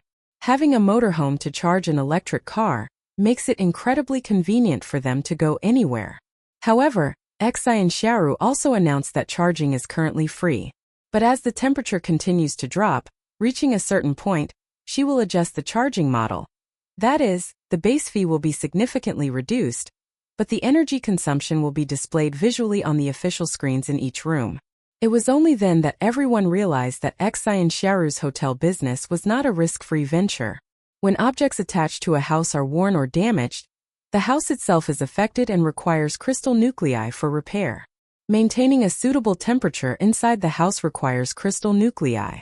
Maintaining hot water for bathing and hand washing requires crystal nuclei. Protecting against external radiation also requires crystal nuclei.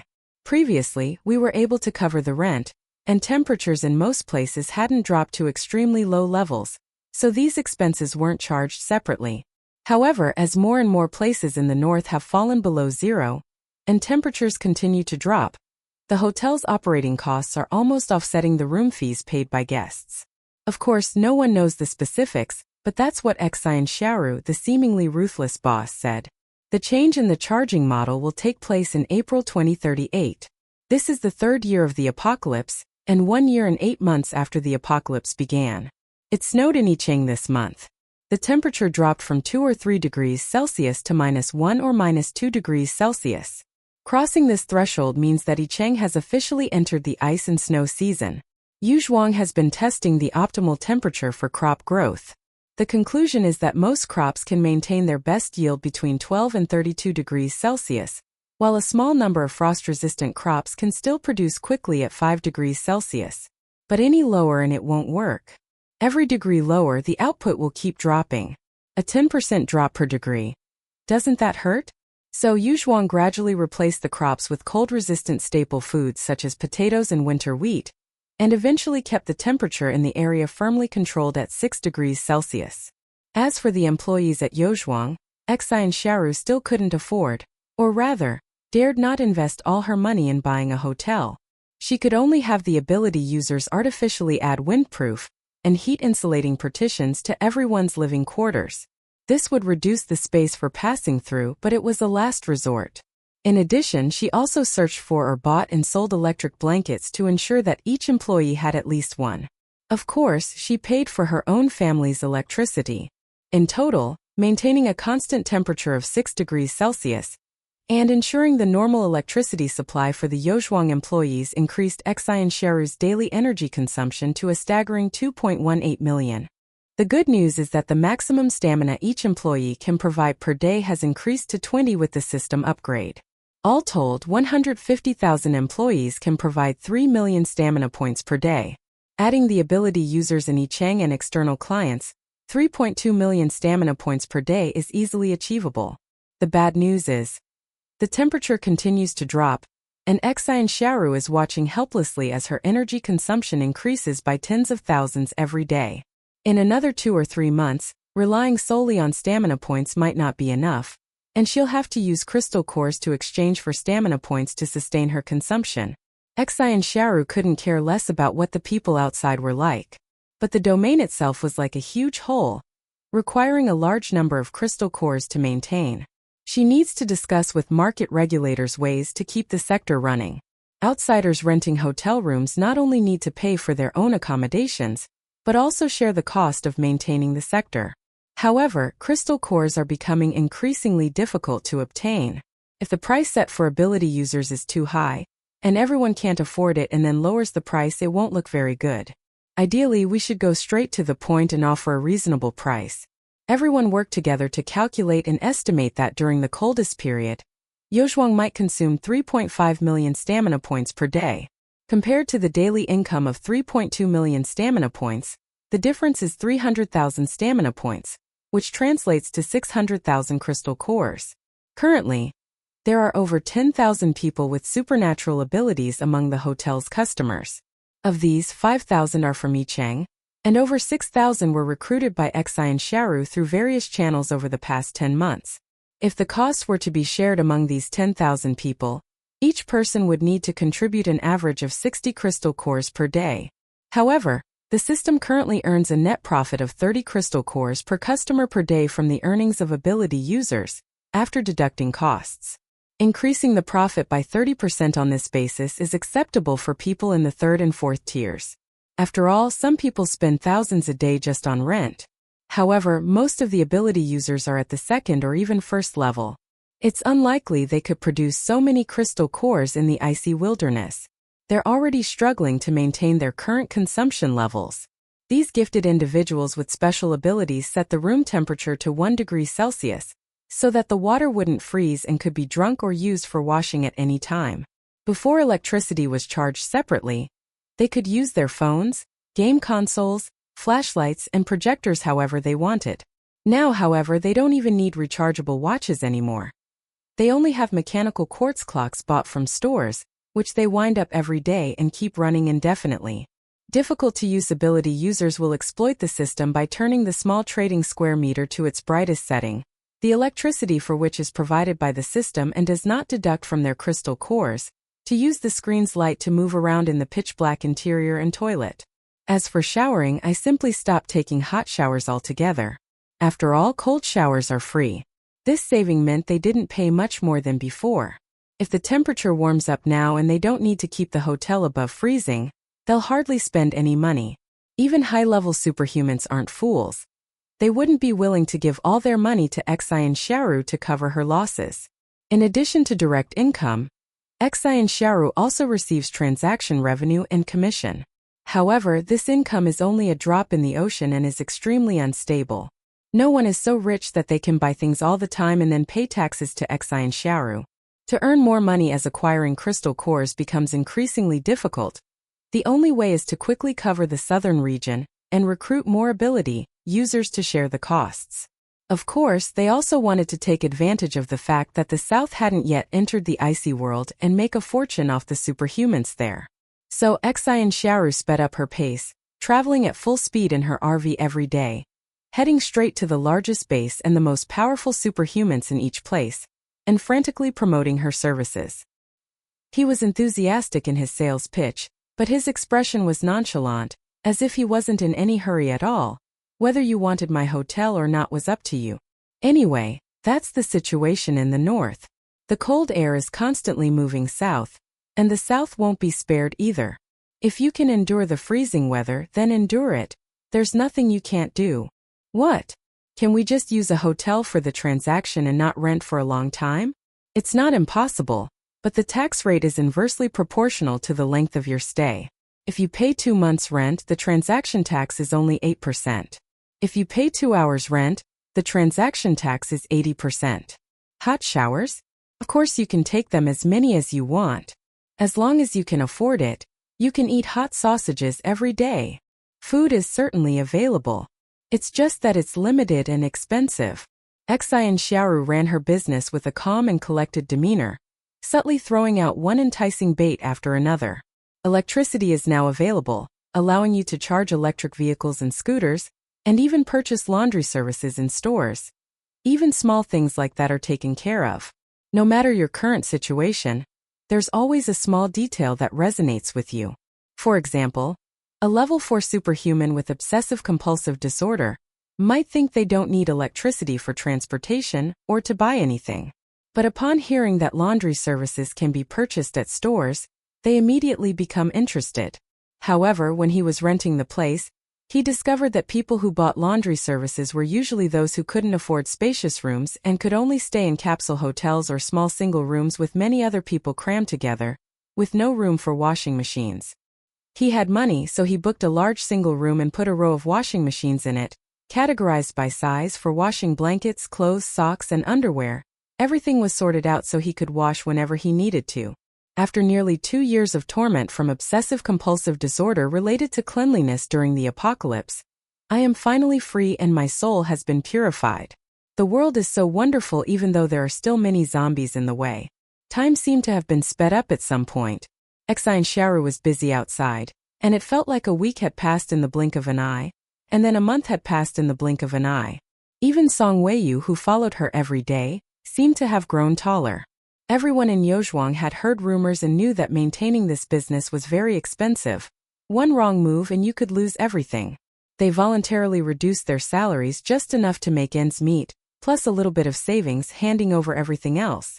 The same applies to the superhumans in Yicheng. While their own upgrades are important, Yicheng is currently thriving entirely thanks to Boss Xian supporting Yozhuang, who then uses Yozhuang's food to feed the more than 2.9 million people who are still alive. So many of them have been working hard since before the apocalypse, and although nearly half of them died due to the zombie virus, they haven't actually experienced particularly brutal struggles. The humanity and education they received before the apocalypse have always sustained them, allowing them to survive as much as possible, both for themselves and for those around them.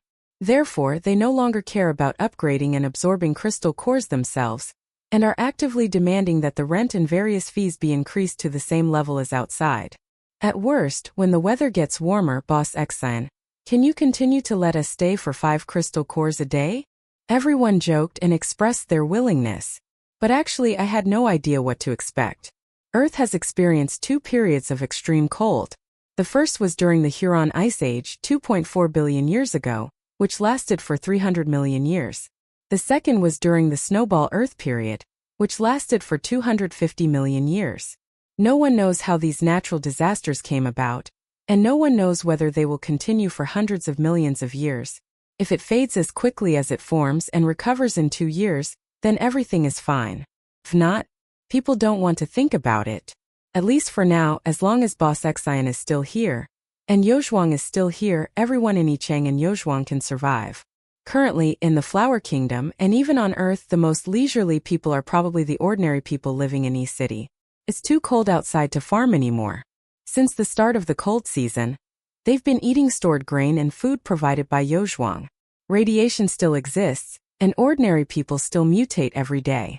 However, their long period of collaboration has allowed them to skillfully identify each person showing signs of mutation, and then notify the administrators and those with superpowers to take the person away for safekeeping. Everything seemed uneasy but generally fine. Yet they felt uneasy about having nothing to do but eat food. Being idle and restless even in peacetime is a source of mental and emotional distress, let alone now. The Yicheng base assigned learning tasks and handicraft assignments. The residential area was covered with layers of insulation, making it very dark. The only light source inside the houses was the wood-burning fireplaces. Only a small area under the glass roof was bright enough to see the surroundings. Of course, it's also very cold here. The person in charge would have people take turns going up to the roof to sunbathe and get calcium. Today people from this floor would come up, and tomorrow people from that floor would come up. Once you arrive, the base will distribute many preheated hand warmers to give everyone a little warmth. Now the hand warmer is placed inside the belly, and the book and textbook are held in the hands to begin learning knowledge. The knowledge itself isn't difficult. These are introductory books specifically chosen by university professors. Teachers from different subjects explain astronomy, geography, paleontology, and the universe in a story-like manner. Those who are interested will naturally listen, while those who are not interested may listen because of an exam. If someone fails the exam, that person will be responsible for collecting and emptying the septic tank for the following week. It's not exactly strenuous work, even easier than farming. But if someone goes to collect manure for several days in a row, wouldn't everyone know they're incompetent? People still have some sense of shame. And so the first task assigned by the manager, a task that seemed designed to create unnecessary trouble, was given out. The second task was to fill the electric hot water bag with water. This is just another job I'm looking for. Each floor of the settlement has a toilet in a different dimension, provided by Xin Xiaoru. Due to limited funds and in order to save costs, there is only one toilet and one water dispenser. The manager had several technicians connect water pipes, extending them quite far, and install faucets so that several people could use one faucet to add water to their electric hot water bottles. Electric hot water bottles filled with water can be heated in the base's interdimensional hotel and rented or sold to some superhumans who need to go out temporarily, so that they can always have a warm hand warmer whenever they want. The third task was sewing quilts. Yozhuang kept many birds. These birds had a high metabolism. Just like humans naturally shed hair every day, they also shed feathers frequently. Sometimes they would fight each other so fiercely that a lot of feathers would fall out. Farmers in Yozhuang collect these feathers and send them to the Yicheng base, where people slowly stuff the feathers into quilts and sew them up. Some skilled craftsmen can even make down jackets. However, the feathers of many birds are quite prickly, so using them as a cover is only better than nothing, allowing some people who don't have enough money to make do. The fourth task is cooking. Each floor of the gathering point has a dedicated room for cooking. The cooking is for the group's own consumption to keep the room warm, and also to be used by those who have commissioned the food suppliers to cook for them. The firewood used for burning came from the trees and plants that grew wildly after the 2,500 mu of land in Yicheng was upgraded. Since both the trees and shrubs had grown incredibly tall, and had been dried in the surrounding area that Xin Xiaoru had specially cleared out to control the moisture, they were perfectly suitable for use as firewood. The kitchen has ventilation openings. Although there is no range hood, the smoke will slowly rise along the ventilation ducts. No matter how much smoke there is, it will definitely dissipate overnight. In addition to these tasks, the base also asked everyone if they had any handicraft skills they were good at, the kind they could do with their eyes closed. Some people could knit sweaters and scarves, some could fold paper, some could make shoes, and some could make juice. In the dim light of the fireplace indoors, one could get whatever one could manage to do. There are only basic task requirements, very few, and it can be completed in as little as half an hour. Some of these jobs are valuable and can be sold in stores, but most of them simply keep people occupied. As long as you're doing something, it will relieve stress to some extent and give you a sense of, I can create value, preventing you from collapsing in a state of confusion. Of course, there are some people who are inherently lazy and unwilling to work. As long as they don't cause trouble, they can just cooperate and do some tasks, which is acceptable. In November, the temperature in Yicheng dropped to -20 degrees Celsius, and the daily energy consumption of Yozhuang Wotu reached 2.7 million points per day. Meanwhile, in the southernmost part of the Flower Kingdom, a place where it is spring-like all year round and snow never falls, snow has also begun to fall. Chapter 51.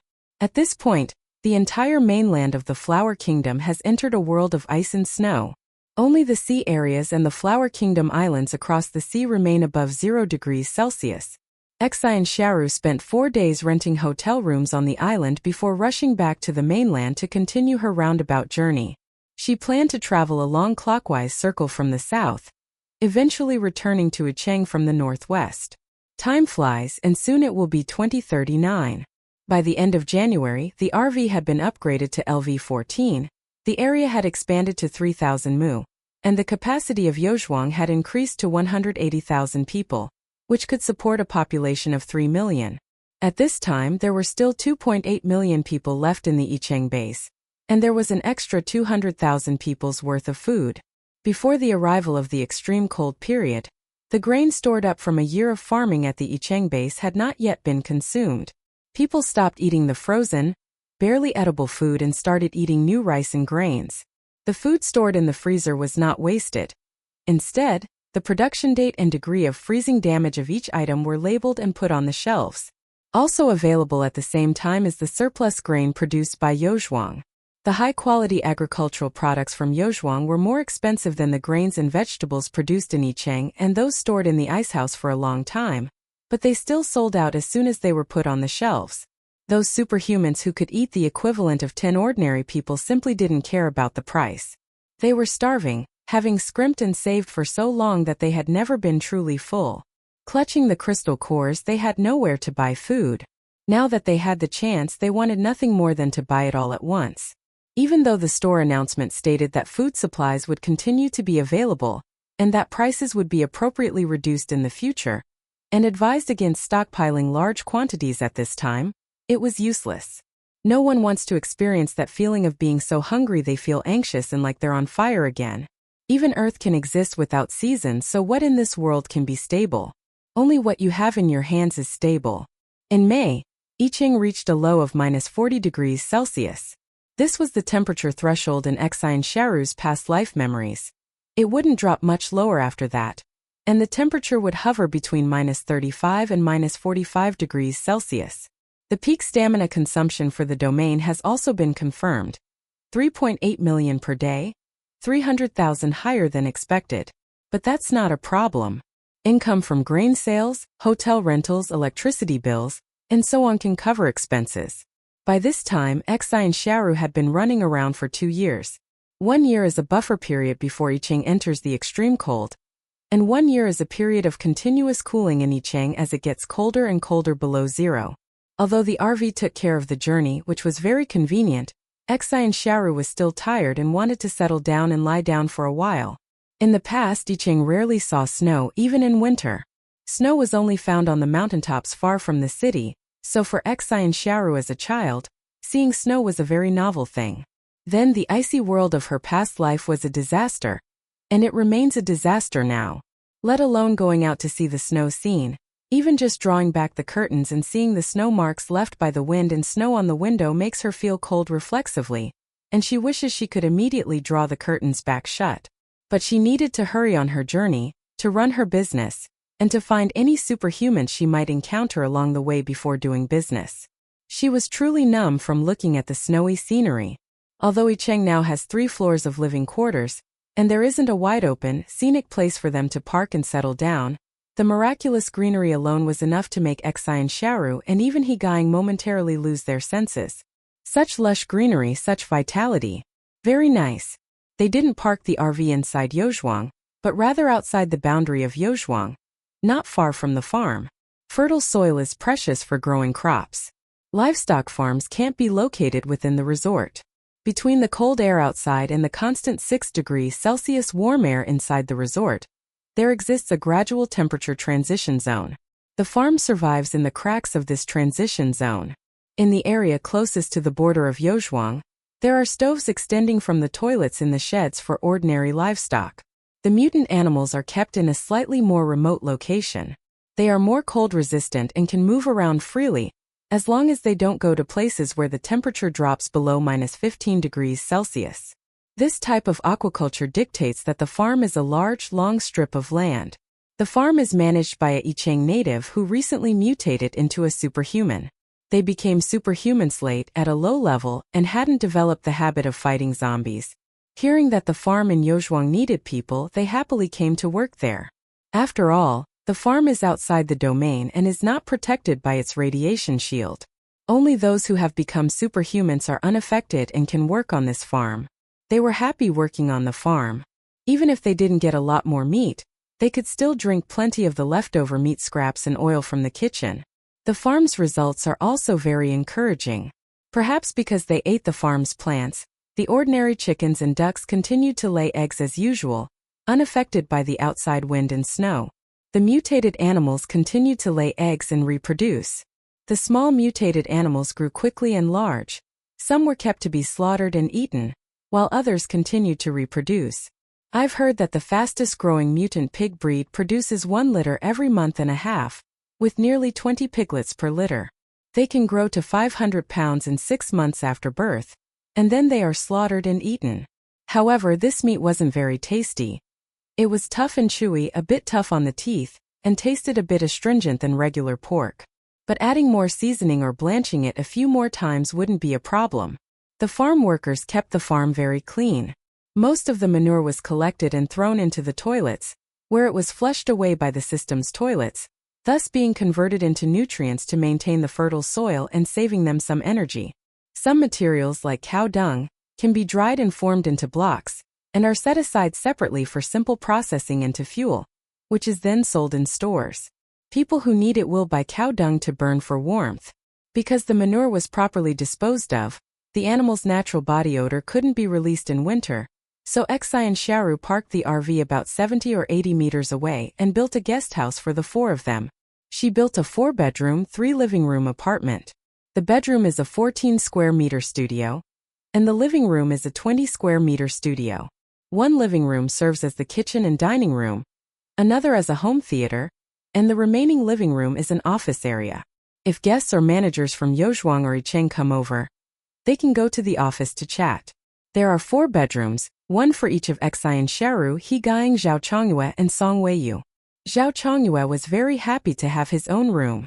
He Gaiying's reaction was indifferent, showing no clear likes or dislikes.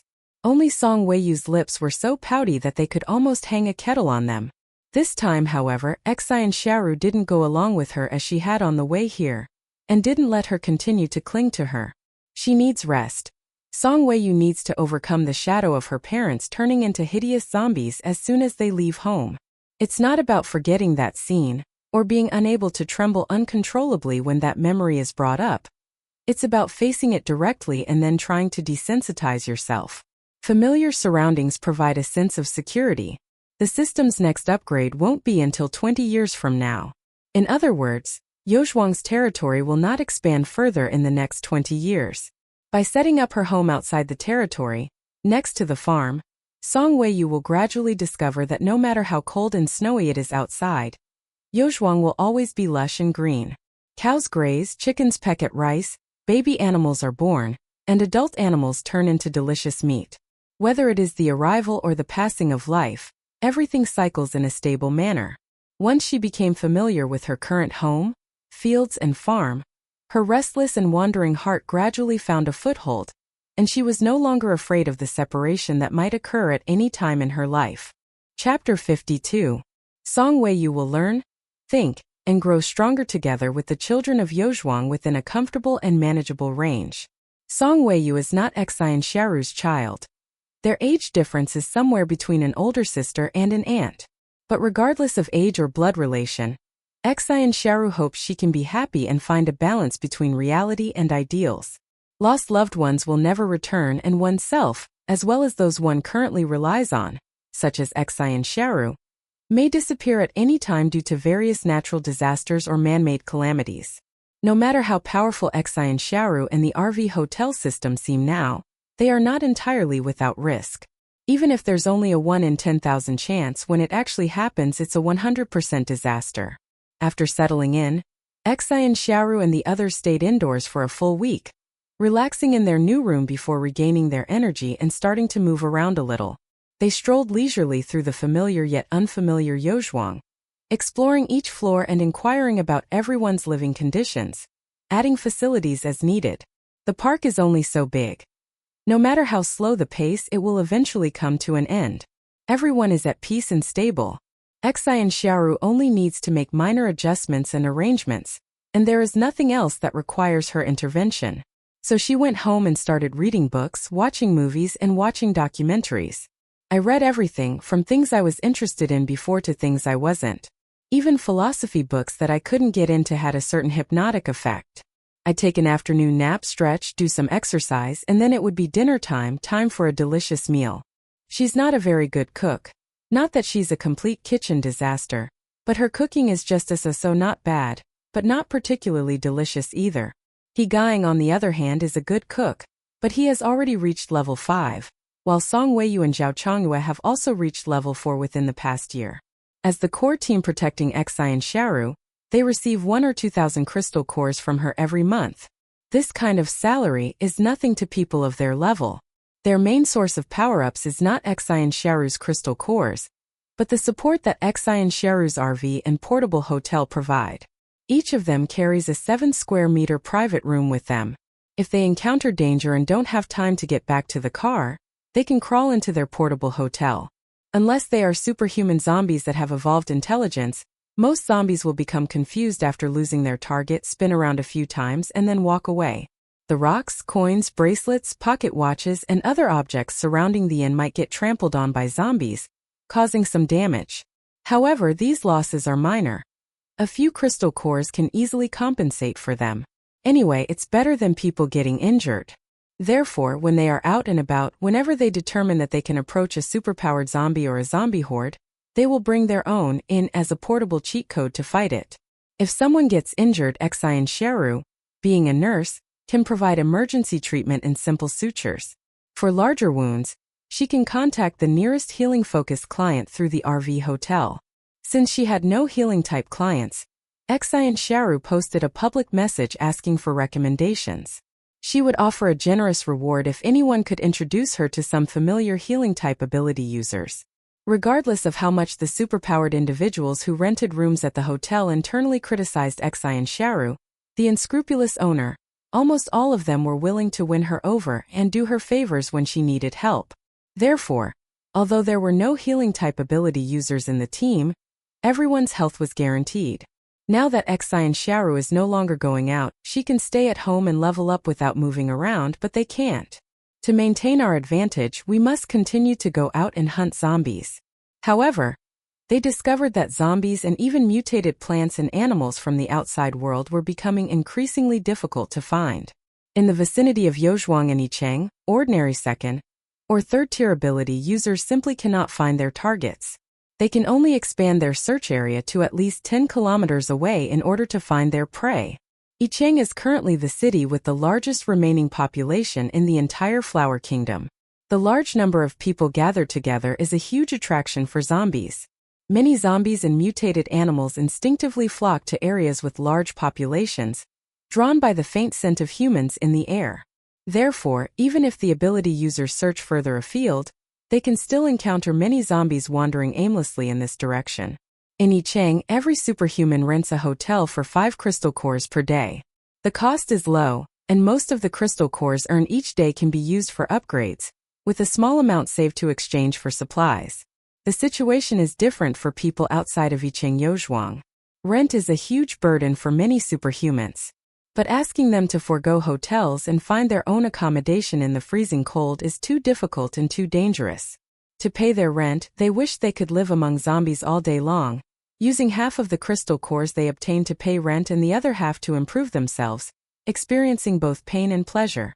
All things considered, although renting a place was exhausting and made me want to die on the spot, having a hotel as a portable space made fighting zombies safer, and I actually got more crystal cores. Others, however, started thinking about other businesses. They gathered the local people with superpowers and had them pay rent to stay at their hotels. The small single room, 7 square meters in size and 3 meters in height, contains 2 bunk beds customized for wood or metal-based ability users, giving it a bit of a capsule hotel feel. However, they were in difficult circumstances. They originally bought this small house to accommodate more people, so that their relatives, who were ordinary people, would at least have a place to stay. But now, in order to earn more money, they are making their families live even more cramped, leaving extra space for the gifted individuals who pay to stay. These superhumans crammed into rented hotel rooms face a more difficult situation than most hotel guests. They didn't run into Xin Xiaoru nearby. The ones they did encounter were too expensive to even afford the minimum rent. Electricity and hot water bills were also a significant expense. so they had no choice but to tough it out outside. If they couldn't bear it any longer, they'd pay to squeeze into someone else's room for a few days to recover, take a hot shower, and give their bodies time to heal naturally. These kinds of privately owned businesses of different sizes and specifications are becoming increasingly common. Peng Jie's business also follows this model. However, Peng Jie had a wider network of connections and entered the market earlier, so she got more discounts from Xin Xiaoru. In addition, as a mental ability user, she had more ways to obtain crystal cores, and her hotel business was booming. Time flies by. The lives of those with superpowers pass quickly amidst small-scale thrills and generally stable circumstances. The massive zombie hordes that erupted multiple times in the previous life have not occurred even once in this life. This is because the Zombie King was approached by third and fourth-tier superhumans before he could gather enough zombies. Zombie Kings level up faster and more easily than humans, so theoretically they should be at a higher level than human superhumans. However, with portable hotels, superhumans are more daring in their attacks, and their leveling speed is not slow either. Furthermore, when killing zombies, if they discover a zombie king of similar or even higher level than themselves, they will immediately flee from the zombie king's detection range and hide in the hotel. Hotel communication functions are especially important at this time. Once the person who discovered the zombie king shared the information, superhumans from dozens or even hundreds of kilometers away would excitedly rush over to gang up on the zombie king. Yes, everyone is very excited. Those who own hotels and are at a mid to high level of development have come to regard killing zombies and mutated plants and animals as pre-dinner hunting. There are dangers, but not many. If they can hunt down even a high-level superpowered zombie, or even a zombie king, their strained finances will be greatly alleviated. It can be said that those who enter the third stage early and have the power to fight in the apocalypse already possess two completely different survival modes from others. Lower-level ability users worry about daily rent, while higher-level ability users strive for a fuller wallet and greater strength. Even though Xin Xiaoru initially offered varying rents based on individual circumstances, maximizing her ability to cater to different needs, resulting in lower-level ability users paying significantly less rent than higher-level users, only a minority of those who didn't seize the opportunity were able to change their current situation. These few superpowered individuals have advanced to the middle to upper level, but their rent has always remained at the level of low-level superpowered individuals, so they live a more comfortable life, making others green with envy. Whether they were already at an above-average level of ability from the start or rose to prominence later, those with the ability to fight would gang up on the zombie king, and then divide the resulting crystal cores among themselves after some haggling. With more frequent collaborations, everyone gained a better understanding of each other's temperaments. When encountering the zombie king again, they wouldn't send those they disliked to attack and divide the spoils. Instead, they'd bring in those they could get along with. It was common for those who got along well to leave their original teams and form new ones. However, how to divide the loot and who should own it became another source of contention. To make the squabbles. No, the communication among the superpowered individuals smoother, Xin Xiaoru added a forum module to the store's dedicated monitor. Therefore, the standard monitors in hotels have two modules, an online store and a forum. Browsing the online store is free, but browsing forums costs money based on the time spent. There's an entry fee of 1 crystal core to join the forum, the same as the basic cost of a hotel phone call. An additional 1 crystal core will be charged for every 10 minutes of browsing time thereafter. Posting text messages is free. However, if you want to import pictures and videos from your mobile phone, tablet, or other device, you will need to pay extra based on the file size. Different customers can set up keyword alerts. For example, if a hotel detects discussions about themselves on a forum, they can receive a notification. Or if a customer wants to know if someone is reliable but can't find relevant discussions on the forum, they can set up keywords, and once relevant discussions appear, they will receive a hotel notification and check the forum. People have a good acceptance of this form of internet access. Apart from being a bit expensive, there's nothing wrong with it. Third and fourth tier ability users agreed to deal with the ability-wielding zombies and the zombie king together. If they had the resources, they would also eliminate the remaining ordinary zombies. If not, they would notify nearby ability users, or create a post in a forum section specifically marking zombie hordes, specifying the coordinates of these leaderless zombie groups, so that others could approach and gradually eliminate them. Low-level ability users, unless they are near a horde of zombies, will usually check the forum once a day to see the coordinates of the horde. If it's not too far away, they will rush there and live in the zombie horde, fighting zombies every day until they are exhausted, then quickly return to the inn. The inn might get accidentally stepped on a few times by unsuspecting zombies losing a crystal core or two, but that's no big deal. We can keep fighting and collecting crystal cores tomorrow, and we won't have to worry about them for the next few days. This kind of life lasted for a long time. But I don't know when it started, the number of zombies has been decreasing. It's August of 2040, the 5th year of the apocalypse. This month is a crucial point in the zombie killing campaign.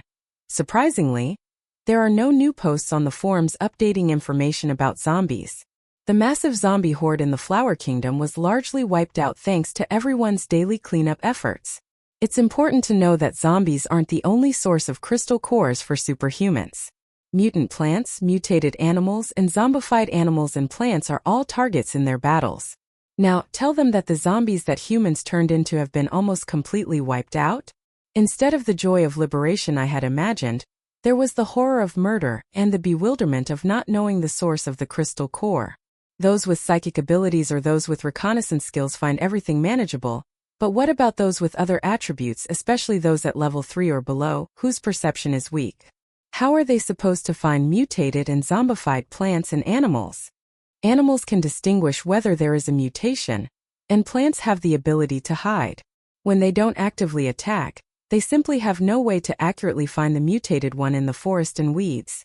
If they can't find accommodation and have no source of income, how will they stay in hotels? How will they buy food?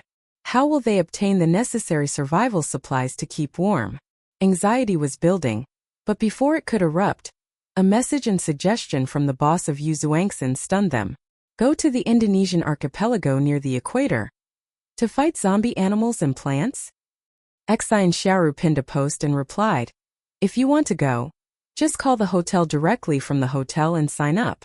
I'll collect your hotel belongings one by one and take you there. According to experts in Beijing and Yicheng, global warming should begin now, starting from the equatorial region. While the snow and ice cover keep zombies, humans, and animals inactive, let's go out, clear out the zombies, collect crystal cores, and upgrade. Once the weather warms up, we can claim the cleared land and start farming. I'll provide high-quality seeds from Yozhuang. In addition, raising mutant animals should also be put on the agenda. Zombies are infertile, and most of them will eventually be wiped out by us. Only mutated animals and plants can reliably produce crystal cores, meat and vegetables. We will inevitably coexist with mutated plants and animals in the future. Since that's the case, let's conduct research and screening as soon as possible. While there are still so many zombies on Earth, and the crystal cores can power the hotel's normal operation, we should find mutated plants and animals that can grow in hot weather and reproduce in cold weather, store and protect them, and prepare for a continuous acquisition of crystal cores in the future. No one can guarantee that extreme weather will disappear. Prepare for the worst. No matter how the weather changes, whether it's freezing cold, scorching heat, or landslides and tsunamis, as long as you have enough crystal cores, the inn will be your strongest support and cheat code. Chapter 53. The RV hotel belongs to Xin Xiaoru, and the system belongs to Xin Xiaoru. However, the hotel's success at this level is no longer solely due to Xin Xiaoru's influence. Every year, ordinary people die from radiation. In the past year, another 100,000 people in Yicheng have turned into zombies, leaving only 2.7 million people. The fertile land of Yozhuang can support 3 million people, and the extra 300,000 are all absorbed by the superhumans. A 4th-tier ability user can eat 25 times more than an ordinary person. Even if the Flower Kingdom is now full of 4th-tier ability users, Yozhuang can still support 12,000 ability users. The reality is that there are only 200 or 300 4th-tier ability users, who are definitely in the top tier. The remaining ability users don't have such a large appetite, and the current food supply is more than enough. Even if everyone levels up in the future, there will still be enough food for the time being. There's never enough food. There's enough for the superhumans but not enough for the bases with ordinary people. They're always the ones facing the toughest challenges. In her past life, Xin Xiaoru couldn't stand the hunger at the end of the year, so she went out to find and grab supplies. She finally found a box of biscuits under the snow, but before she could eat them, she was pushed to the ground by the crowd that rushed up behind her. She didn't know whether it suffocated, was trampled to death, or starved to death in the end. Now ordinary people in urban bases can use Xin Xiaoru's hotel, running long cables from it. Electricians will modify existing materials to create specially made, extra-large electric blankets to heat and insulate greenhouses. Ordinary people can also keep warm by sticking close to the ground. As for the crops they planted, ordinary varieties certainly wouldn't work. They use seeds and crops in their decline phase provided free of charge by Yozhuang. The crop seeds improved by the fertile soil of Yozhuang have mutated to some extent, but they have not yet reached the point where they can grow crystal nuclei. They possess extremely strong cold resistance. Although they cannot grow outside of fertile soil in temperatures that frequently drop to -30 or 40 degrees Celsius, they can still manage to grow for a while if the root area is heated like an electric blanket to maintain a local temperature above zero. The yield won't be that exaggerated, but it will at least provide some food for the masses, enough to fill their stomachs. In addition to providing seeds for free, Xin Xiaoru also gave crops from Yozhuang that were in decline to these ordinary people's farms. In the past, when we didn't have enough to eat ourselves, we would give our crops that were past their prime to the people of Yicheng to grow. Now that everyone in Yicheng has enough to eat, we naturally donate our crops that are past their prime to those in need. There's not much Xin Xiaoru can do for outsiders. Every day, many ordinary people still die in large numbers, either from mutations or from hunger and disease. But the number of survivors is still far greater than in her previous life. The help she gave to outsiders also brought an unexpected reward one day. Mutant plants suddenly grew in an ordinary person's base. Those were crops that were originally in a period of decline, but after being affected by radiation, they did not die faster. Instead, they became mutated plants, the kind with crystal nuclei. Not only does it have a crystal nucleus, but most of the seeds it produces also have crystal nuclei. The base was immediately in an uproar, with all the superhumans rushing over to check the situation. Upon learning of the situation, Xin Xiaoru rushed over to check. She discovered that this wasn't the only crop from Yozhuang that had sprouted a crystal core. There were over a dozen others in a similar state. However, their energy fluctuations were much weaker, and the base's ability users didn't detect them. From then on, these crops were no longer just consumables for producing food, but also real money-making machines. Yozhuang's radiation protection mechanism protected ordinary people and also eliminated the possibility of natural plant mutations. When mutated crops appeared outside, Xin Xiaoru immediately transplanted them back for trial planting, and the results were surprisingly good. The mutated crops grow taller and larger, produce heavier and more filling fruits, and many fruits contain crystal nuclei, providing a truly stable channel for obtaining crystal nuclei. If fruits and seeds with crystal nuclei are planted, not every one of them will grow normally, even in fertile soil. After all, mutations can develop in all directions.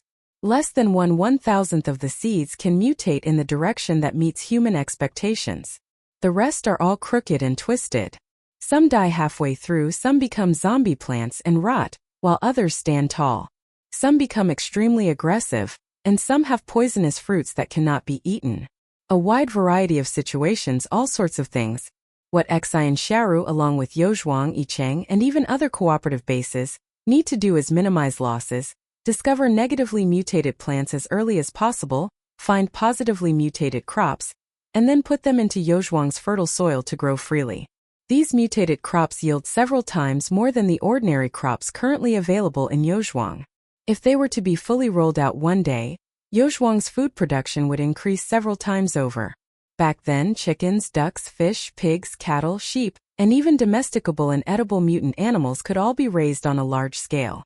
Especially for livestock like chickens and ducks, which lay eggs and provide meat, once grain was plentiful, there was no limit to how much you could raise them.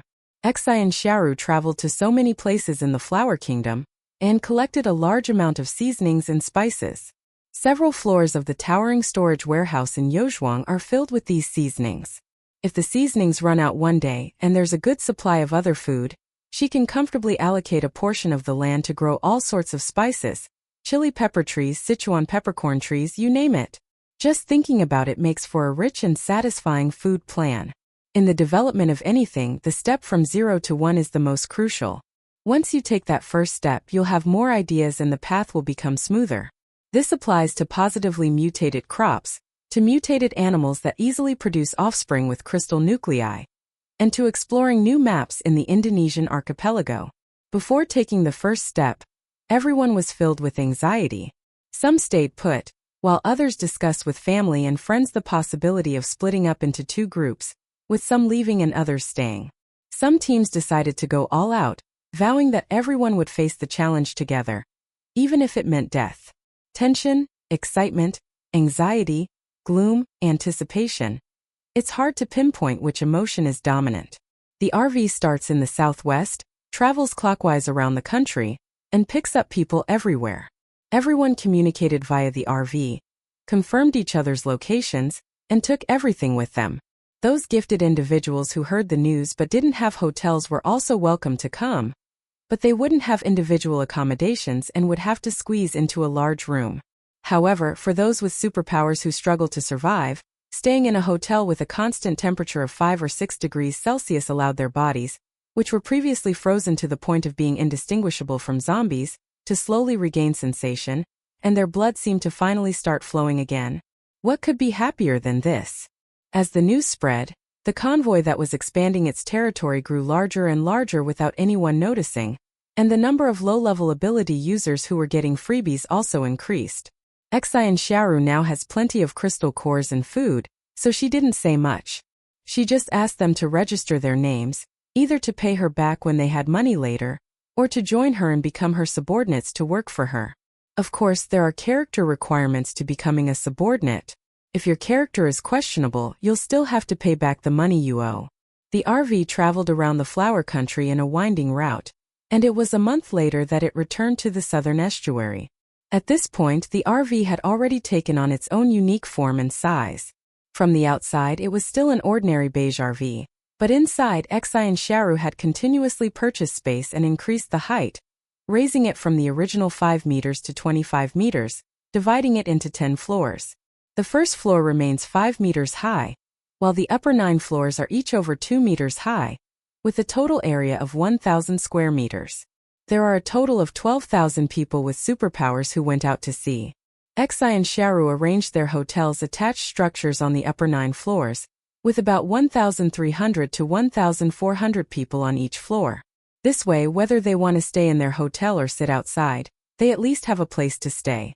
Like those cruise ships, you have your own room and you can also move around outside. Those who were picked up by Xin Xiaoru and didn't have their own hotel were naturally happy to stand outside for a while, as it wasn't so crowded. Capsule hotel users would also stretch their arms and legs outside. However, for those with slightly larger rooms, or those staying in a group, the space inside and outside was about the same, so the time spent in the room and outside was about 50-50. Inside the cabin you have more space, or you're more comfortable with each other since you already know each other. But outside, this RV-style cruise ship has windows. If you're not afraid of the cold, you can even open the window and feel the -40-degree wind outside. Outside the window, the landscape was covered in snow, a pristine white expanse. The scenery rushed past, and the superhumans could see the landscape and also perceive the situation outside. Staying in the hotel didn't feel like they were moving around. Instead, they had a false sense of security, as if they were stuck in one place. On the calm sea surface, there are newly formed, thick glaciers, and within the thick ice layers are frozen and sealed debris. Some are human processed products, some are animal and plant corpses, and some are zombies moving aimlessly. Peng Jia was one of the people who came out to sea with her. Since she and Xin Xiaoru were old acquaintances, she greeted her at the hotel and went down to the spacious and warm first floor to chat with her, while also helping out by sensing the changes in the surrounding supernatural abilities. Once zombies or mutated plants and animals are discovered, their level is assessed, and Xin Xiaoru is informed. Xin Xiaoru then advises those who want to fight zombies along the way, based on the distance and number of zombies. Those who can fly should fly over and deal with them. Those who cannot fly or are too far away should drive their RVs over and wait until everyone has dealt with the zombies before continuing on. The density of corpses is lower than water, and even lower than seawater, as are the density of zombies. Therefore, most of them float on the surface after being trapped in the sea. Some are simply trapped in the ice that forms on the sea surface without even realizing it. They aren't dead. After all, their crystal cores are still there, and they can continue to move once the ice melts. However, now they are all prey to be slaughtered in the hands of ice-type ability users. A fifth-tier ability user like Higain can remotely extract the crystal cores of zombies within 500 meters, and then drag them back to his RV. Only when there are too many zombies in a group, and it takes him a while to extract the crystal cores by himself, will it be the turn of the ability users to work together. In short, regardless of who makes the move or what method is used, this team of 12,000 superhumans is unprecedentedly large and a formidable force wherever they go. If you encounter a trapped horde of zombies, kill them. Kill the zombie fish swimming in the water. The detected, restless mutated aquatic plants were killed. We're not afraid of your attacks, we're afraid you won't come. Some water-based ability users, after discovering a large school of zombie fish underwater, discuss forming a group and volunteer to stay there. They're water-based. Coming here is like coming home to happiness. With so many crystal cores swimming around in front of them, how could they possibly refuse? They even considered rushing into the water along with the hotel's surroundings, figuring they could just crawl into the hotel whenever they couldn't take it anymore, and come out again once they felt better. If they were bold enough, everyday Zhongshan would open the door and find himself in a money pit. Xin Xiaoru had no objections. Those who wanted to leave took their hotels and walked out of the glacier. Some lower-level water-based ability users could only watch enviously. They didn't have the money to rent a hotel alone, and their bodies hadn't yet recovered enough to single-handedly brave the swarm of zombie fish. They could only sigh. I don't know if I'll have another chance like this in the future. On the way south there is both ocean and land. Xin Xiaoru only keeps the general direction south, and it is normal for her route to fluctuate by about 30 degrees to the left and right each day depending on the direction of the zombie horde. On land, the RV naturally encountered many local people with supernatural abilities. Xin Xiaoru's English was only good enough to pass exams in school. She could do the standard dialogues in the textbook, but she didn't use English to talk often, so she wasn't fluent. She had some difficulty communicating with people outside through a loudspeaker, but she didn't care.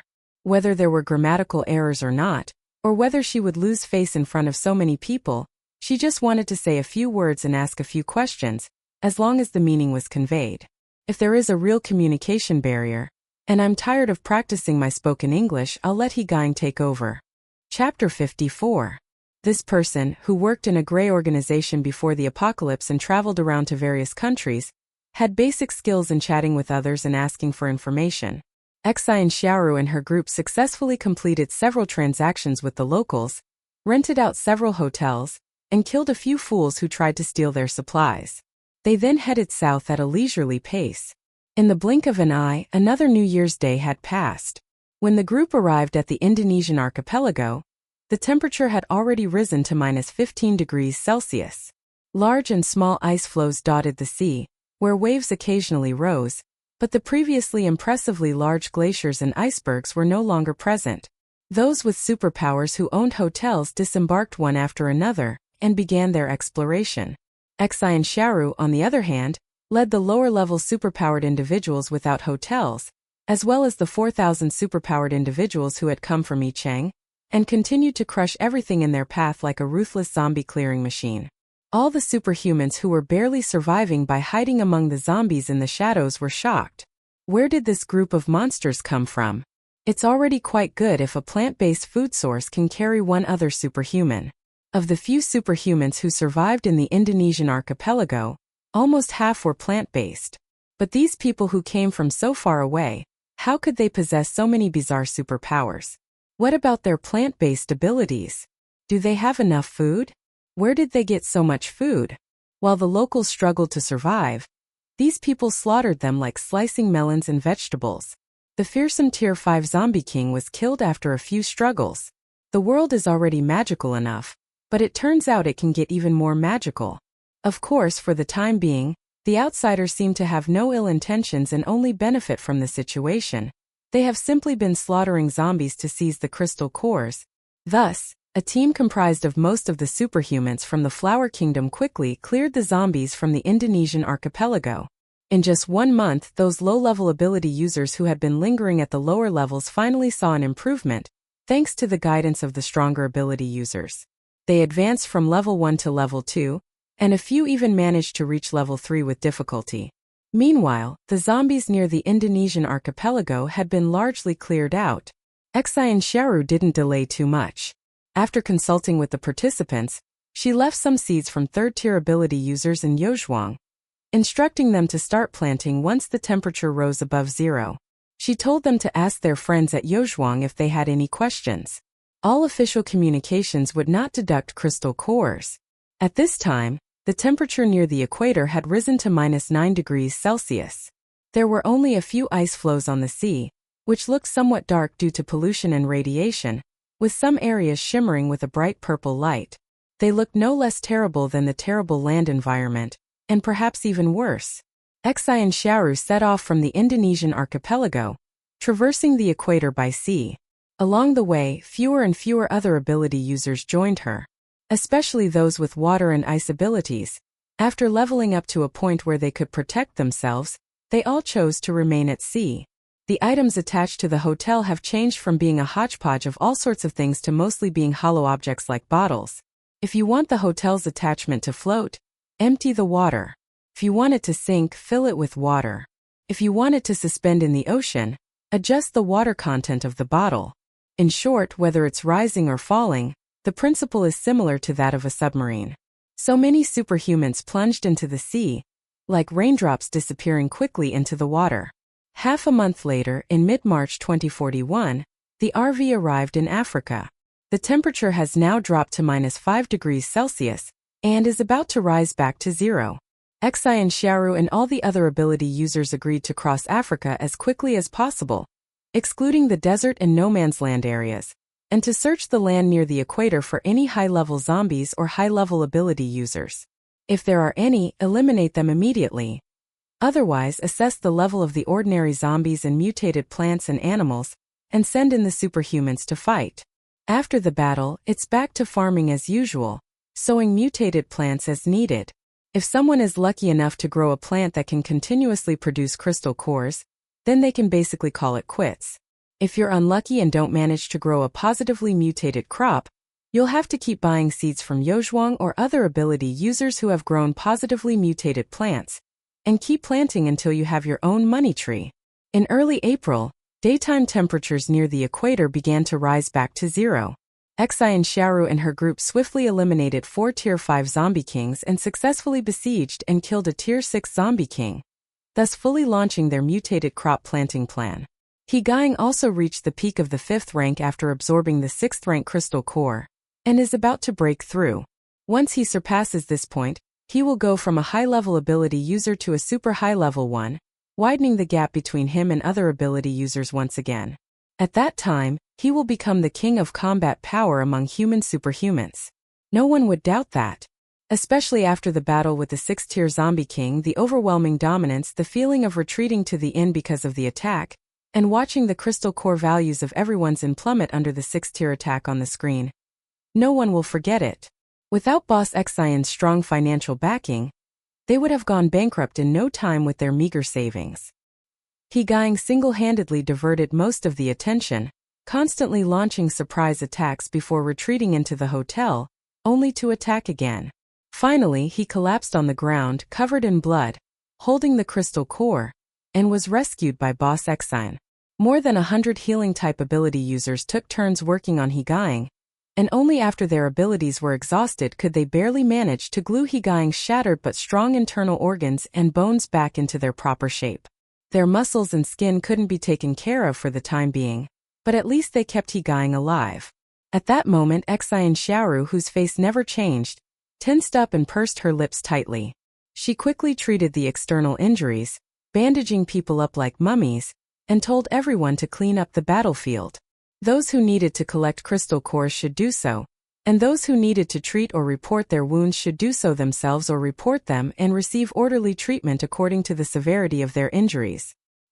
Gang was still in a coma with a high fever, and his body was instinctively recovering quickly, but he couldn't be left alone for a while. Xin Xiaoru stayed by his side while arranging for people to line up in the next room, separated by a curtain, so that she could take turns treating his wounds. After finishing her work, she looked back at Gang and found his heartbeat much stronger. Thanks to the cooling patches, his fever hadn't gotten too high and was slowly dropping after reaching its peak. His strength, approaching that of a 5th-tier or 6th-tier cultivator, made his healing ability incredibly abnormal. Xin Xiaoru looked at the 6th-tier crystal core he brought back, wondering why he didn't absorb it on the spot. Even if he couldn't reach the 6th tier, it could quickly make up for the deficiency in his supernatural ability, leaving more energy for his body's recovery. The system charges based on the number of crystal nuclei. A small worthless crystal nucleus like a grain of sand has a value of 1, as does a 6th-order crystal nucleus. Therefore, Xin Xiaoru encouraged everyone to exchange for high-level crystal cores themselves, and then try to exchange them for first-level crystal cores or gravel crystal cores before paying for the room. Gang was the same way. He would give Xin Xiaoru any crystal cores he found that were worthless like sand, while he would keep the other crystal cores for himself as money or absorb them directly. I don't know why I had to bring the 6th-order crystal core back to show her this time. Thinking of something, his tense brows suddenly relaxed a little, which was somewhat amusing and cute, before finally turning into a touch of heaviness. I hope this is the last time you're so badly injured. As temperatures rise, the temperature near the equator has returned to 0 degrees Celsius, and Yuzhuang has also risen to -22 degrees Celsius. The number of crystal cores required to maintain Yuzhuang as a whole has decreased significantly. Xin Xiaoru calculated the current stock of crystal cores, as well as the extra crystal cores stored up after the weather warmed up, and planned to help him level up to the 6th rank in one go when he woke up. Gang remained unconscious for 4 days. When he woke up on the 5th day, he was extremely thin from hunger. Xin Xiaoru took out a large bowl of steamed century egg and lean pork congee and placed it in front of Gang. Next to it were stir-fried pork, braised pig's trotters and duck legs, and a large bucket of lemon water to cleanse the palate, and a 6th-order crystal core. Gang paused, her hand still holding the food she was about to eat. Time was a bit tight, and I forgot to absorb it at the time. Xin Xiaoru hummed in agreement. The 6th-order crystal core is very beautiful. When absorbing it, you can leave some energy in it and preserve its form, so you can keep it at home as a battle souvenir. Gang's lips curled up almost imperceptibly, but he instinctively suppressed it. Okay. The beautiful crystal core was preserved and placed by the window like a work of art. Gang even made it a base made of ice crystal, making it look even more beautiful. Only Zhao Chongyue muttered as he passed by. Doesn't seeing it make your insides ache? I feel like I've been beaten up by that level 6 zombie again. Song Weiyu, who was silent but no longer so withdrawn, said indifferently. Its shape is somewhat like a heart, and its color is magenta with a hint of pink and purple. Zhao Chongyue let out a short ah. For a full minute, his eyes widened, his round bull-like eyes filled with disbelief. Those two people are up to something? Song Weiyu calmly drank her milk. She felt that if she didn't say anything, everyone in the world with superpowers would probably realize it, but her good brother and teammate Zhao Chongyue wouldn't. Zhao Chongyue immediately strode up, pushed open Gang's bedroom door, and slammed it shut, beginning his soul-searching interrogation.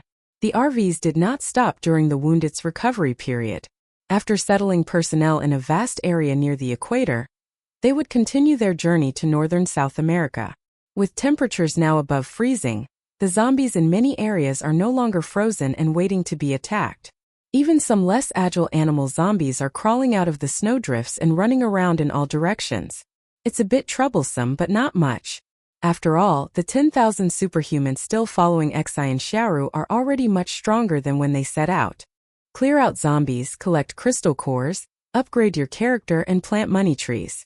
Successful attempts will yield countless amounts of money, while those that don't succeed yet will still produce mutated crops that continuously generate food, providing plenty to eat.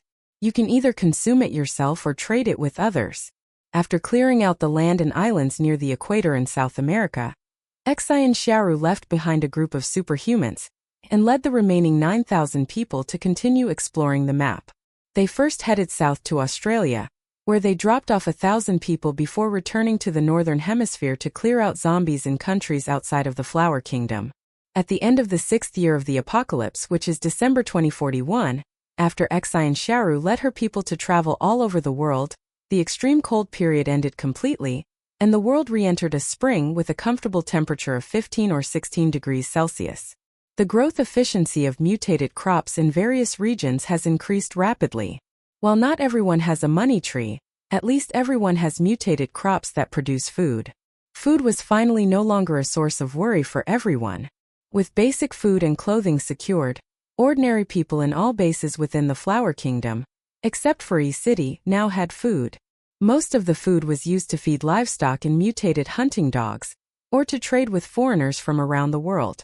Foreign superhumans, lacking the advantages of hotels, have very loose connections with each other. Those who survive in such harsh environments are either exceptionally resourceful or exceptionally strong. Quite a few have considered robbing foreign superhumans. However, He Gang had already broken through to the 6th level in August. Every time he arrived at a place, he would greet the 5th level ability users there. The people in the hotel were with them. If you launched an attack without them provoking you, you had to be prepared to be hunted down. To convince these people how convenient communication among themselves was, Xin Xiaoru returned to her old profession, renting out hotels at high prices and introducing them to the hotel's various functions such as electricity, communication, forums and shops, implying if you dare to go against us, we dare to gang up on you. The attitude was humble yet firm. It wasn't spoken with overwhelming malice, but the meaning was clear, and everyone had to think twice. And as an outsider, isn't it much more convenient for you to have a hotel where you can buy food and all sorts of strange odds and ends? If you still want to use it and want your phone, tablet, or other devices to have power to charge, then don't do anything out of line. If anyone from the flower countryside goes too far, then everyone can record a video as evidence. Leave minor matters to the RV and major matters to Xin Xiaoru. If it's determined that someone from your own side did something wrong, then leave it alone and resolve it yourselves. Of course, if something is particularly outrageous, they will handle it themselves without anyone else having to. Even if Xin Xiaoru doesn't take action, she will gather people nearby to do so. Compatriotism? Of course it exists. But let alone compatriots from all corners of the country. Even brothers can have different personalities and dislike each other. Xin Xiaoru has no intention of blindly defending or endorsing unscrupulous fellow countrymen. As for foreigners, well, if you can't beat them, you join them. The superhumans from the Flower Kingdom are clearing out zombies all over the world, including the sea. Outsiders are happy to see this happen, and given that they can't beat the owner of the RV hotel, it's an objective fact that they might as well just be like everyone else, collect their room fees, grow crops, and pray that they can have a money tree of their own. Surprisingly, this made everyone's lives much more stable. That's just how people are. When they're living comfortably, they want to do extreme sports to seek thrills, but when life gets too exciting, they want to return to stability. It seems that suddenly everyone inexplicably emerged from the state of fighting and struggling to survive. The hotel offers communication, internet access, and even map navigation.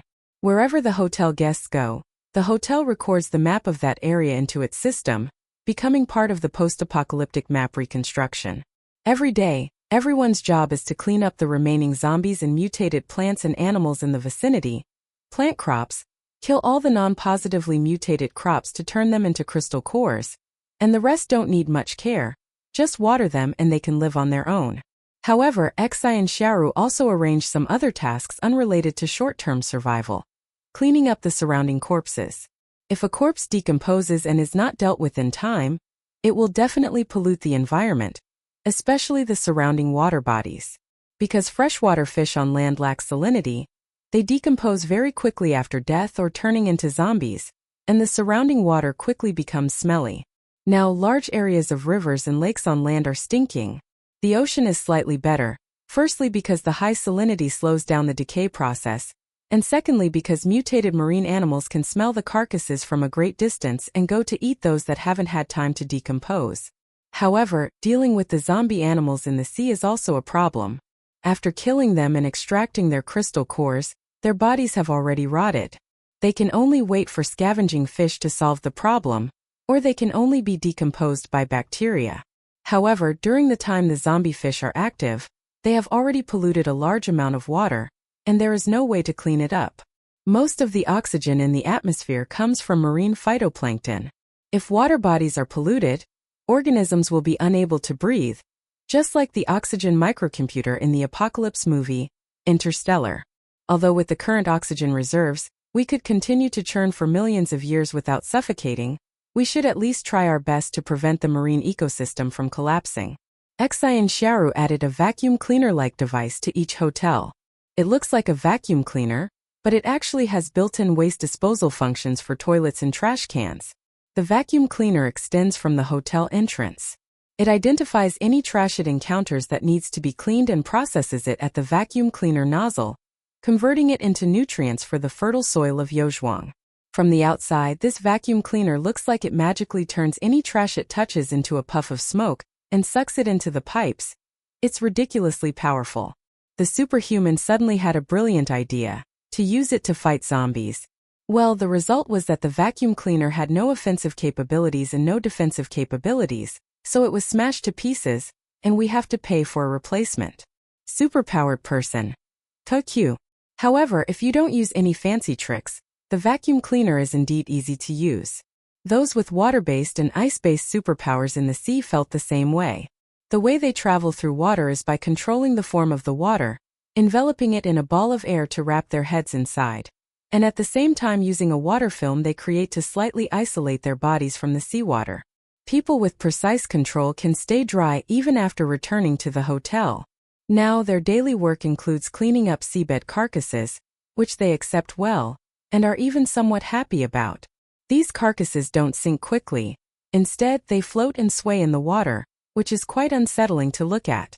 Being able to deal with the carcasses they see is a welcome change, a way to improve their living environment. Since most people deal with corpses and zombies, they don't necessarily want to confront other mutated plants and animals unless they actively provoke them.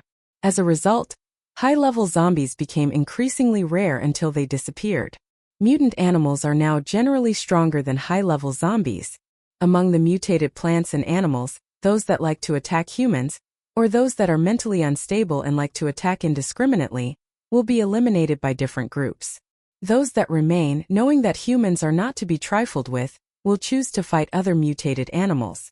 At this point, low-level zombies become their primary target. Earth remains shrouded in the shadow of radiation, with new individuals constantly being mutated into zombies. Before these newly formed zombies become powerful, the surrounding mutated plants and animals will detect subtle fluctuations in their supernatural abilities, go and kill the new zombies, obtain their crystal cores and enhance themselves. This is positive feedback, a positive cycle. Chapter 55. The mutated plants and animals will become stronger and stronger, and new zombies will be eliminated at the very beginning. The number of zombies on land and in the sea will be suppressed to a very small number. By 2043, the superhumans would hardly see any zombies outdoors. That year, something not insignificant happened to Xin Xiaoru. Her RV was upgraded. The last upgrade was in early 2039. 4 years later, the RV system has finally been upgraded from LV14 to LV15. The fertile land area has expanded from 3,000 mu to 3,500 mu, and the population of Yozhuang has also increased to 180,000. To upgrade to LV16, you need 1.5625 billion 5-star reviews. Based on the current number of customers, the next upgrade is estimated to be in about 20 years. And after reaching LV16, upgrading to LV17 is expected to take 89 years. To Xin Xiaoru, the RV system is like a dog that has gone through a rapid growth phase, quickly reaching adolescence or adulthood, and then it can't grow much longer. Similarly, human survival on Earth no longer solely depends on the few thousand acres of fertile land in Yozhuang. In the past 2 years, the cultivation of mutant crops has been booming globally.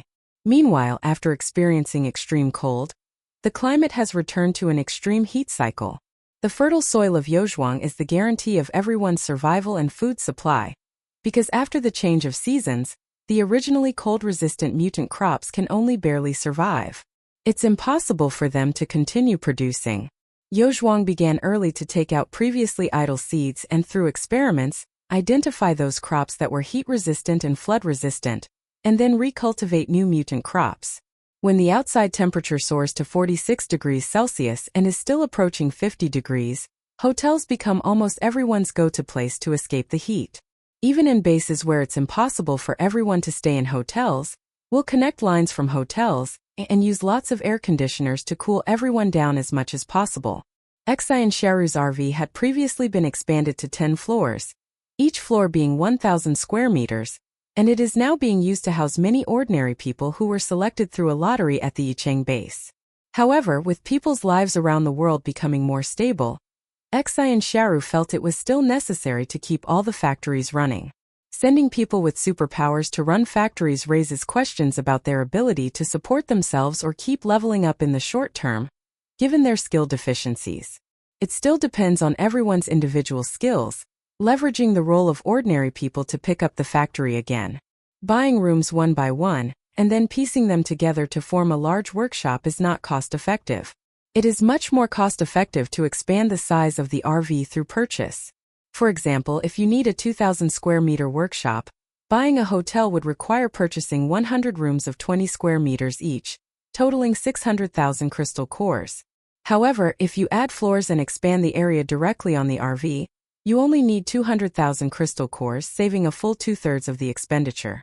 Once the factory is built, ordinary people who are suffering from anxiety and fear will have a place to go. Currently, on RV forums, there are many discussions about the meaning of ordinary people's existence. The whole world is full of mutated animals, and ordinary animals can no longer survive. Protecting ordinary people now is just hypocritical behavior that goes against the laws of nature. Xin Xiaoru, however, felt that the meaning of ordinary people's existence was like the seeds of other crops that were sealed and preserved during the coldest period of winter. Are they useless? For now it seems so. Look how well those cold-resistant mutant crops thrive. And then look at these other crops, what is the point of their existence? However, with the change in environment from extreme cold to extreme heat, the crops that were originally advantageous quickly withered away. And in the end, we still had to find new heat-resistant crops from the ordinary crops that had been preserved. Earth is currently experiencing intense solar and cosmic radiation. Some people are fortunate enough to be guided towards positive mutation, becoming superhumans. But what if, in the future, the nature of the radiation changes, becoming rays like a virus specifically targeting superhumans, killing off a large number of them, while only ordinary people can survive by mutating in the opposite direction? There are thousands upon thousands of types of radiation that can be analyzed and those that cannot. You never know what kind of people with certain genes will be able to stay ahead in a turbulent and uncontrollable world. Humanity once thought itself powerful enough, yet even with the slightest fluctuations leaking from the Earth and the universe, less than 1 in 10 survived.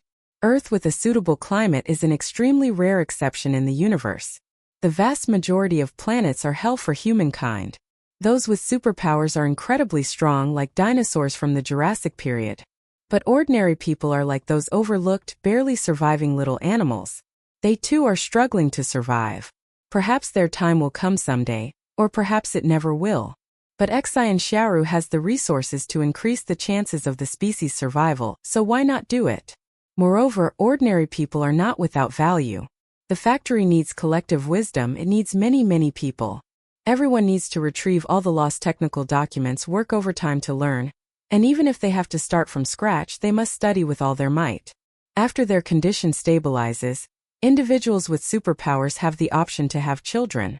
If they lack the energy to raise the child themselves, they can inform Xin Xiaoru and come to the RV during their pregnancy, where they will be cared for by ordinary people who have received nursing training. After the child is born, it can remain in the RV for socialized upbringing. If the person with superpowers wants to see the child every day, they can invite an ordinary person to live with them and act as a nanny.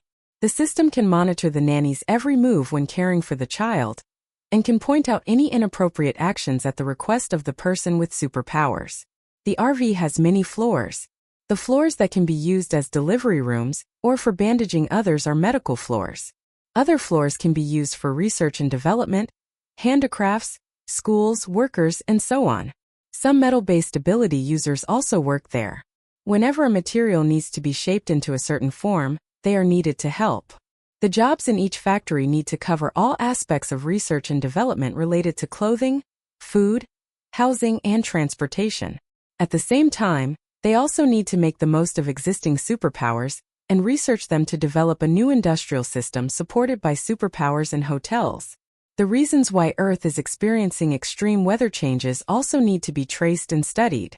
After humanity was freed from basic needs for food and shelter, it devoted more energy to rebuilding civilization. Xin Xiaoru also simply used a year's profits, 200 million crystal cores, to buy 2 million square meters of RV space and start building a factory. After the platform was set up, civil servants and technical personnel from Yicheng who had relevant experience began to join in and coordinate the management together. In 2045, after 2 years of trial and error, the factory began to produce commonly used medical equipment, medical consumables, common medicines, anti-radiation jackets, waterproof cloths, dust masks, portable supernatural ability detectors, portable radiation analyzers, and so on. On a smaller scale, various low-tech, manually operated condiment processing plants, bread factories, cooked food processing plants, fast food canteens, and so on are also being vigorously developed. For those who prefer staying home, life is more convenient than before the apocalypse. You don't have to wait for food. You can order from a store anytime and pick it up immediately. If your hotel is small and doesn't have a washing machine, you don't need to wash by hand. You can just buy a laundry service. Your dirty clothes will be received instantly, and an hour later, they will be tumble-dried and sent back to you so you can wear them again immediately. If your bicycle breaks down, just go to an RV store to buy parts. After buying the parts, you can watch the accompanying video tutorials and follow the instructions to fix the bicycle. If your electric vehicle breaks down and you can't fix it yourself, you can order it to be transported via your RV. The RV's vehicle repair and processing factory will handle it, provide a cost list after the inspection, and then recycle it after you pay. Previously, all sorts of trivial items unrelated to survival could now be purchased. Body lotion, mosquito repellent, sneakers, sandals, waterproof shoes, as well as milk, yogurt, instant noodles, candy, hot pot base, noodles, braised meat, cured meat, barbecued meat, and even pet food for mutant animals. Everything was available. As long as there is demand, Xin Xiaoru can find ways to create a small workshop and provide employment for more people. The Yicheng base currently has 2.43 million ordinary people, of whom 970,000 have already moved to RVs. Every month, 60,000 people take turns working in various factories. The rest continue studying, living and eating here, which inadvertently provides Xin Xiaoru with a significant amount of physical energy every day. Although the total value they created was very small when divided among individuals, far from reaching the level where each person could contribute 5 crystal cores per day for a basic bed, Xin Xiaoru was still very happy with their contribution of physical strength. In 2048, when Earth enters another cold period, the global landmass will be covered with selected, positively mutated crops. Cold-resistant, heat-resistant, and flood-resistant varieties have all been successfully cultivated. Regardless of the cycle, everyone can obtain a stable food output and a stable supply of gravel nuclei to pay for housing.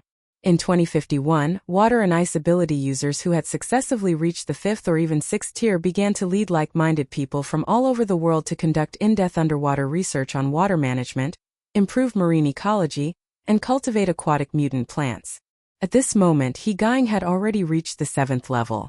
He followed Xin Xiaoru and used a motorhome similar to a submarine, leading a large group of people on a sea voyage. This is a much longer, more expansive, and far more mysterious journey than traveling on land.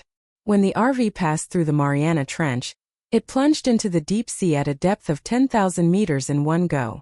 Whenever everyone travels together, Xin Xiaoru will cover everyone's hotel expenses, and the crystal core consumption is publicly displayed on the screen. Looking at the pitch-black scenery outside the window, and then at the ever-increasing diving depth on the screen, as well as the soaring crystal core consumption of the RV under the immense pressure with each meter of descent, everyone held their breath. Finally, when the RV reached a depth of 15,000 meters, it detected that it was about to hit the bottom and stopped. They floated there, suspended just 1 meter above the ground in the dark seabed. Everyone was silent, holding their breath as they looked out at the pitch blackness. Visibility was very low. The RV's spotlight could only illuminate an area of less than 2 meters. Further out, there was nothing but darkness. Occasionally, a shadow would dart across the nearby shadows, startling one into taking a slight step back. Despite the enormous energy expenditure, the RV traveled through the seabed for a full 10 minutes. It was dark and deathly silent. All around were irregularly shaped, jagged rocks, on which worms of the same color occasionally wriggled, while red, ribbon-like objects, whether plants or animals, covered the rocks. Sometimes something would move, but it was impossible to see clearly at a glance. Skeletal remains were faintly visible beneath the seabed dust. Before anyone could examine them closely, a cry of pain echoed through the silent hall. Turning around, I saw Peng Jie suddenly clutching her head and squatting on the ground, letting out a low, painful growl. Xin Xiaoru quickly squatted down and helped the person up. Took Peng Jie a while to recover. Her face was pale and heavy, but she wasn't exactly terrified. There are super high-level mutated animals, at least 200 kilometers away, warning me. Xin Xiaoru immediately decided to return to the shallow sea. Even without high-level mutated animals, she didn't plan to stay any longer. The cost was terrifying. Just being able to come here in person, even for a short stay, was well worth it. The areas where zombies and various animals roam in the sea are generally within a depth of 1 kilometer. The RV, however, can float on the surface or in shallow waters, allowing psychic beings like Peng Jie to act as humanoid detectors, probing the zombie situation and movements within a radius of several kilometers. Peng Jie is now a 6th-level ability user. When her mental power is fully activated, she can cover 300 kilometers, but she can only maintain it for half a minute. Xin Xiaoru wasn't in a hurry, because according to their estimates, they might have to spend the next few years in the vast ocean. Her prediction was correct. The voyage at sea lasted 5 years. It wasn't until September 2056 that the zombies in the sea were completely cleared out. The remaining survivors could be easily handed over to the water-based and ice-based ability users who had long been stationed at sea. At this time, 20 years had passed since the apocalypse, and Xin Xiaoru was already 40 years old. The lifespan of those with superpowers should have increased several times. Xin Xiaoru's lifespan was also extended under the influence of the system. Neither Shi Higaing Peng Jie nor Zhao Chongyue aged. They looked the same as before, with the only difference being whether they were fat or thin. The chaotic apocalypse finally stabilized thanks to the combined effects of sea and land zombies purifying the world. Natural disasters still occur. Extreme cold and heat have become the norm, and earthquakes and tsunamis still happen frequently. Whether on land or in the sea, superhumans are powerless in the face of geological changes. Most of the time they can only hide in hotels, get overturned and crushed by rocks or waves, and then try to get out or pay nearby superhumans or RVs to rescue them. In recent years, the Earth has also experienced the Yellowstone volcanic eruption, with a huge plume of smoke carrying hundreds of billions of tons of volcanic ash, magma and other materials into the stratosphere. Most of North America was covered in smoke and dust, and the vegetation and even roads on the ground were melted by the high temperature. The global skies turned a grayish-brown due to the smoke and dust, and temperatures plummeted by 3 degrees Celsius within 2 days. The toxic gases in the air killed most of the ordinary plants and animals that had survived. However, most mutated plants and animals, as well as those with superpowers, are able to adapt. With the hotel's support, many people can relax and unwind there. Insufficient sunlight and deteriorating air quality inevitably led to reduced yields of mutated crops, causing a small number of people to experience temporary hunger and survive by relying on the rising prices of Yozhuang crops. It took the mutated crops 2 months to adapt to the changes in environment and air, restoring 80% of their production, before the food problem was alleviated again. However, everyone had a feeling that Boss Xian's hotel and Yozhuang Wotu were indeed the strongest backing. The unscrupulous boss does make money, but that's just how rule-based superpowers are. She deserves to earn it. In 2059, Xin Xiaoru used her earnings to bring all the ordinary people to the newly added floors of the RV, forming a city-state of 3.4 million ordinary people. In the city-state, everyone has their own role, working together to build their own small society, while also constantly learning and taking turns working in the factories on other floors of the RV. In the same year, the RV system was upgraded 4 years ahead of schedule, reaching LV16. The 4,000 acres of fertile land can feed 4 million people every year. In addition, with the high-yield mutant crops from all over the world, people will no longer have to die of hunger no matter what natural disasters they encounter. Xin Xiaoru smiled and picked up a vial of reagent. This is a radiation protection reagent that the Beijing base's research department has finally developed after more than 20 years of research. It's expensive and the dosage is very small. Essentially, it's not about radiation protection but about stabilizing genes so that a single ray won't mutate a person. It has passed animal testing but not human testing. Xin Xiaoru had the RV test it, but the RV couldn't say for sure how effective it was, only that it was non-toxic, so Xin Xiaoru used it without any worries. She travels around in her RV, but hasn't left it for at least 10 years. Even when she does go out, it's only to Yozhuang. Everyone is afraid something might happen to her. He Gang and Song Weiyu, who are close to her, know that her physical attributes are no different from ordinary people. And it seems that she doesn't have any special abilities at all. What if she mutates into a zombie if we let her out like this? So for the next 10 years, she spent her time in the RV or in the fertile soil of Yozhuang. She can tolerate staying at home, and there are many things to do at home. She can read books, watch movies, play games, or organize board games. Many friends are willing to keep her company, but 10 years is really too long. The RV was her protective shield, not her prison. Saving other people's lives was something she did spontaneously out of her spare time, not something she was bound to do. Those people were afraid that if she died, her supernatural powers would disappear, and they would have no hotel left.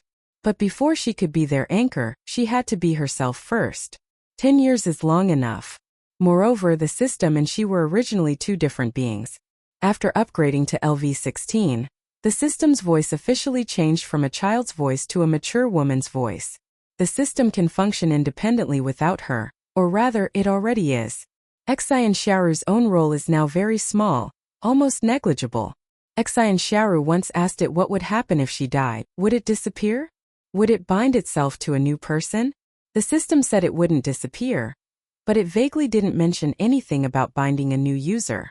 Xin Xiaoru understood immediately. It may be able to bind others, but it no longer needs to bind anyone, because it has grown up. It is associated with Xin Xiaoru because it was born in a motorhome, and is naturally closest to Xin Xiaoru. Without understanding anything, it found Xin Xiaoru, who was actually quite young, just like searching for its mother. More than 20 years have passed. Perhaps it didn't leave her because it loved her, or perhaps it was bound by rules and couldn't actively unbind itself after being bound to her, so it has remained here. But it doesn't matter anymore. She wanted to go out for a walk.